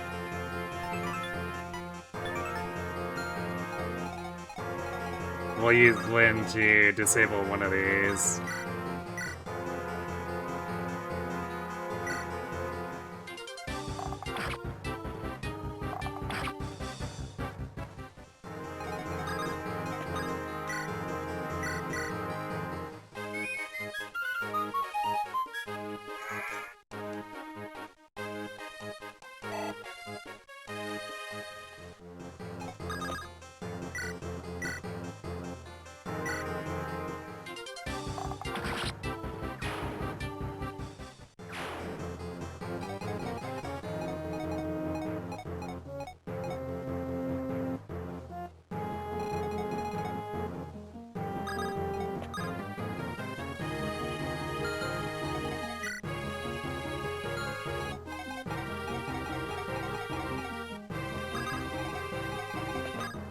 Yeah, it's been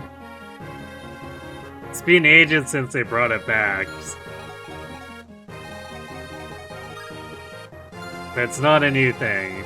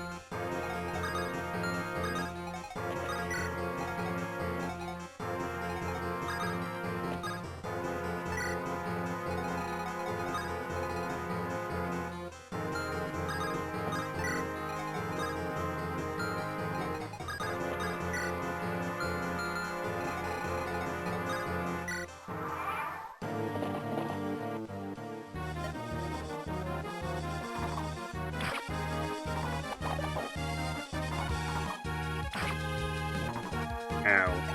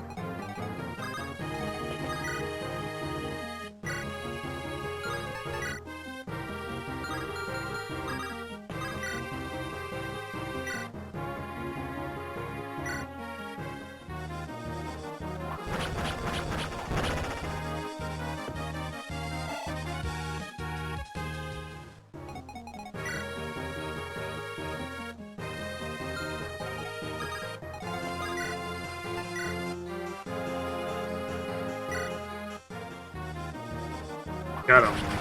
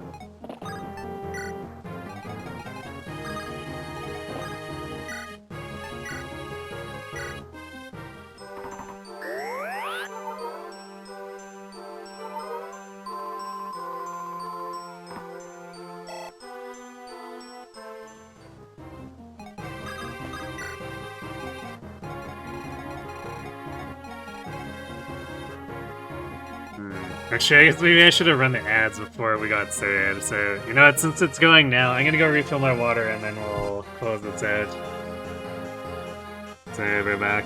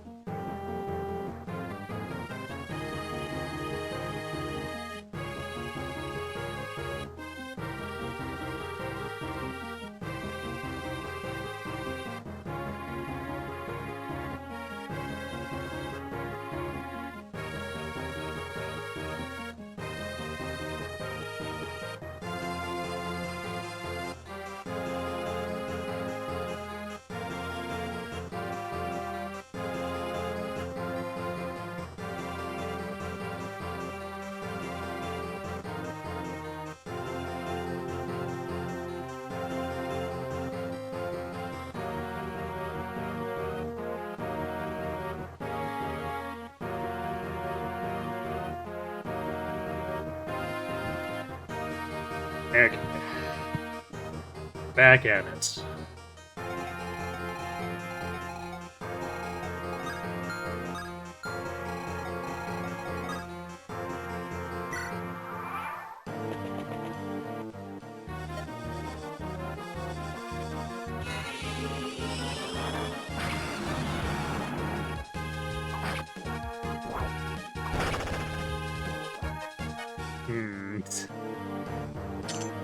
Almost. Unfortunately, Florina was too noodle armed for that kill.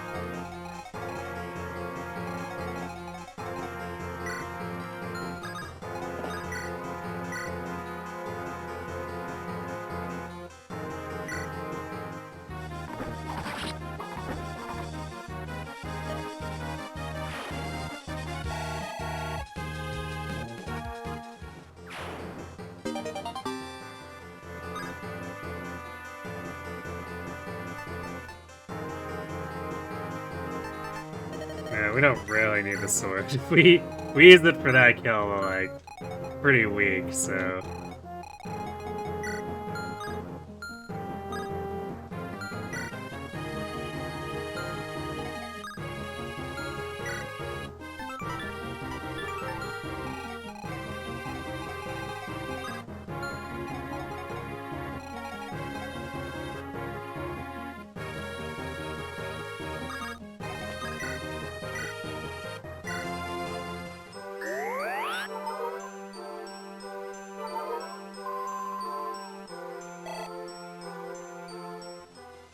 I am a bit sad that we didn't get Wrath up to using Killing Edges, but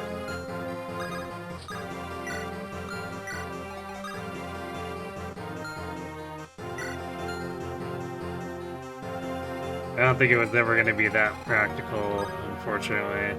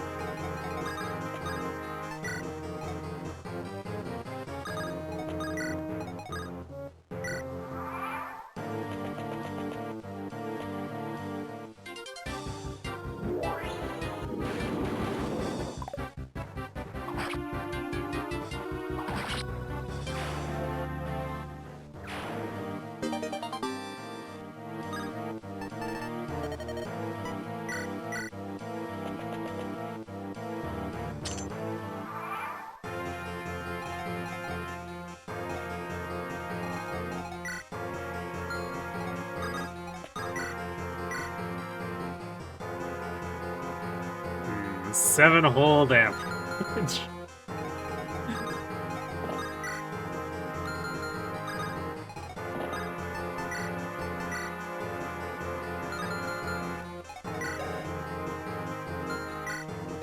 Man, Wrath kinda slow.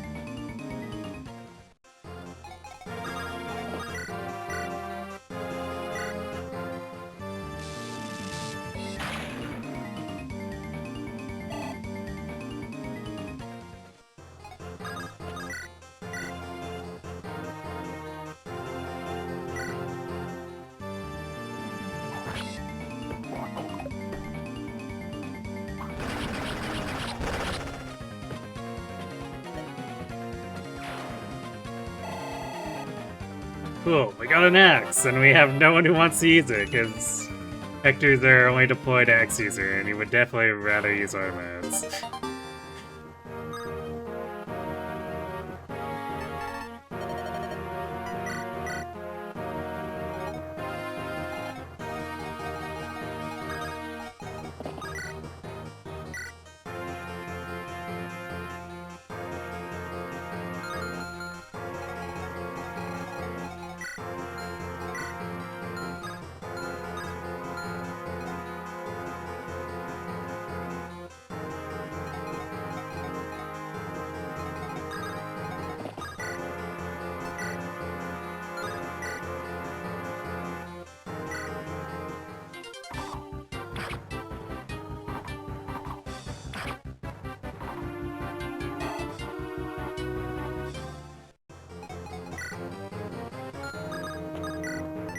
Speaking of which...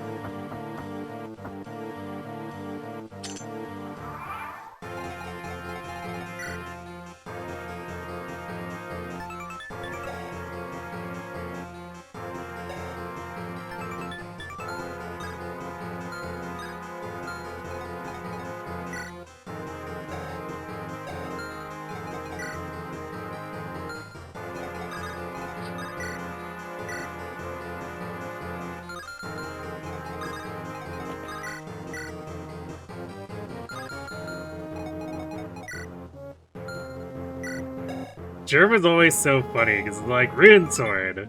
With 22 attack.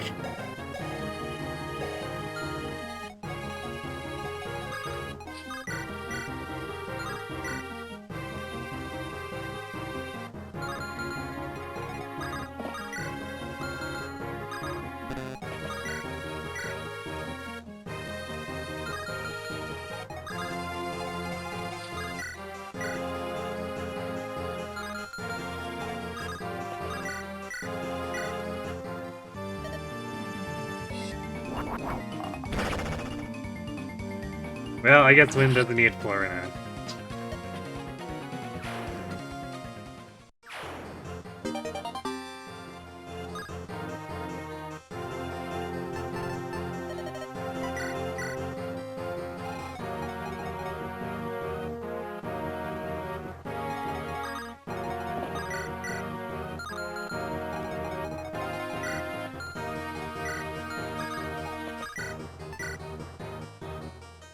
Can do 2 times 0.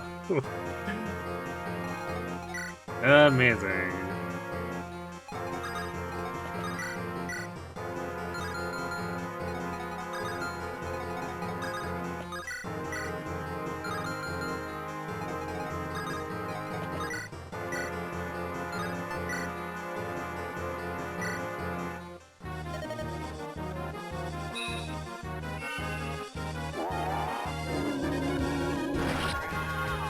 Well, rip Darren. But I wasn't intending to pick it up with him. I guess I'll just throw out the 2s restore because we have 2 on other people.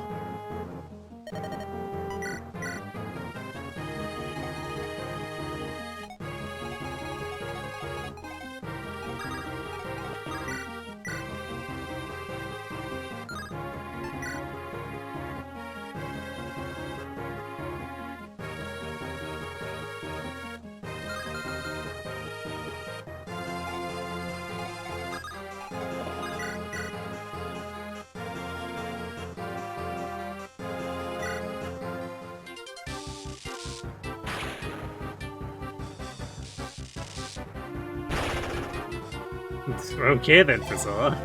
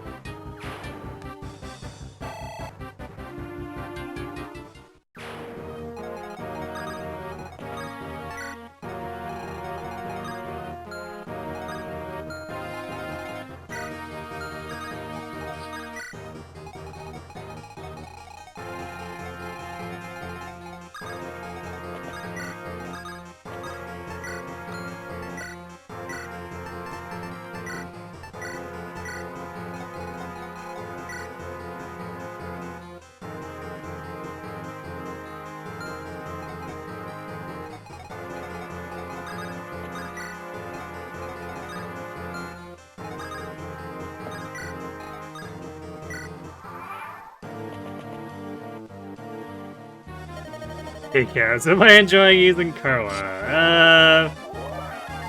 She's the funny meme. That much is certain.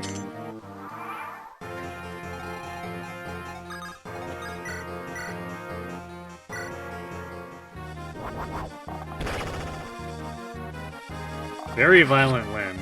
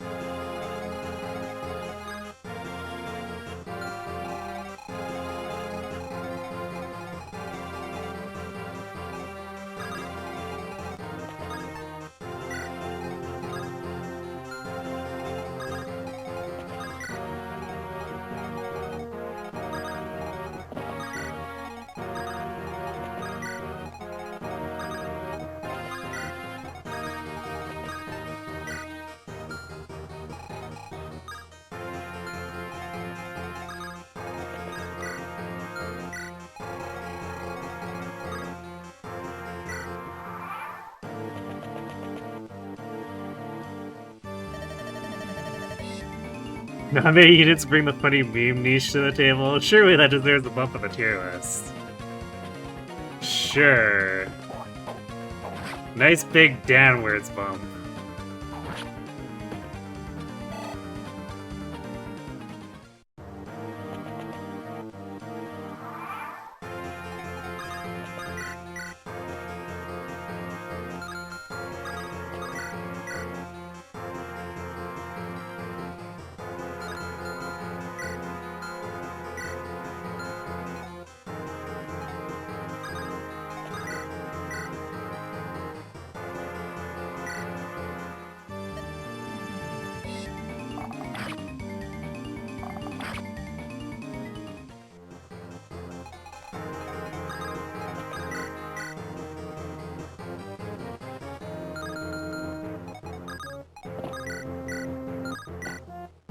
Oh boy, 2 times 2.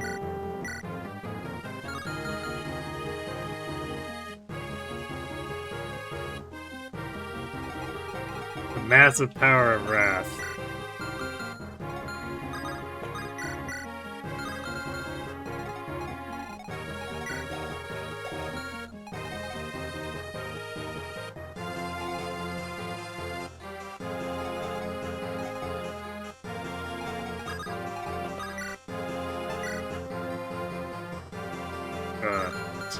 Still not enough for...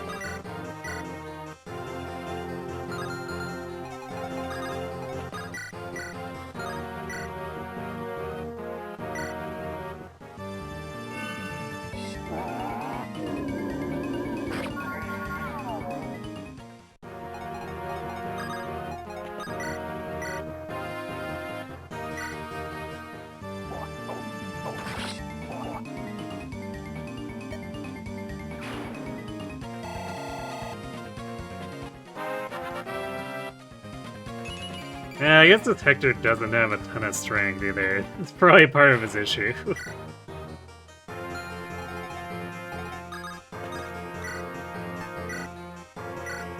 He was doing so well unpromoted, and then he promoted and got real complacent.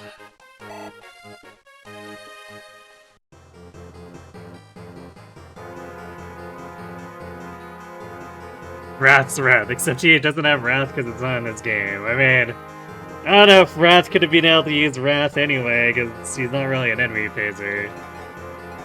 He dies a little too easily.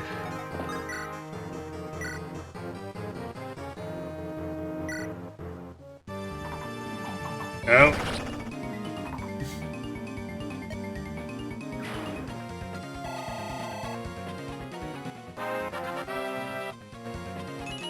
Wrath actually sneaking the kill.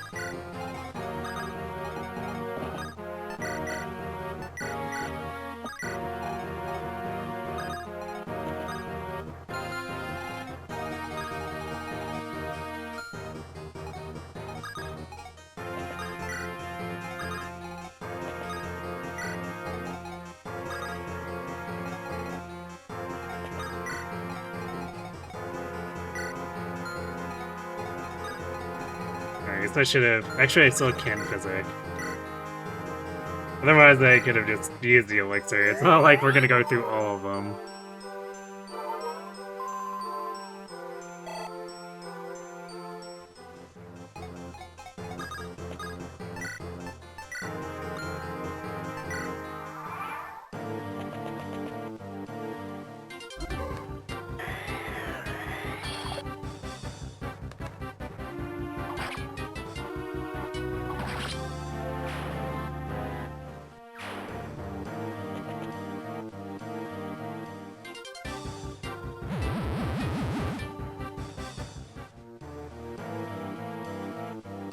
Oh no.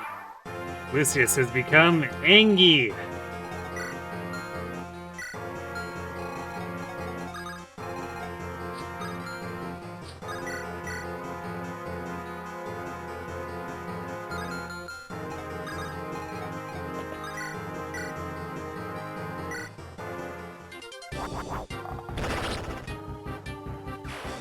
Although Lynn has also become quite cross.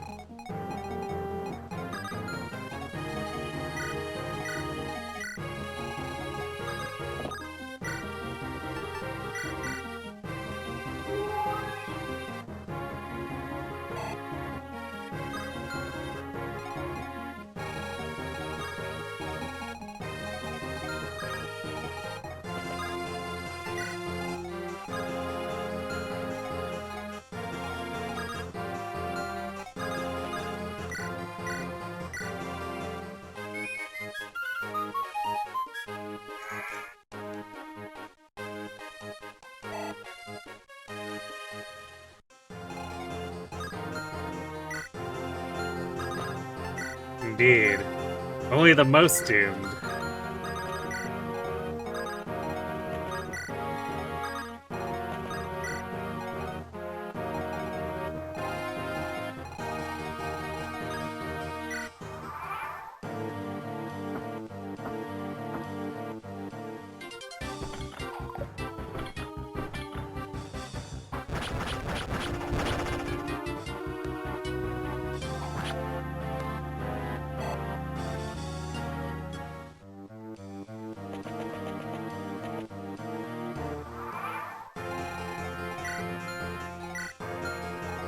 For some reason I thought Nurgle's room also had a bolting, but it was just at Eclipse.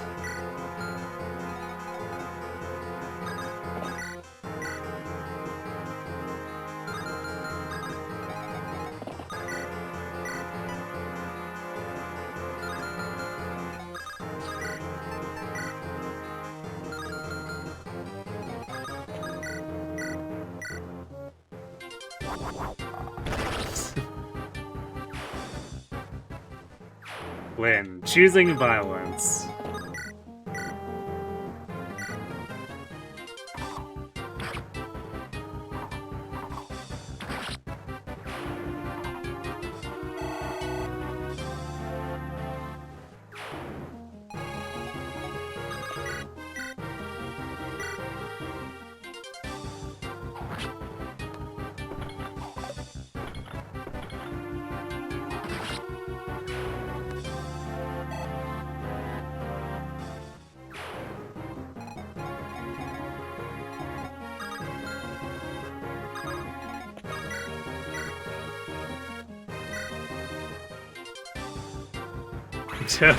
Yep, Angie Lucius.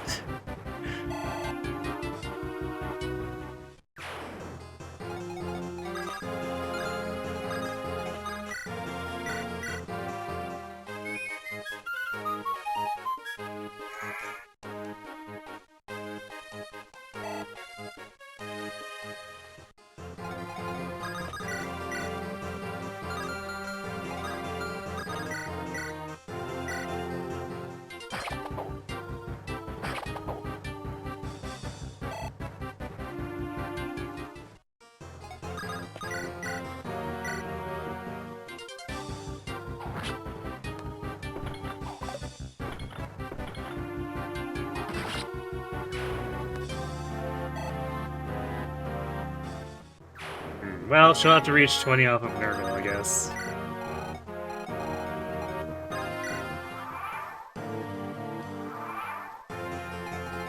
I guess I should actually rearrange who has the S-rank weapons and stuff now.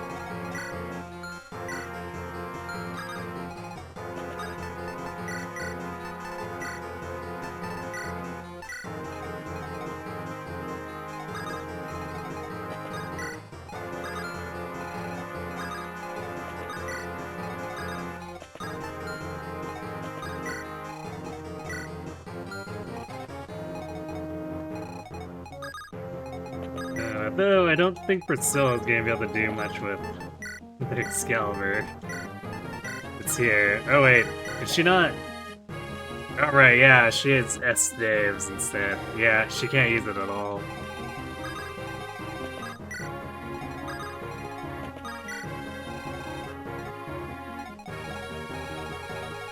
Although, in the end it doesn't matter too much, because if she tried to attack the dragon, she would just explode anyway.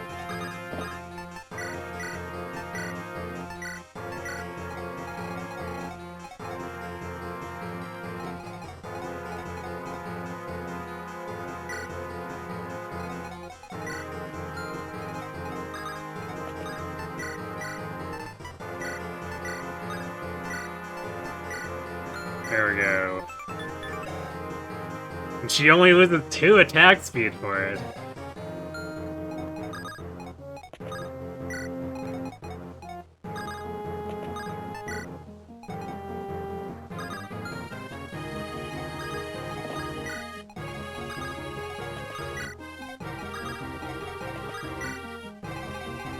Now it's everyone's favorite, N-Twin for supports.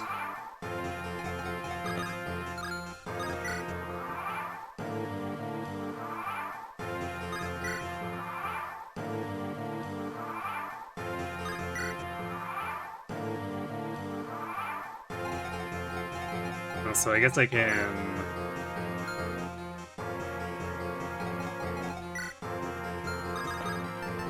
trade the Fortify over to Lucius.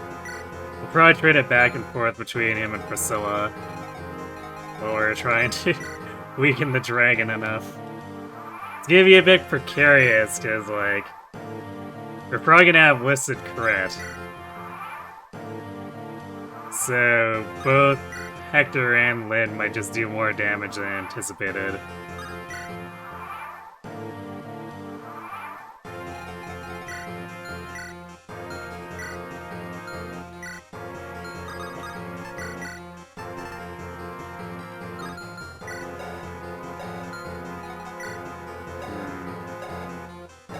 I saved the Rhine Flash, but Lyn can't use it.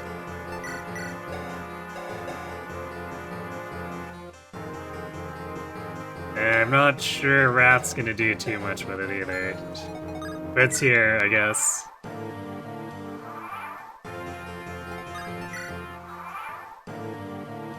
No, Nurgle summoning a dragon. We must sit around and take time to build up the bonds of friendship. I mean, that's just how it works, don't you know?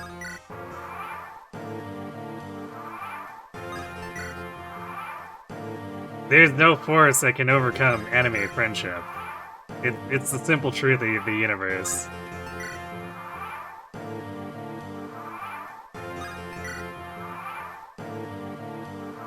And thus, no matter what he does, he cannot stop us.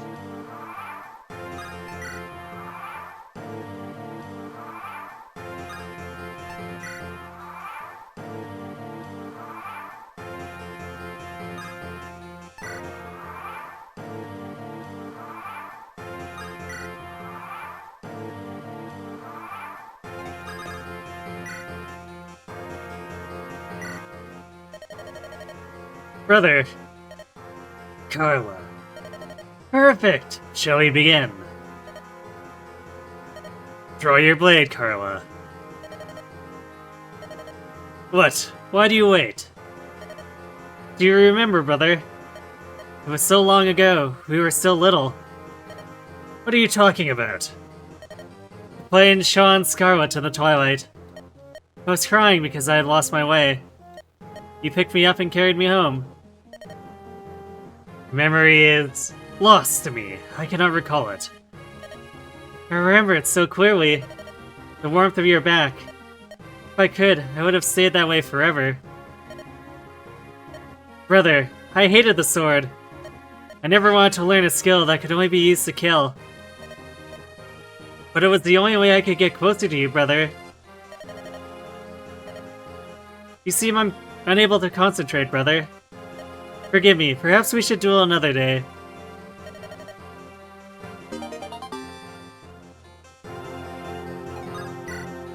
Okay, and 40 more turns, so that we can have it for the dragon.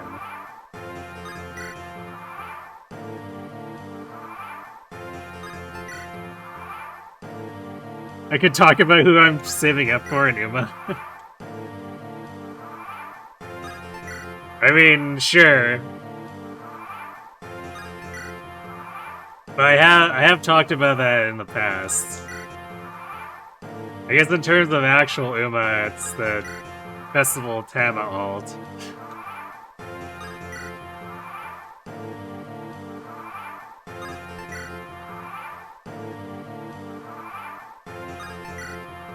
And then the Super Creek CB rerun is what I'm going for support cards, but...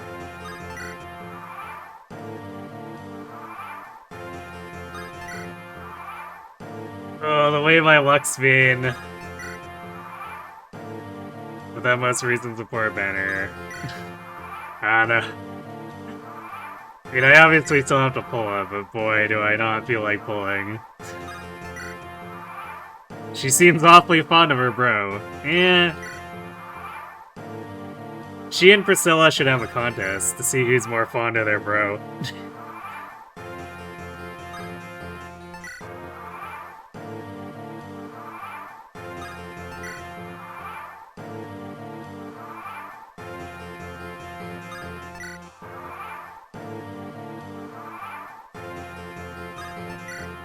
Thankfully, this is not a Kaga FE, so there are no undertones to read into. Right, yeah, totally.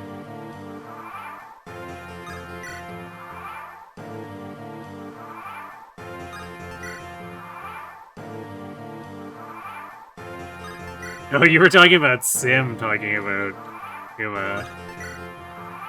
Yeah, Sim should totally get into Uma.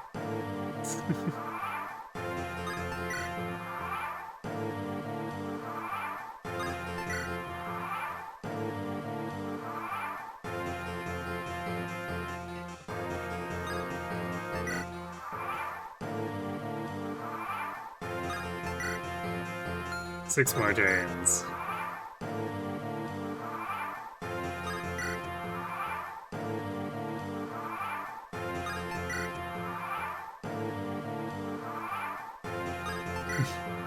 For some reason, Tim always asks what I want to talk about. Never likes any suggestions.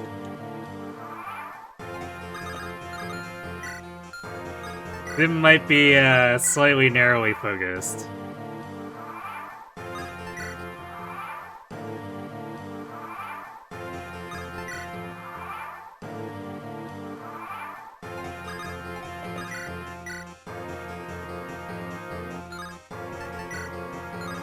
Well, we could have actual crit chance and then crit him for 0, or we could attack with the Regal Blade and not really have much for crit, but it's not like he regenerates or anything.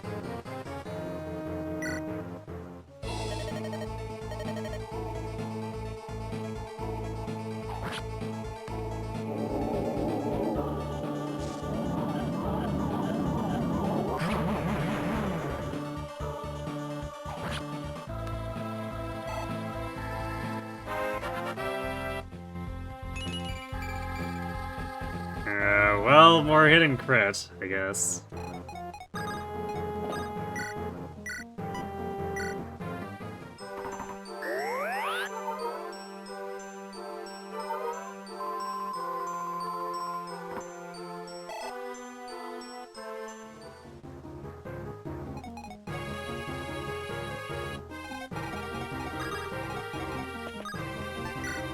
I should have used Phyllis Might with her. That might have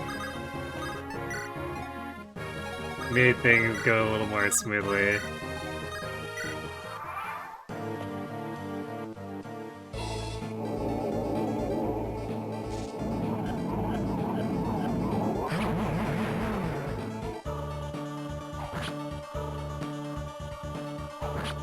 No crits, huh?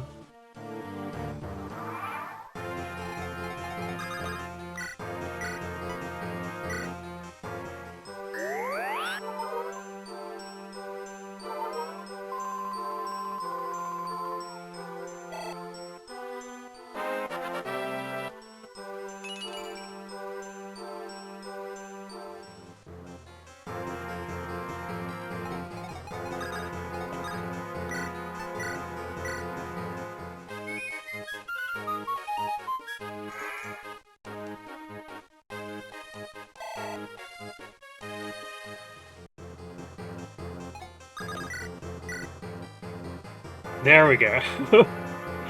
2 times 20, it seems a lot more solid.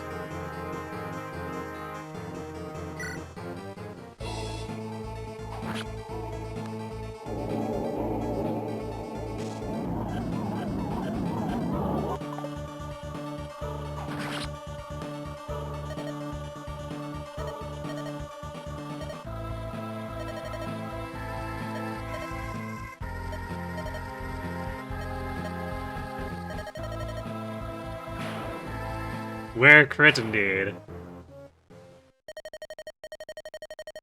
As it turns out, the Regal Blade is just not cool enough to be a crit weapon.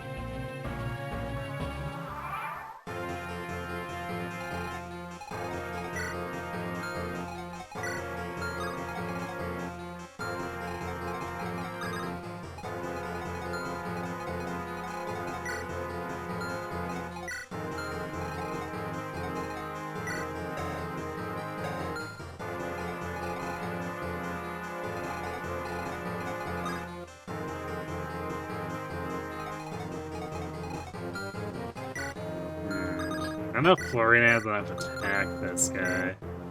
The 32. That's in range of Lyn now. It's gonna drop.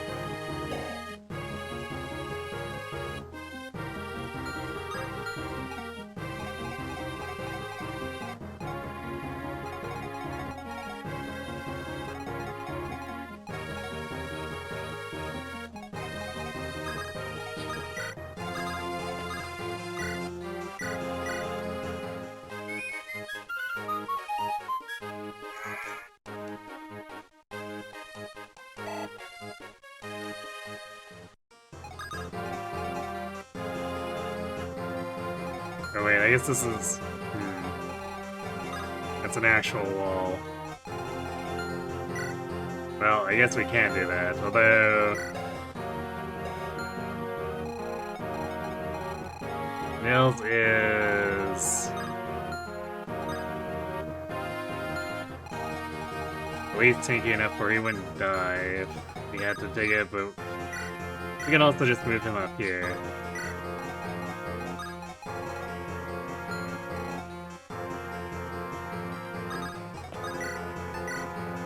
Oh boy, Hector doesn't double. He does 18. Okay, I guess he doesn't have Whistle Crit, so that... Wow, Lyn with the 8 times 2 listed, and it can go a little higher because of Wrath and Florino, and they're in range.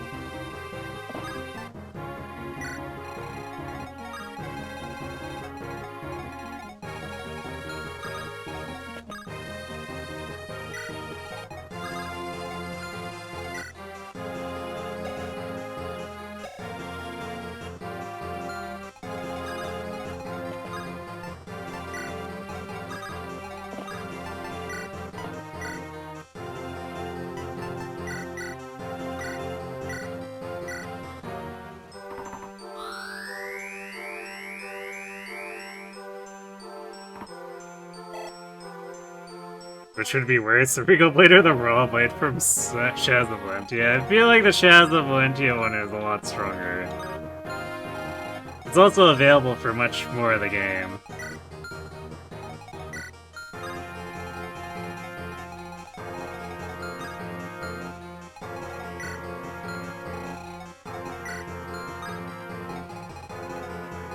Yeah, it's kind of weird. I'm not sure why these morphs are down here. Like, who even goes down to the bottom of the steps?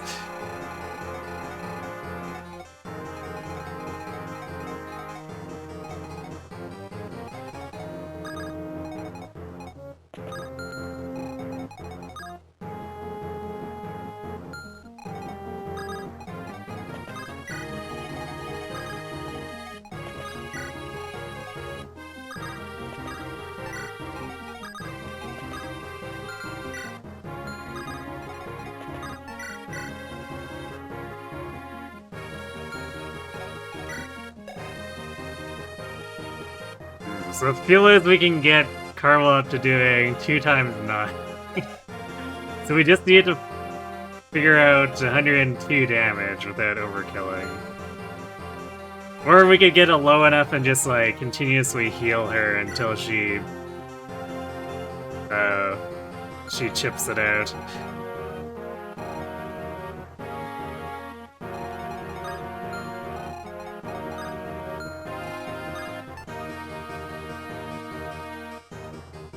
Could it be the set piece where the dragon chases us?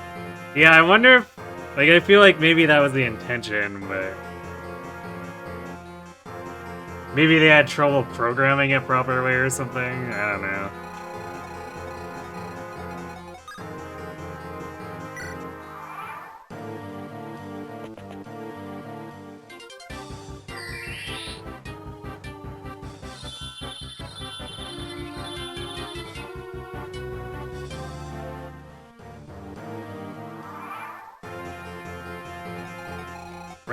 Wrath, why you napping?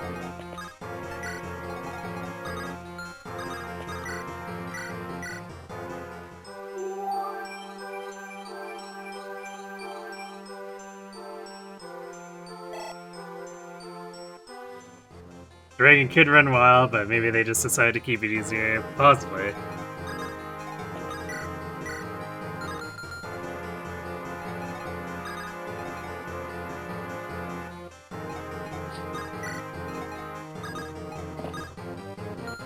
Out of curiosity.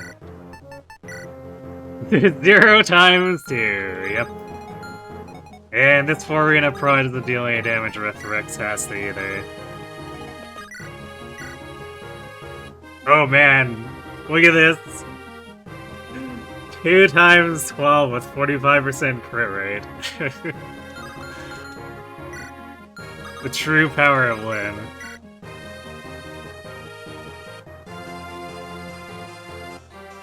Alright, we'll have her poke it for a bit. And then once it gets low enough, we'll see about either just letting Karwa fight until it dies, or we could try to set it up with our mods.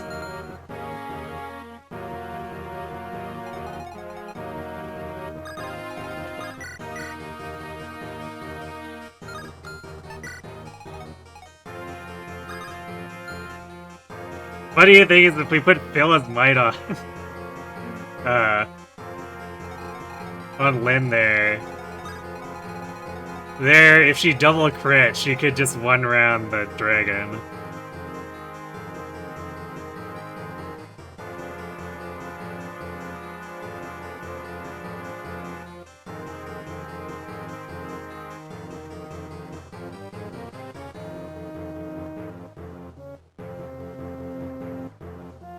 This is the first time they used Defense Negate on a final boss.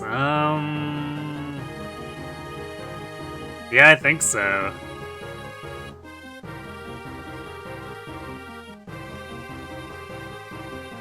Cause like they have a few hell effects in like Yggdrasil and stuff, but I don't think that's on any bosses.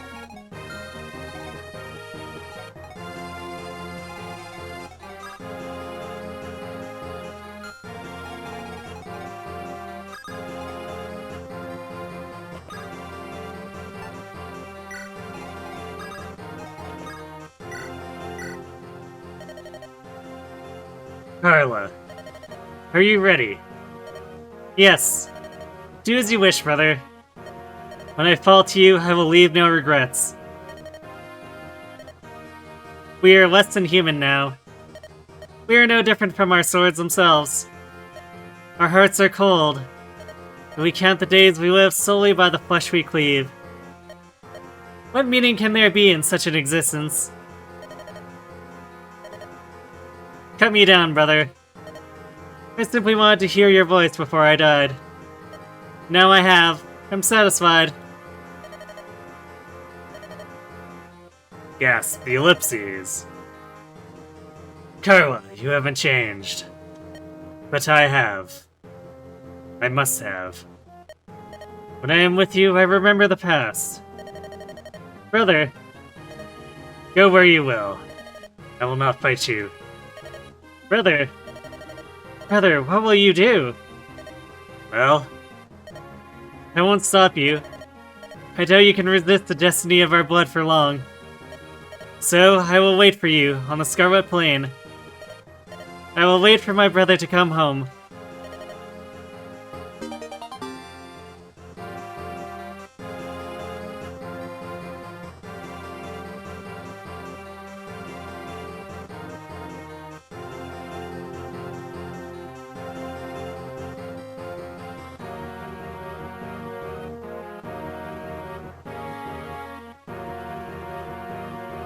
Or like go hang out with Barter or something. True.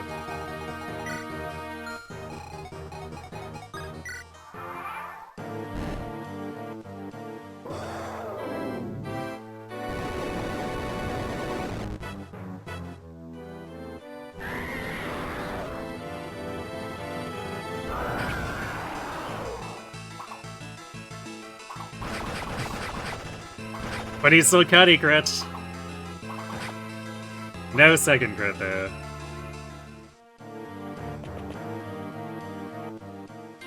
Wait, trying to sleep Florina.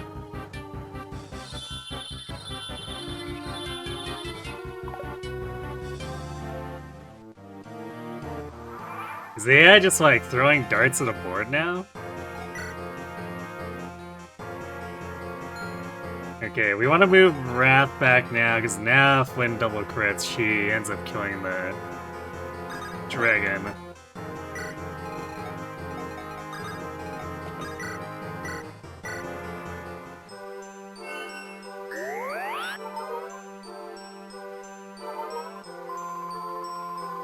Deployment order? I mean...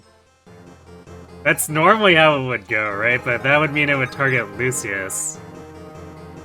So there's like definitely some other factors, especially since it went Wrath and then... Well, actually... Now that Wrath's in range, maybe it'll go back to doing that. So like... Lucius is definitely closer to the bottom. But he also has a bit more res, so it might be the game tie-breaking or something.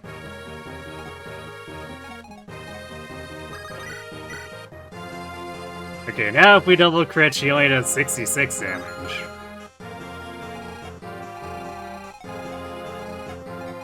Actually, out of curiosity. Oh yeah, right, because we have to put Phyllis Myth on first.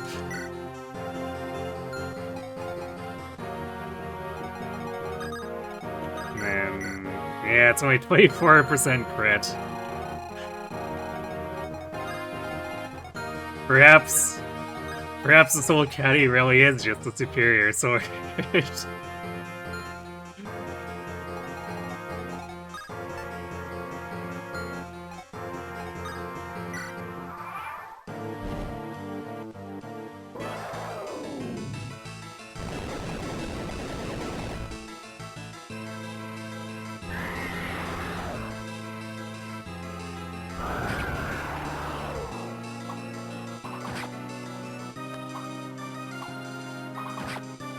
No crit.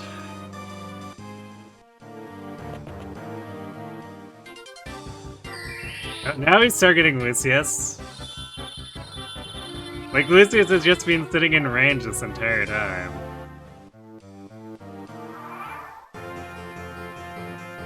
But for whatever reason, he swapped targets, or he went with Wrath, then Florida, then Lucius, because question mark?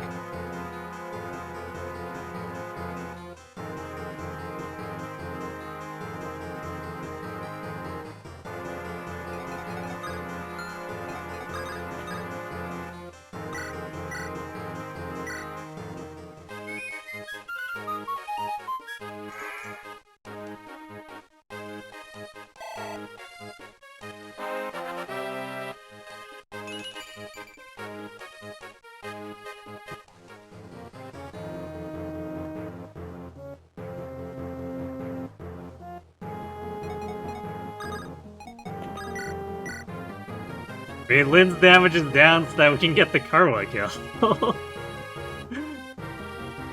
You remember that was the plan, right?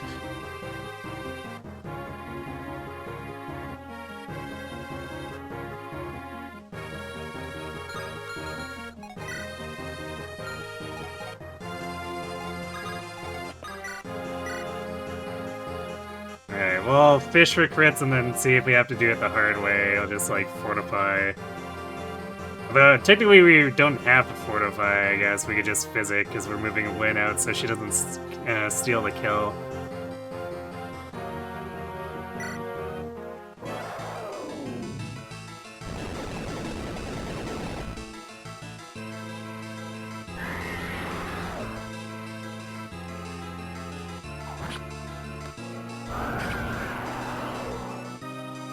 Oh, we got a crit! Which means we killed on enemy phase. There we go. Easy.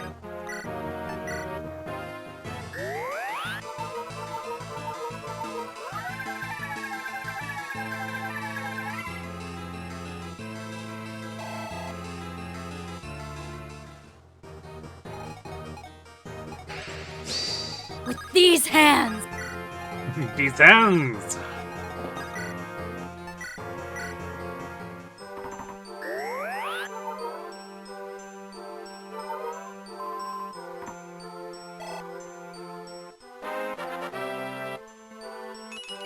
Fortify with the dragon music is funny. I'm not really sure why it does this, but... You know, whatever.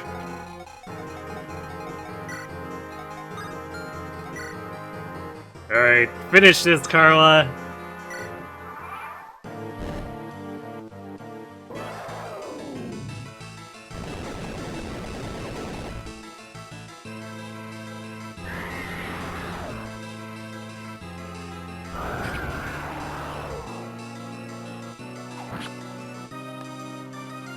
and the T-pose crit. There we go.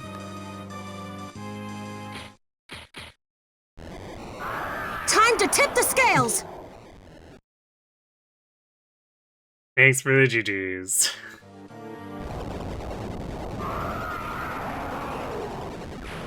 There we go. We only had to give Carla most of the stat boosters in the game and feed her like the entirety of a Gaiden, but she was strong enough to do things.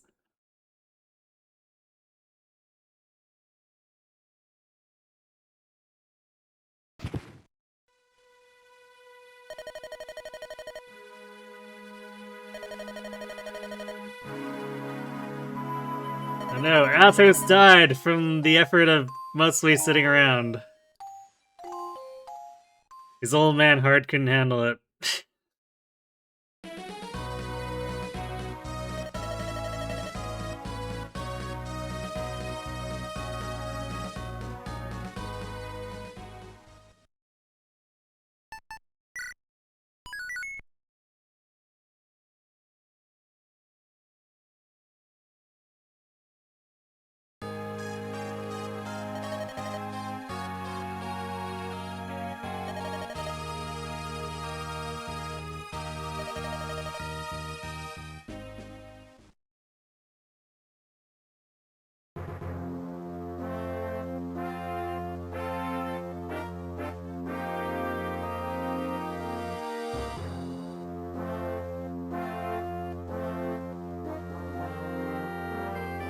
And time for stats.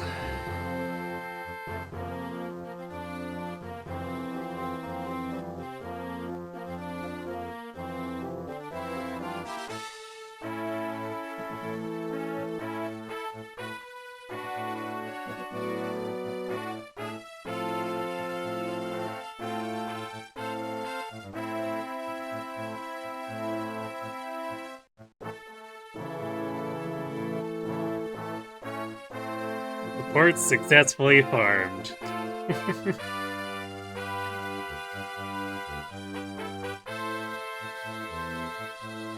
Up 1301, let's go. Indeed. We totally economized those one rate supports so well.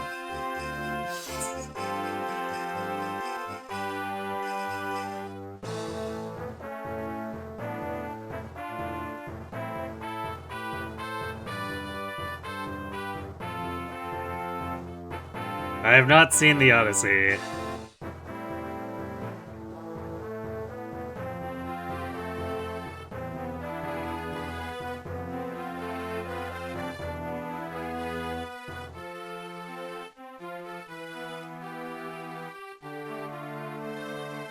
Perhaps someday, but I'm not.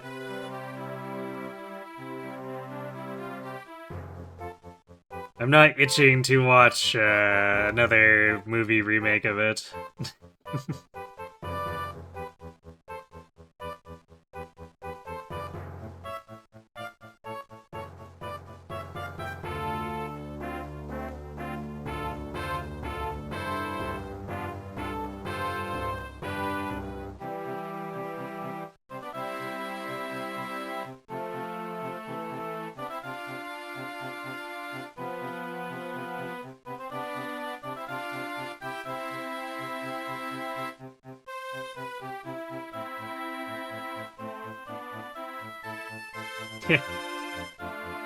Harder match to actually get over 100 kills.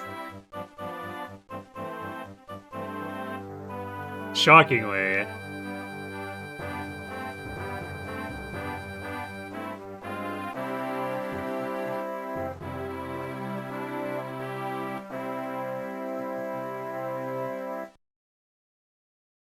And then Guy doubled Barter's kills, basically.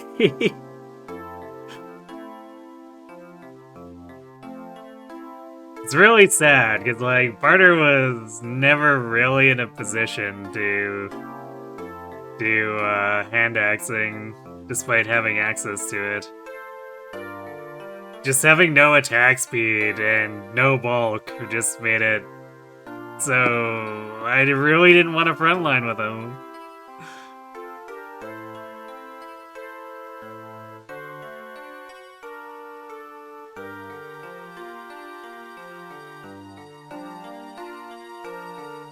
I think the loss was for Guy, actually. 'Cause I'm pretty sure Priscilla didn't do as much combat, or that much combat. I'm pretty sure those were Guy's statistics.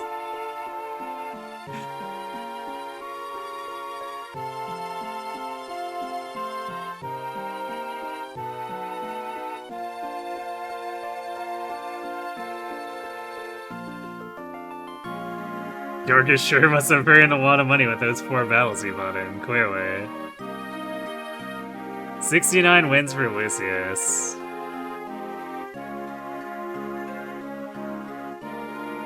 I'm kind of surprised I actually got that many kills, because, well, I guess he would have needed them to actually get to promotion. Because he started staff modding a lot more after he promoted. So he started actually not fighting very much.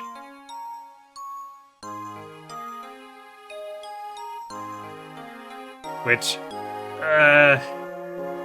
his avoid wasn't particularly good, so it's not like he could try to enemy phase things.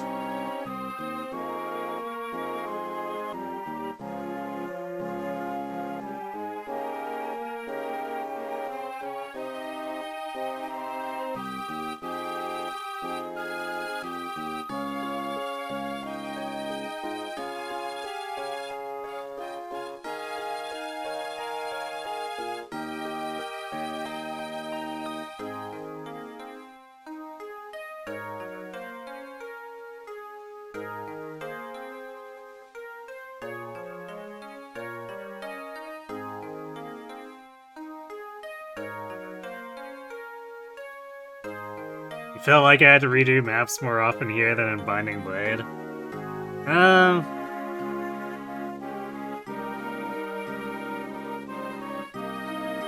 Yeah, we had a few more problem maps.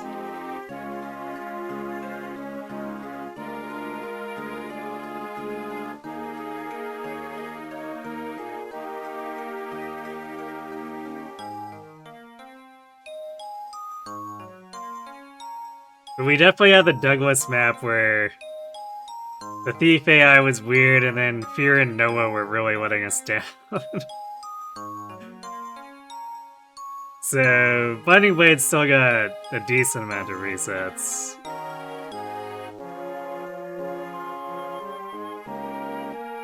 Actually, shockingly, Battle Before Dawn didn't cause a lot of resetting.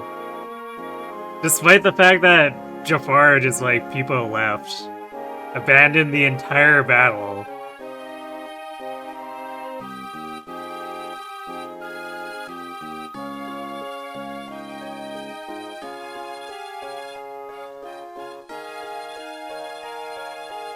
But Zephyl did clutch out the whole not dying thing, so I guess that allowed us to throw Priscilla and Guy into a precarious position to try to just pull all the aggro away that Jafar was supposed to have.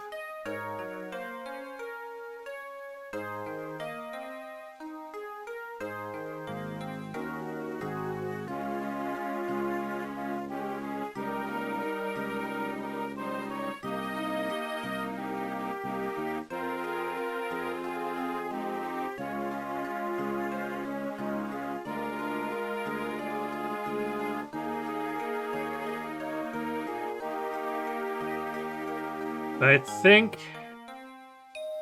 think the biggest difference between the roster here and the Binding Blade roster is that a lot of the Sacaeans were later joining.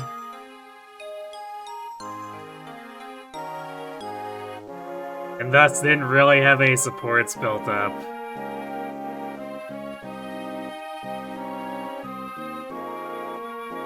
And this is already a game where the baseline hit on the weapons are up a fair bit compared to the garbage steel spam that Binding Blade throws around.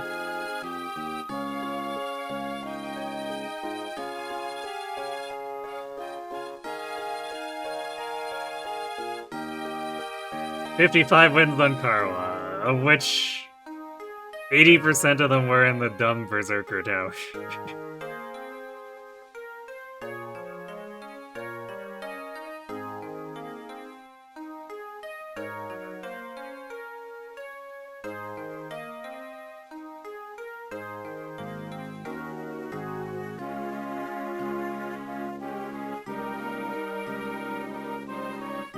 I guess there was a little bit of pointed self-sabotage since we soft-banned Kent from actually being able to be raised as a frontliner.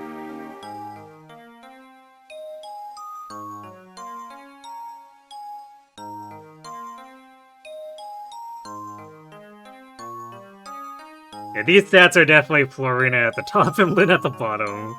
Like, Lyn did a lot of combat, but at the end of the day, she was still sword bow, and Florina was running around with an inventory full of javelins and sweeping portions of maps.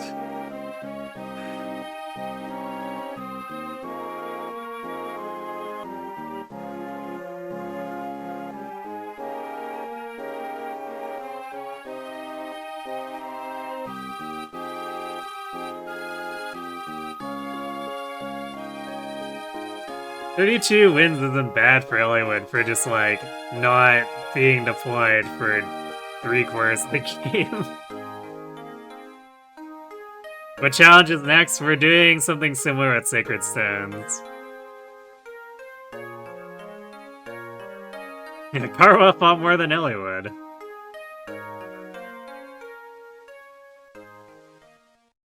Yeah, Karwa fought more in one Gaiden than Eliwood did across the entire campaign.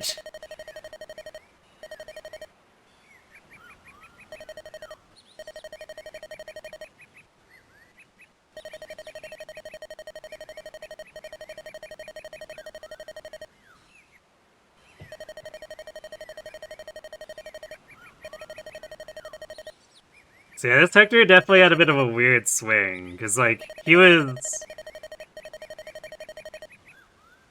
basically doing the Omni-Tank sweeping in Tier 1 until he capped, and I guess even after, he did a bit of combat anyway.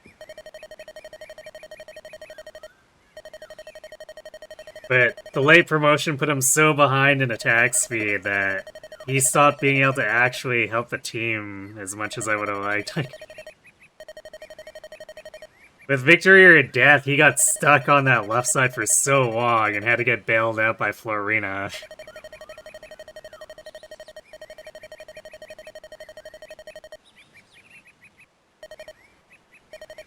And Eliwood was not helping on that side either. Even though Eliwood got really blessed with his levels, he didn't get enough levels to actually be functional. So he was just not really doing anything there, unfortunately.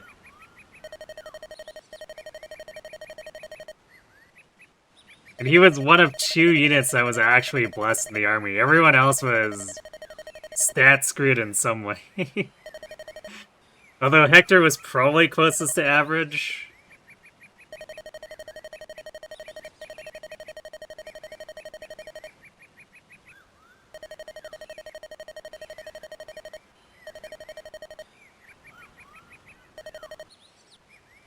But Lyn was a special kind of crazy. She was just actually blessed in pretty much everything.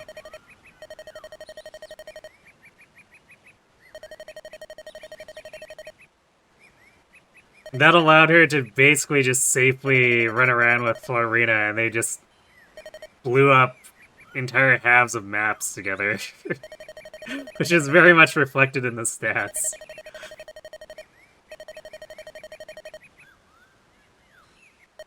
It's basically what I wish that Fear and Noah would have been like in Binding Blade. And this despite, like, Florina being fairly strength-screwed. She really hard whiffed on that 40%.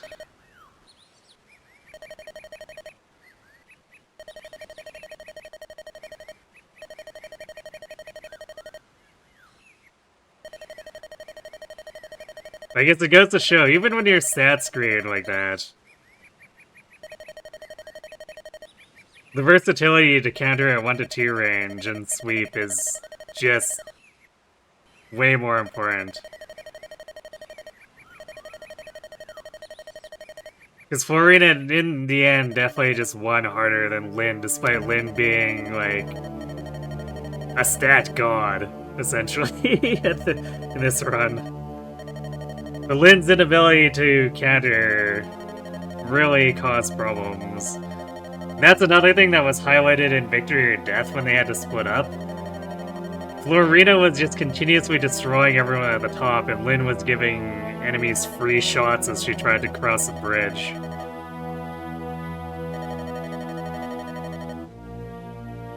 And it made that middle section extremely awkward. And we were sort of in danger of maybe not making the time limit. It basically required the entire rest of the team to show up, because almost no one had good enemy phase on that other side. So we just had to brute force it on player's phase with a bunch of sword masters.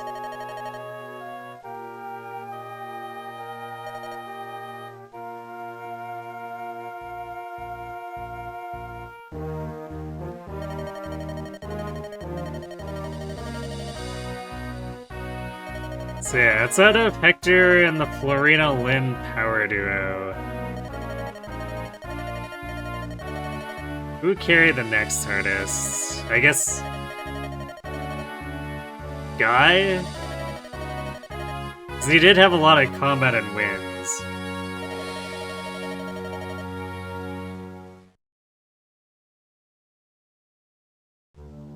And he definitely had the benefit of being able to rely on double supports with Matthew and Priscilla.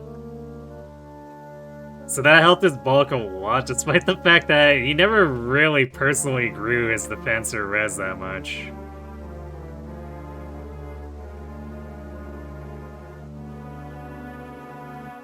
But he was also held back by Priscilla and Matthew not being especially good at combat. Matthew and his 6 strength for the majority of the game. It was, not great. And, of course, as a thief, he had no bulk, more or less. Priscilla's bulk was pretty bad, too. Because I didn't rope her up or anything, so she was wandering around with 28 hit points and, like, 5 defense. Who are you? Webbit. Just imagine if Jan was a Tegul. This changes everything. Attack of the Killer Bunnies. Yeah, imagine that endgame if it was a 10-foot tall rabbit instead of a dragon. Truly unhinged.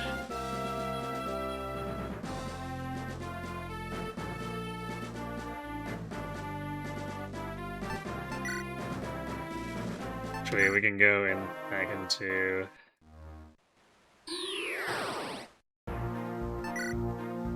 So yeah, because Guy definitely didn't have like a huge amount of defense.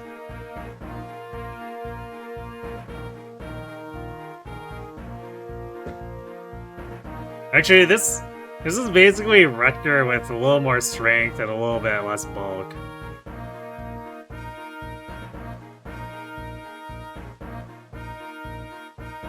Yeah, Guy was probably the next closest carry, especially when we account for Battle Before Dawn, where it was basically him and Priscilla desperately trying to pull aggro away from the middle hallway. So yeah, I think based on the fact that they were able to pull that off at all, as the two of them as like MVP number 4 and 5.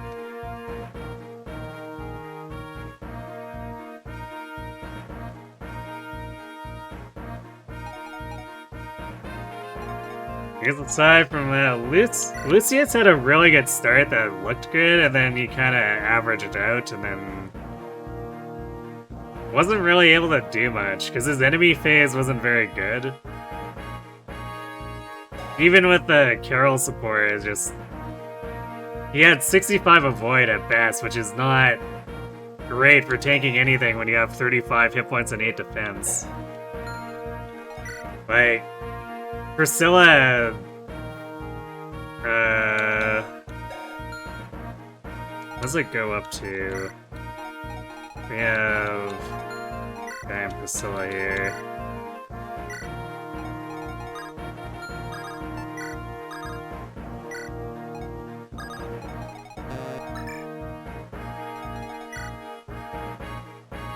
Yeah, getting up to 63 is still not great. So... Like, even Priscilla, who had a notable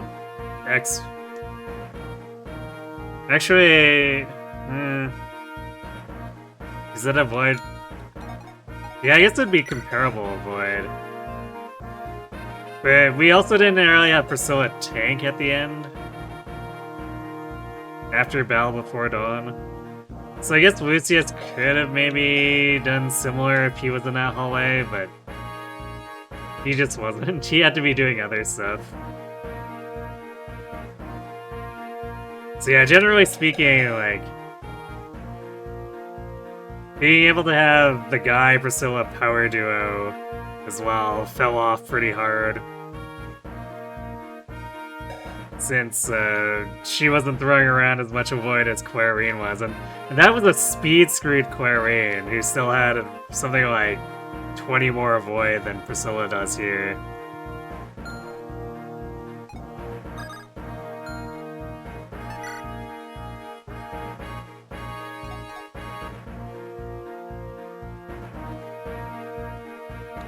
And Carol really didn't do a whole lot. Like, he showed up and did a little bit of key fighting, but... all in all, the stats were kind of whatever. Like, he's normally just a filler unit for stuff like the ending chapter that suddenly throws extra deployment slots at you. So sometimes he can be deployed there to fill a slot or whatever. So long-term Carol is pretty whatever.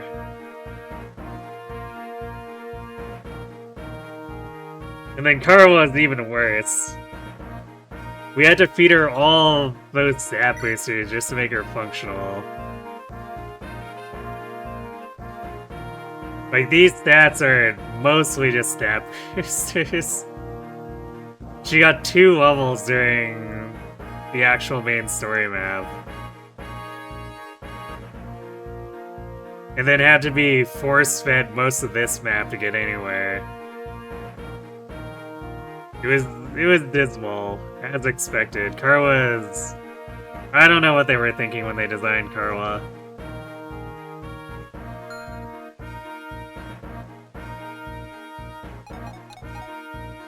Wrath, similar boat. Like, he shows up in a defend map. Well away from the person who can recruit him. Underleveled, understated. And we were feeding him kills pretty steadily after the first half of that map. And it just wasn't enough. Like, we immediately go to a desert chapter where stuff 2 to 3 hit KOs him, and he has no avoid. And no supports. And that's followed up by Genesis.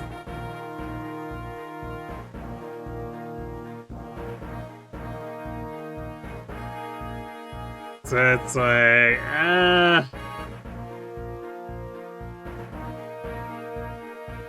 if it wasn't for Karwa, I would probably say Wrath was our worst unit.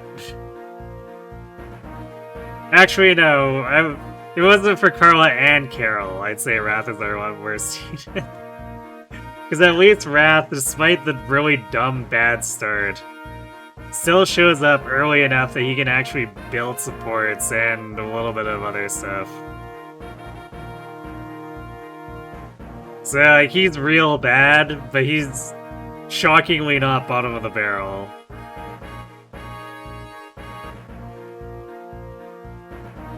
Was Carla really worse than Barter? I would say yes, actually.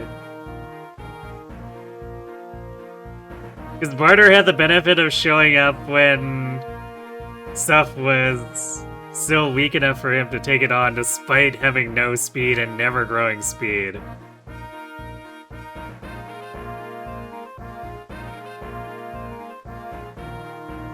Barter had, like, genuine moments of contribution early on.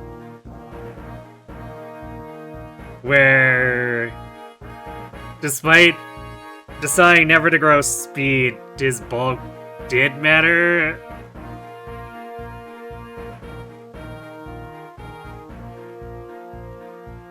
Of course, that stopped being a thing after a while, just because, I don't know, when you have 10 defense from not growing defense, yeah, this is just not accomplishing anything anymore. But in the early game, that base hit points actually sort of mattered in places.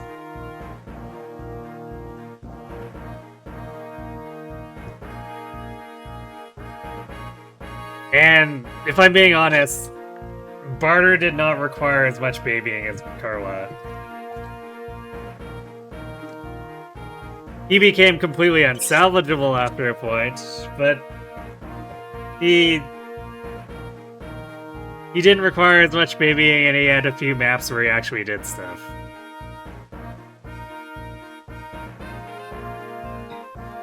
Like, Carla was almost entirely force-feeding and memes in any of the maps she was in.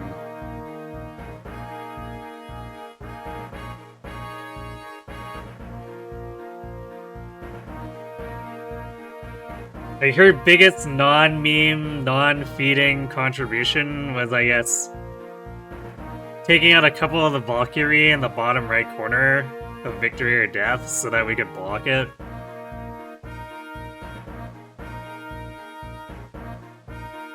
But she wasn't dodge tanking anything. She didn't have the bulk for it, she didn't have the avoid for it. Like, in all honesty, with that line we had moving up north into those Wyvern reinforcements, it would have been better for her to just not be there and let Guy shred them with the Lance Reaver.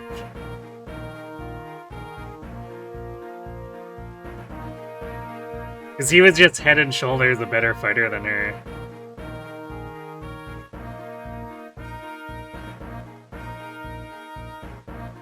Oh, actually, a couple of other things that Barter did, too.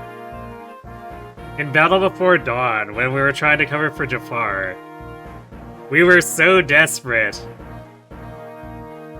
for a body to do stuff that, like, Barter was actually legitimately beating and killing some of those magic users with a bow.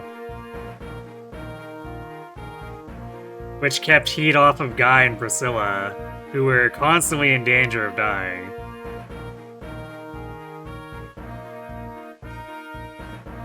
So yeah, all in all, despite, like, Barter completely throwing in terms of speed and defense growth, he had genuine moments where he did stuff that wasn't just me feeding or memeing with him. If you compare Carla, there were very, very few moments where she was actually doing anything that was uniquely useful.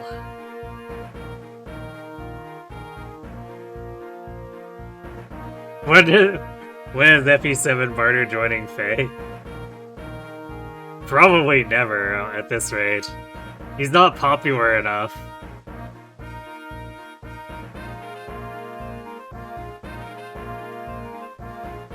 And like all of his best interactions in Faye are pretty much his interactions with Fear anyway.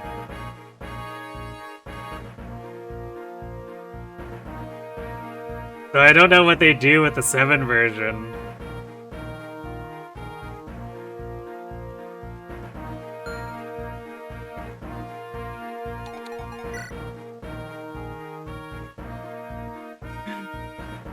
Of course, on the topic of memes, it's Matthew. He was really just a support bot when he didn't need to do thief things. That's all there is to it. Like, these stats are terrible. And they were terrible before I promoted him to assassin for the memes. And I'm pretty sure a good, like, 1/4 of this bulk is from the promotion gains from assassins. Terrible.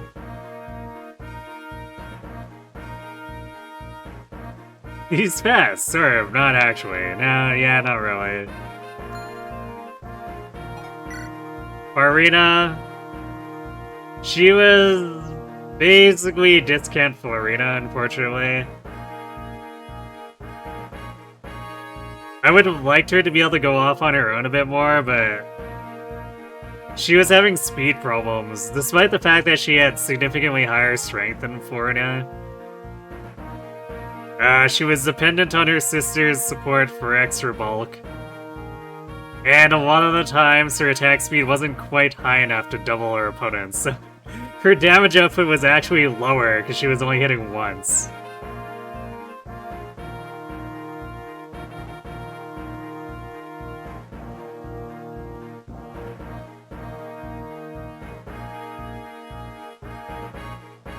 So unfortunately, like, Farina was probably better than all the Sacaeans, for the most part. Like, aside from Lyn, Farina probably did more than...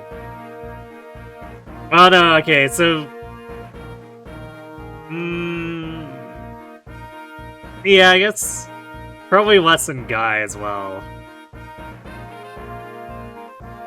But still, like, Wrath, Carla, Carol... She probably did as much as the 3 of them combined.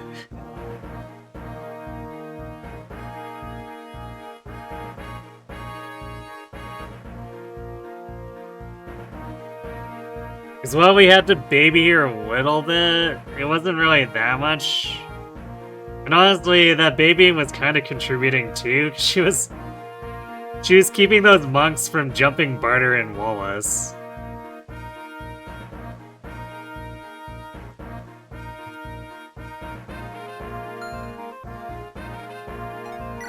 Let's see, Vida was fine filler, but that speed stat was really problematic.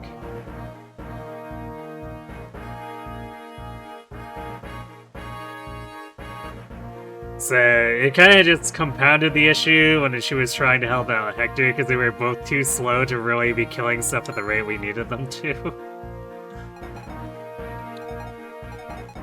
Wallace was shockingly helpful, despite the fact that we put almost no effort into him. But he worked as filler, and then he fell off completely, but he worked as filler. And he did the funny thing of being able to double other generals into general combat.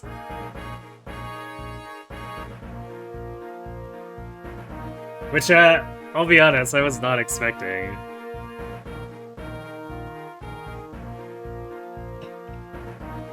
So yeah, Wallace actually a decent filler unit. Not really worth doing the Lloyd version of the map for, but he's a decent filler unit. And, yeah, probably not as good as Geitz, all things considered, but neither of them are particularly amazing either.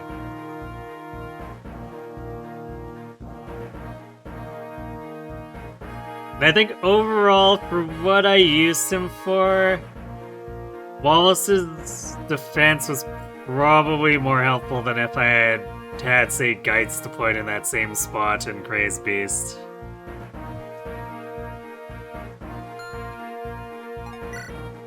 Will was Will. I think these stats speak for themselves. We gave him kills he gained almost nothing from, though. He was only really deployed because he was forced to when we had a few open slots where we had to deploy the Sacae supports.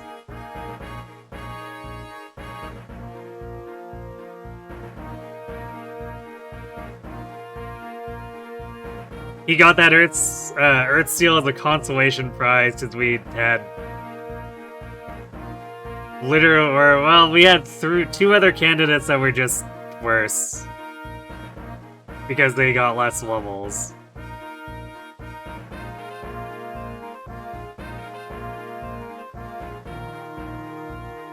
So yeah, it was just Will being Will, I guess. Not really helpful.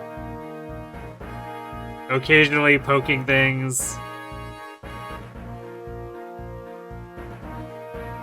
I guess, technically speaking, he probably did more than Karwa. But not by much.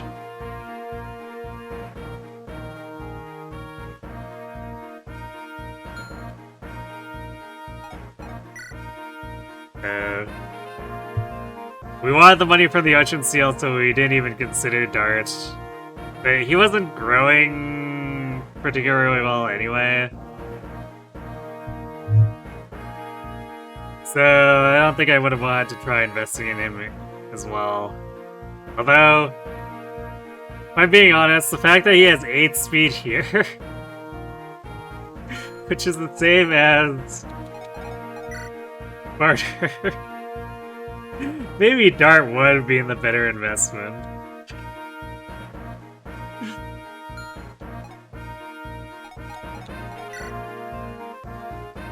Because really, clearing the bar of getting screwed less on his level ups and Barter is probably quite low.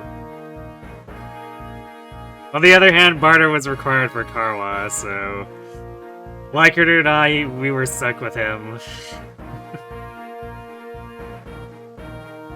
Dart have gotten me Karwa, the value, yeah! Woo! Karwa, so great.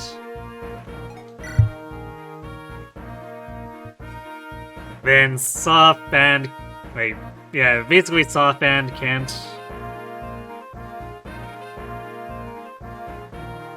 He didn't level up very well for the few we gave him during Lynn's mode, so I wasn't too broken up about not being able to deploy him, although I guess let's be honest, if we force-fed him and promoted him, he probably would have done better than Barter. Almost assuredly. Like, even a mediocre paladin who can still javelin is usually better than a sword master or a sniper. It's a sad state of affairs, but that's simply how Fire Emblem tends to go.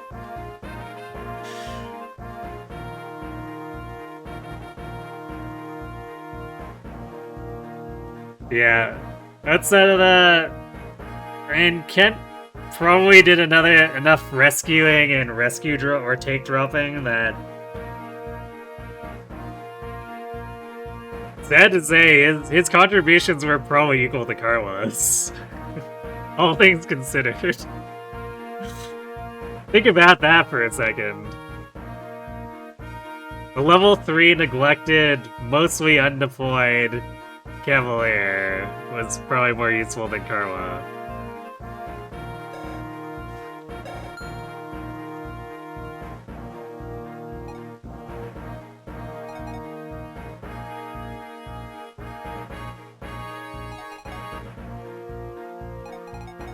Otherwise, Marcus and Oswin just did things for a bit until everyone got on their feet. Hawkeye was force deployed for a little bit. Sarah was actually really helpful for a while because she actually could heal before we got Priscilla. And before Lucius promoted, so she was our second staffer until she had to get kicked off by Sacae supports. Dorcas actually did some stuff because of the bartered B support.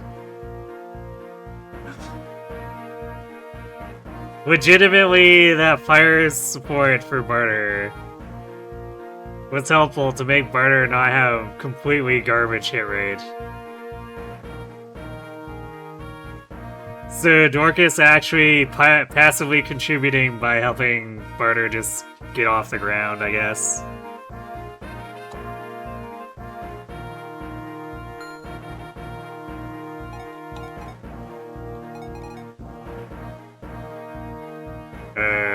Outside that, yeah, pretty much everyone else here did so little that they might as well not be mentioned.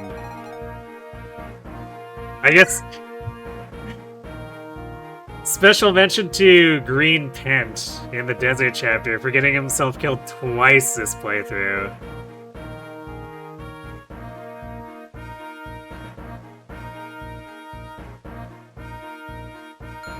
Actually, it might have been 3 times. Was it 3 times?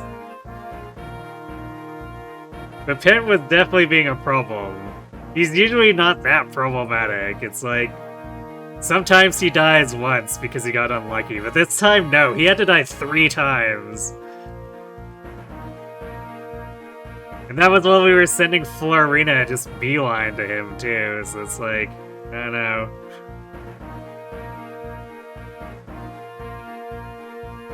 Yeah, I was feeling spiteful as a green unit, I guess.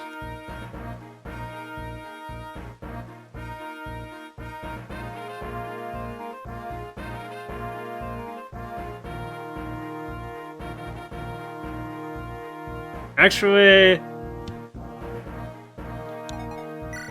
sort of a shout out to Isadora. Because in her join map, which is literally the only map that we could deploy her in, she actually did do some stuff, technically speaking, on that left side.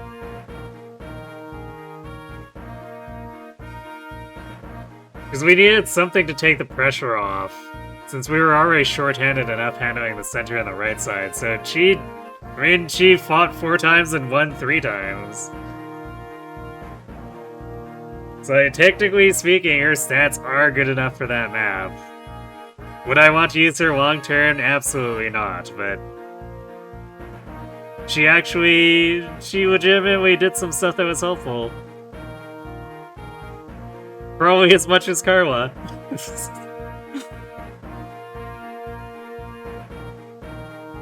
I know I keep hammering that point, but like, I don't know what else I'm supposed to say about a unit that requires using a bad unit to get a bad unit during a Gaiden right before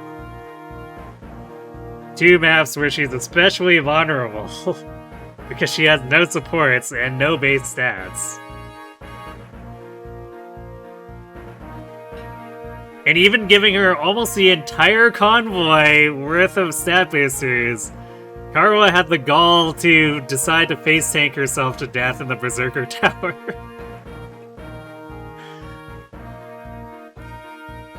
So it's like, I think it's legitimately earned that ire, that I can say that some of these one-off or early contributors contributed more than her. Because most of Karwa's gameplay was just feeding her so we could meme and kill Nurgle and the Dragon with her.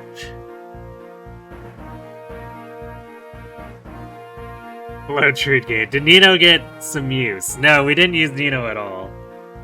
There was no room for her on the team, since it was Sacaean themed. Yeah, but she did kill Nurgle and the Dragon, yes.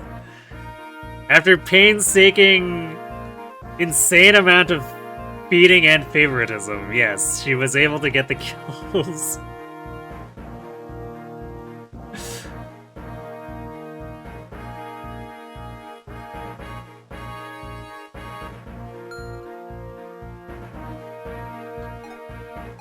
Like, I don't know. I think there's something to be said that, despite feeding almost the entire convoy's worth of stat boosters to her, she only gained 2 levels during actual victory or death. And then had to be fed this entire Gaiden. And still ended up needing Phyllis Might to even damage the dragon. What's effy about if not feeding your waifus? But Karo isn't my wife.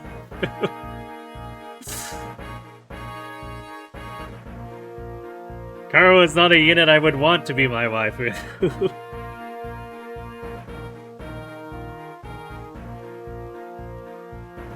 Although I guess she's enough people's waifus that somehow she has the bajillion alts and heroes. Think about that for a second, I guess.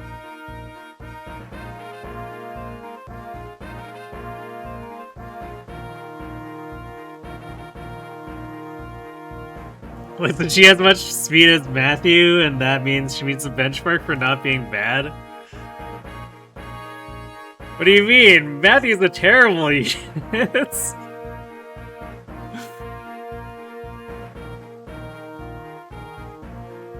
All those people just wish they were Carol, who doesn't have a bajillion alts. Oh dear.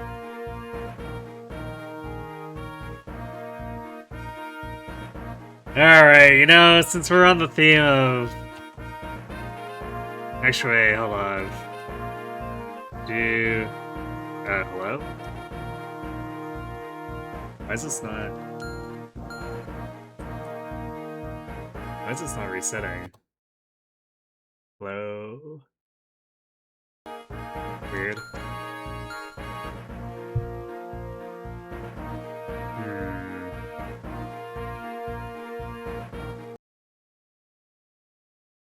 Okay, I don't know, apparently I've broken something with the game. But I think at this point, since we only have an hour left, we're probably not going to do Secret Sins until tomorrow. But since we're here, and we have a full support log,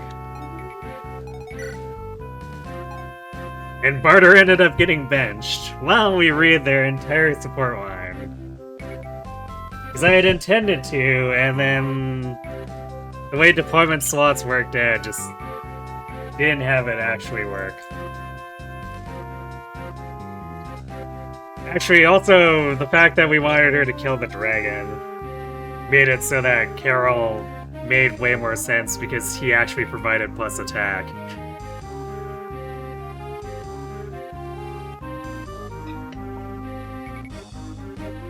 Is Hector still the goat? My Hector was pretty okay. He was physically tanky, but he forgot to bring strength and speed after he promoted.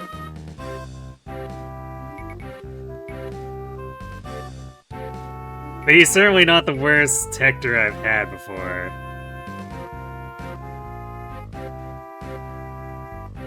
And definitely still did better than Ellie would. Which is very unfortunate, because that Ellie was shockingly blessed and still somehow managed to not really be able to do anything. I'm so sad about that. It really did look like he was going to be able to hang out with Hector and actually do stuff, and then it just didn't pan out.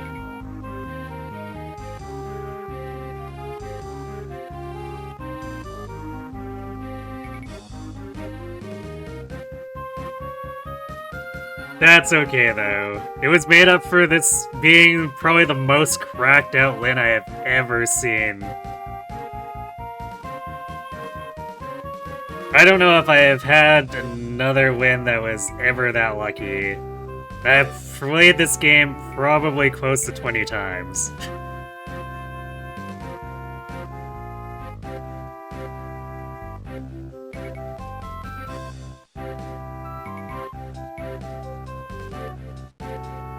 Alright, without further ado, let's begin the shipping. Woo! They're falling for each other. You! Hmm? So, we finally meet again! Now, it's time to finish where we started earlier. Now, come at me, and don't try anything funny. Actually, no, it occurs to me. Half of Karma's supports are... The support partner tried to attack her. Between her brother and Barter. This is just a thing that apparently occurs in her life.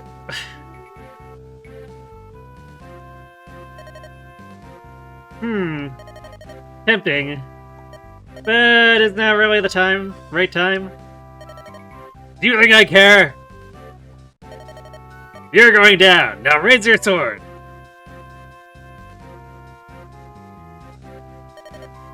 Don't be hasty. Actually, you know what? I think it says something about how bad Barter was. That base Karwa did 2 round him.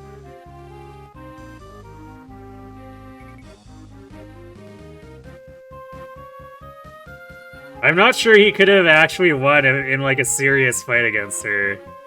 That's how bad our Barter was. Evidently she has a thing for that. You know what? Maybe. Don't be hasty.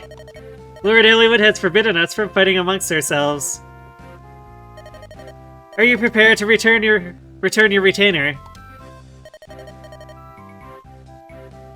No. We don't need interruptions right now. Why don't we discuss this when the battle has ended? Fine, we'll do it your way. But when this ends, be ready. Got it. Why, certainly.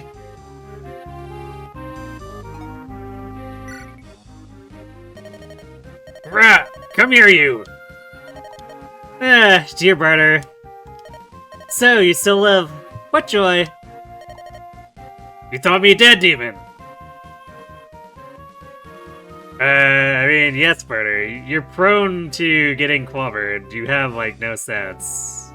Anyone would think you might have died. At any moment.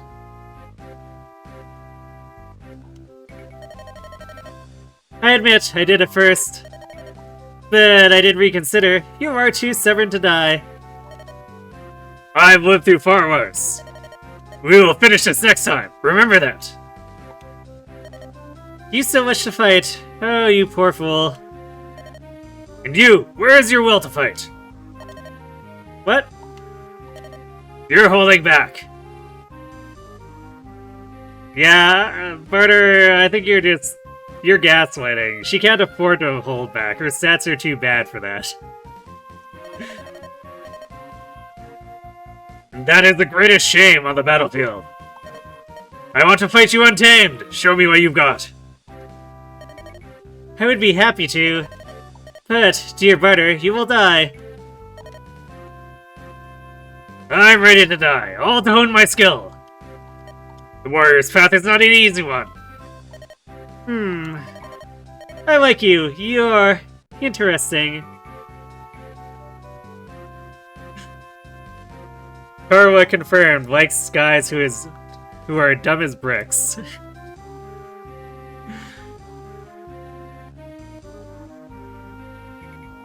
No, Barter, the greatest shame is being on the team for the entire game and ending up with single-digit speed, defense, and res.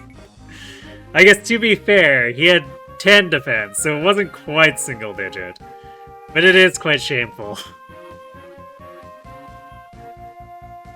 Karwa's just not that great a judge of character. Yeah, evidently. Very well.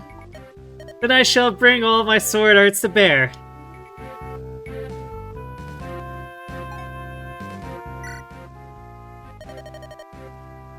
Barter. Oh, it's you! So, you have improved your skills.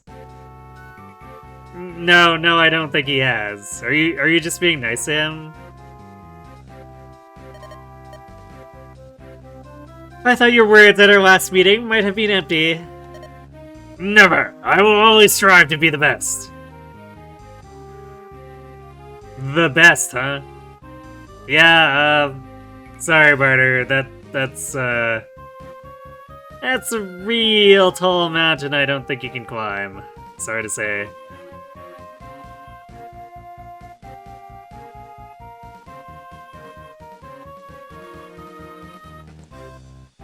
She's seeing what she wants to see, living in her own little waifu world.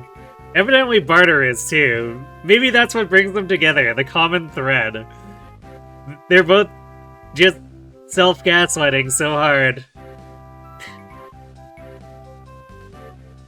And it pulls them together because they can live in their own little worlds together.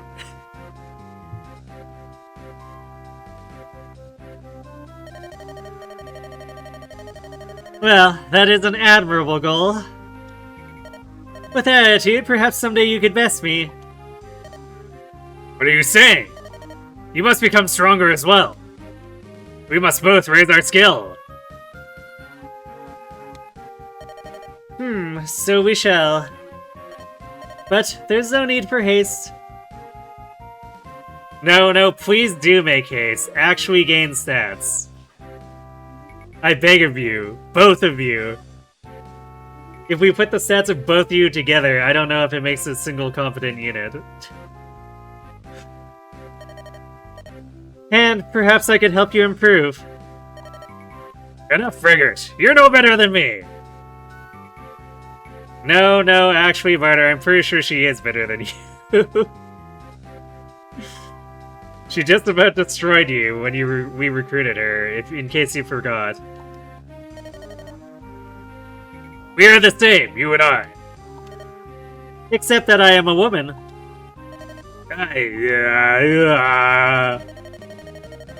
What? Are you so surprised? Surely you must have realized this before now. No, I'm sorry. I mean, I forgot. You forgot. Whatever do you mean?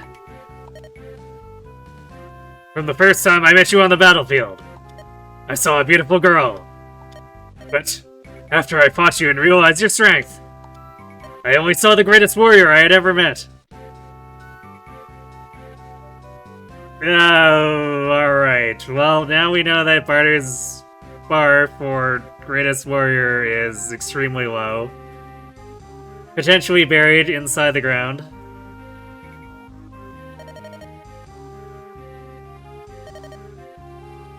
Did I anger you? No, it's just... Just what? Barter, you are a good man. Huh?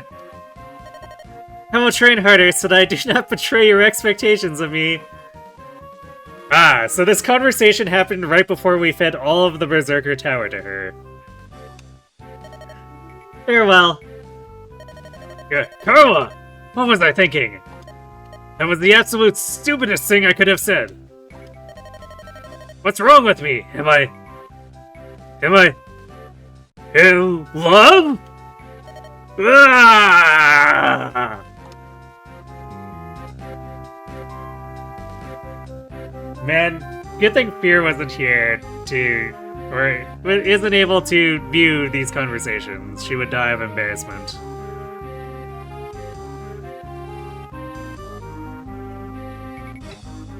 Yes, so romantic! Ooh. Karo is now head over heels. Oh man.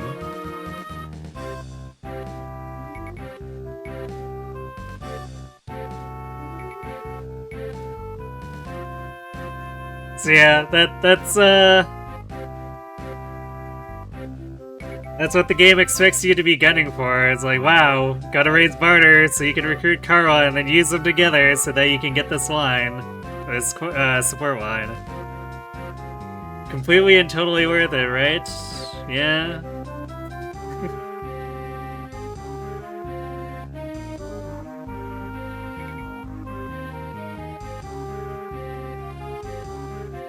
Actually, you know, it's really strange to consider.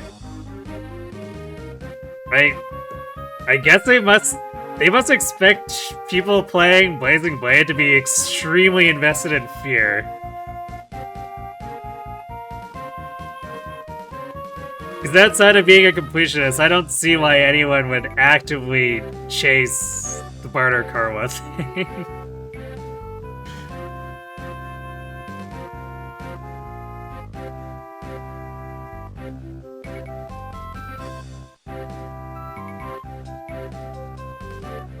So yeah, I don't know, I guess maybe they were banking on Binding Blade nostalgia for their Japanese player base or something.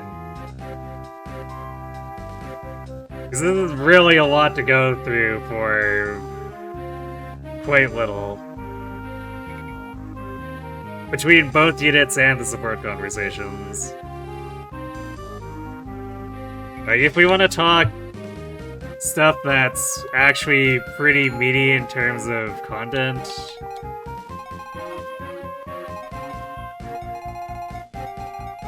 like Renault and all these. In fact, like, I want to say Renault and Barter's support line is probably more interesting than Carwa and Barter.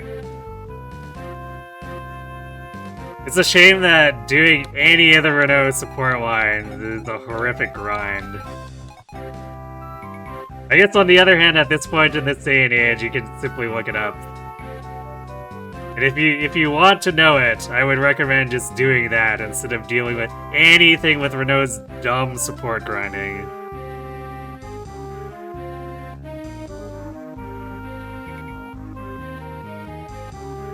Canis and Barter is the best. I'm not sure I remember Canis and Barters.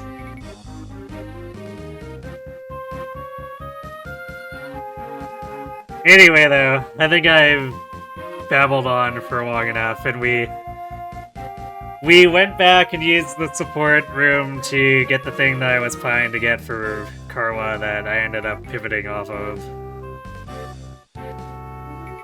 So I think at this point the run is done. And we don't really have enough time that I want to go into the Sacred Stones run yet, so that is what we will start tomorrow, I guess. So yeah, we'll do this, basically this, except with Johanna for Sacred Stones. And because it's Johanna focused, that means we're doing the Erica route, which is something we rarely do. So something a little wacky, I guess. So we'll start that tomorrow, carry that through Friday, Sunday. Sacred Stones is on the shorter side. And I think we're gonna have better 1 to 2 range setup than either of the Elite games, so it'll probably go faster there too. So between all that, I don't know, it might be maybe a 6-session thing, tops. Probably shorter. We'll see though. So yeah, that's what we're doing for Sacred Stones. Wednesday, Thursday, we are returning to Umamusume. We're going to be attempting to get some dirt medium horrors made. At least ones that can actually handle the finals. While I was messing around off stream, I technically got one that's like maybe vaguely usable for the first round. If I get really lucky, maybe I could carry her through to the following rounds, but I wouldn't hold my breath on that. So we're gonna be trying to make it a better one. As usual, there's a lot of RNG involved, but also, it's not track blazers, so we can actually do more than like 3 attempts in a single session.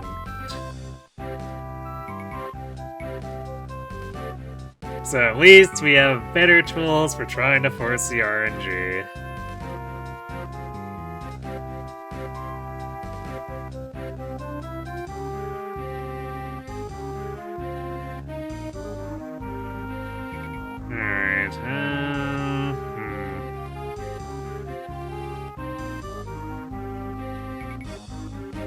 Well, looks like it's quiet night.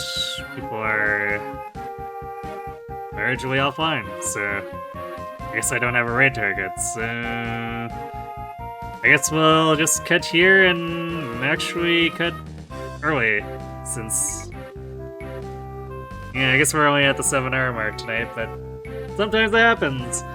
Sometimes we finish it a little early, and sometimes, or actually probably more often, we go over by like an hour. So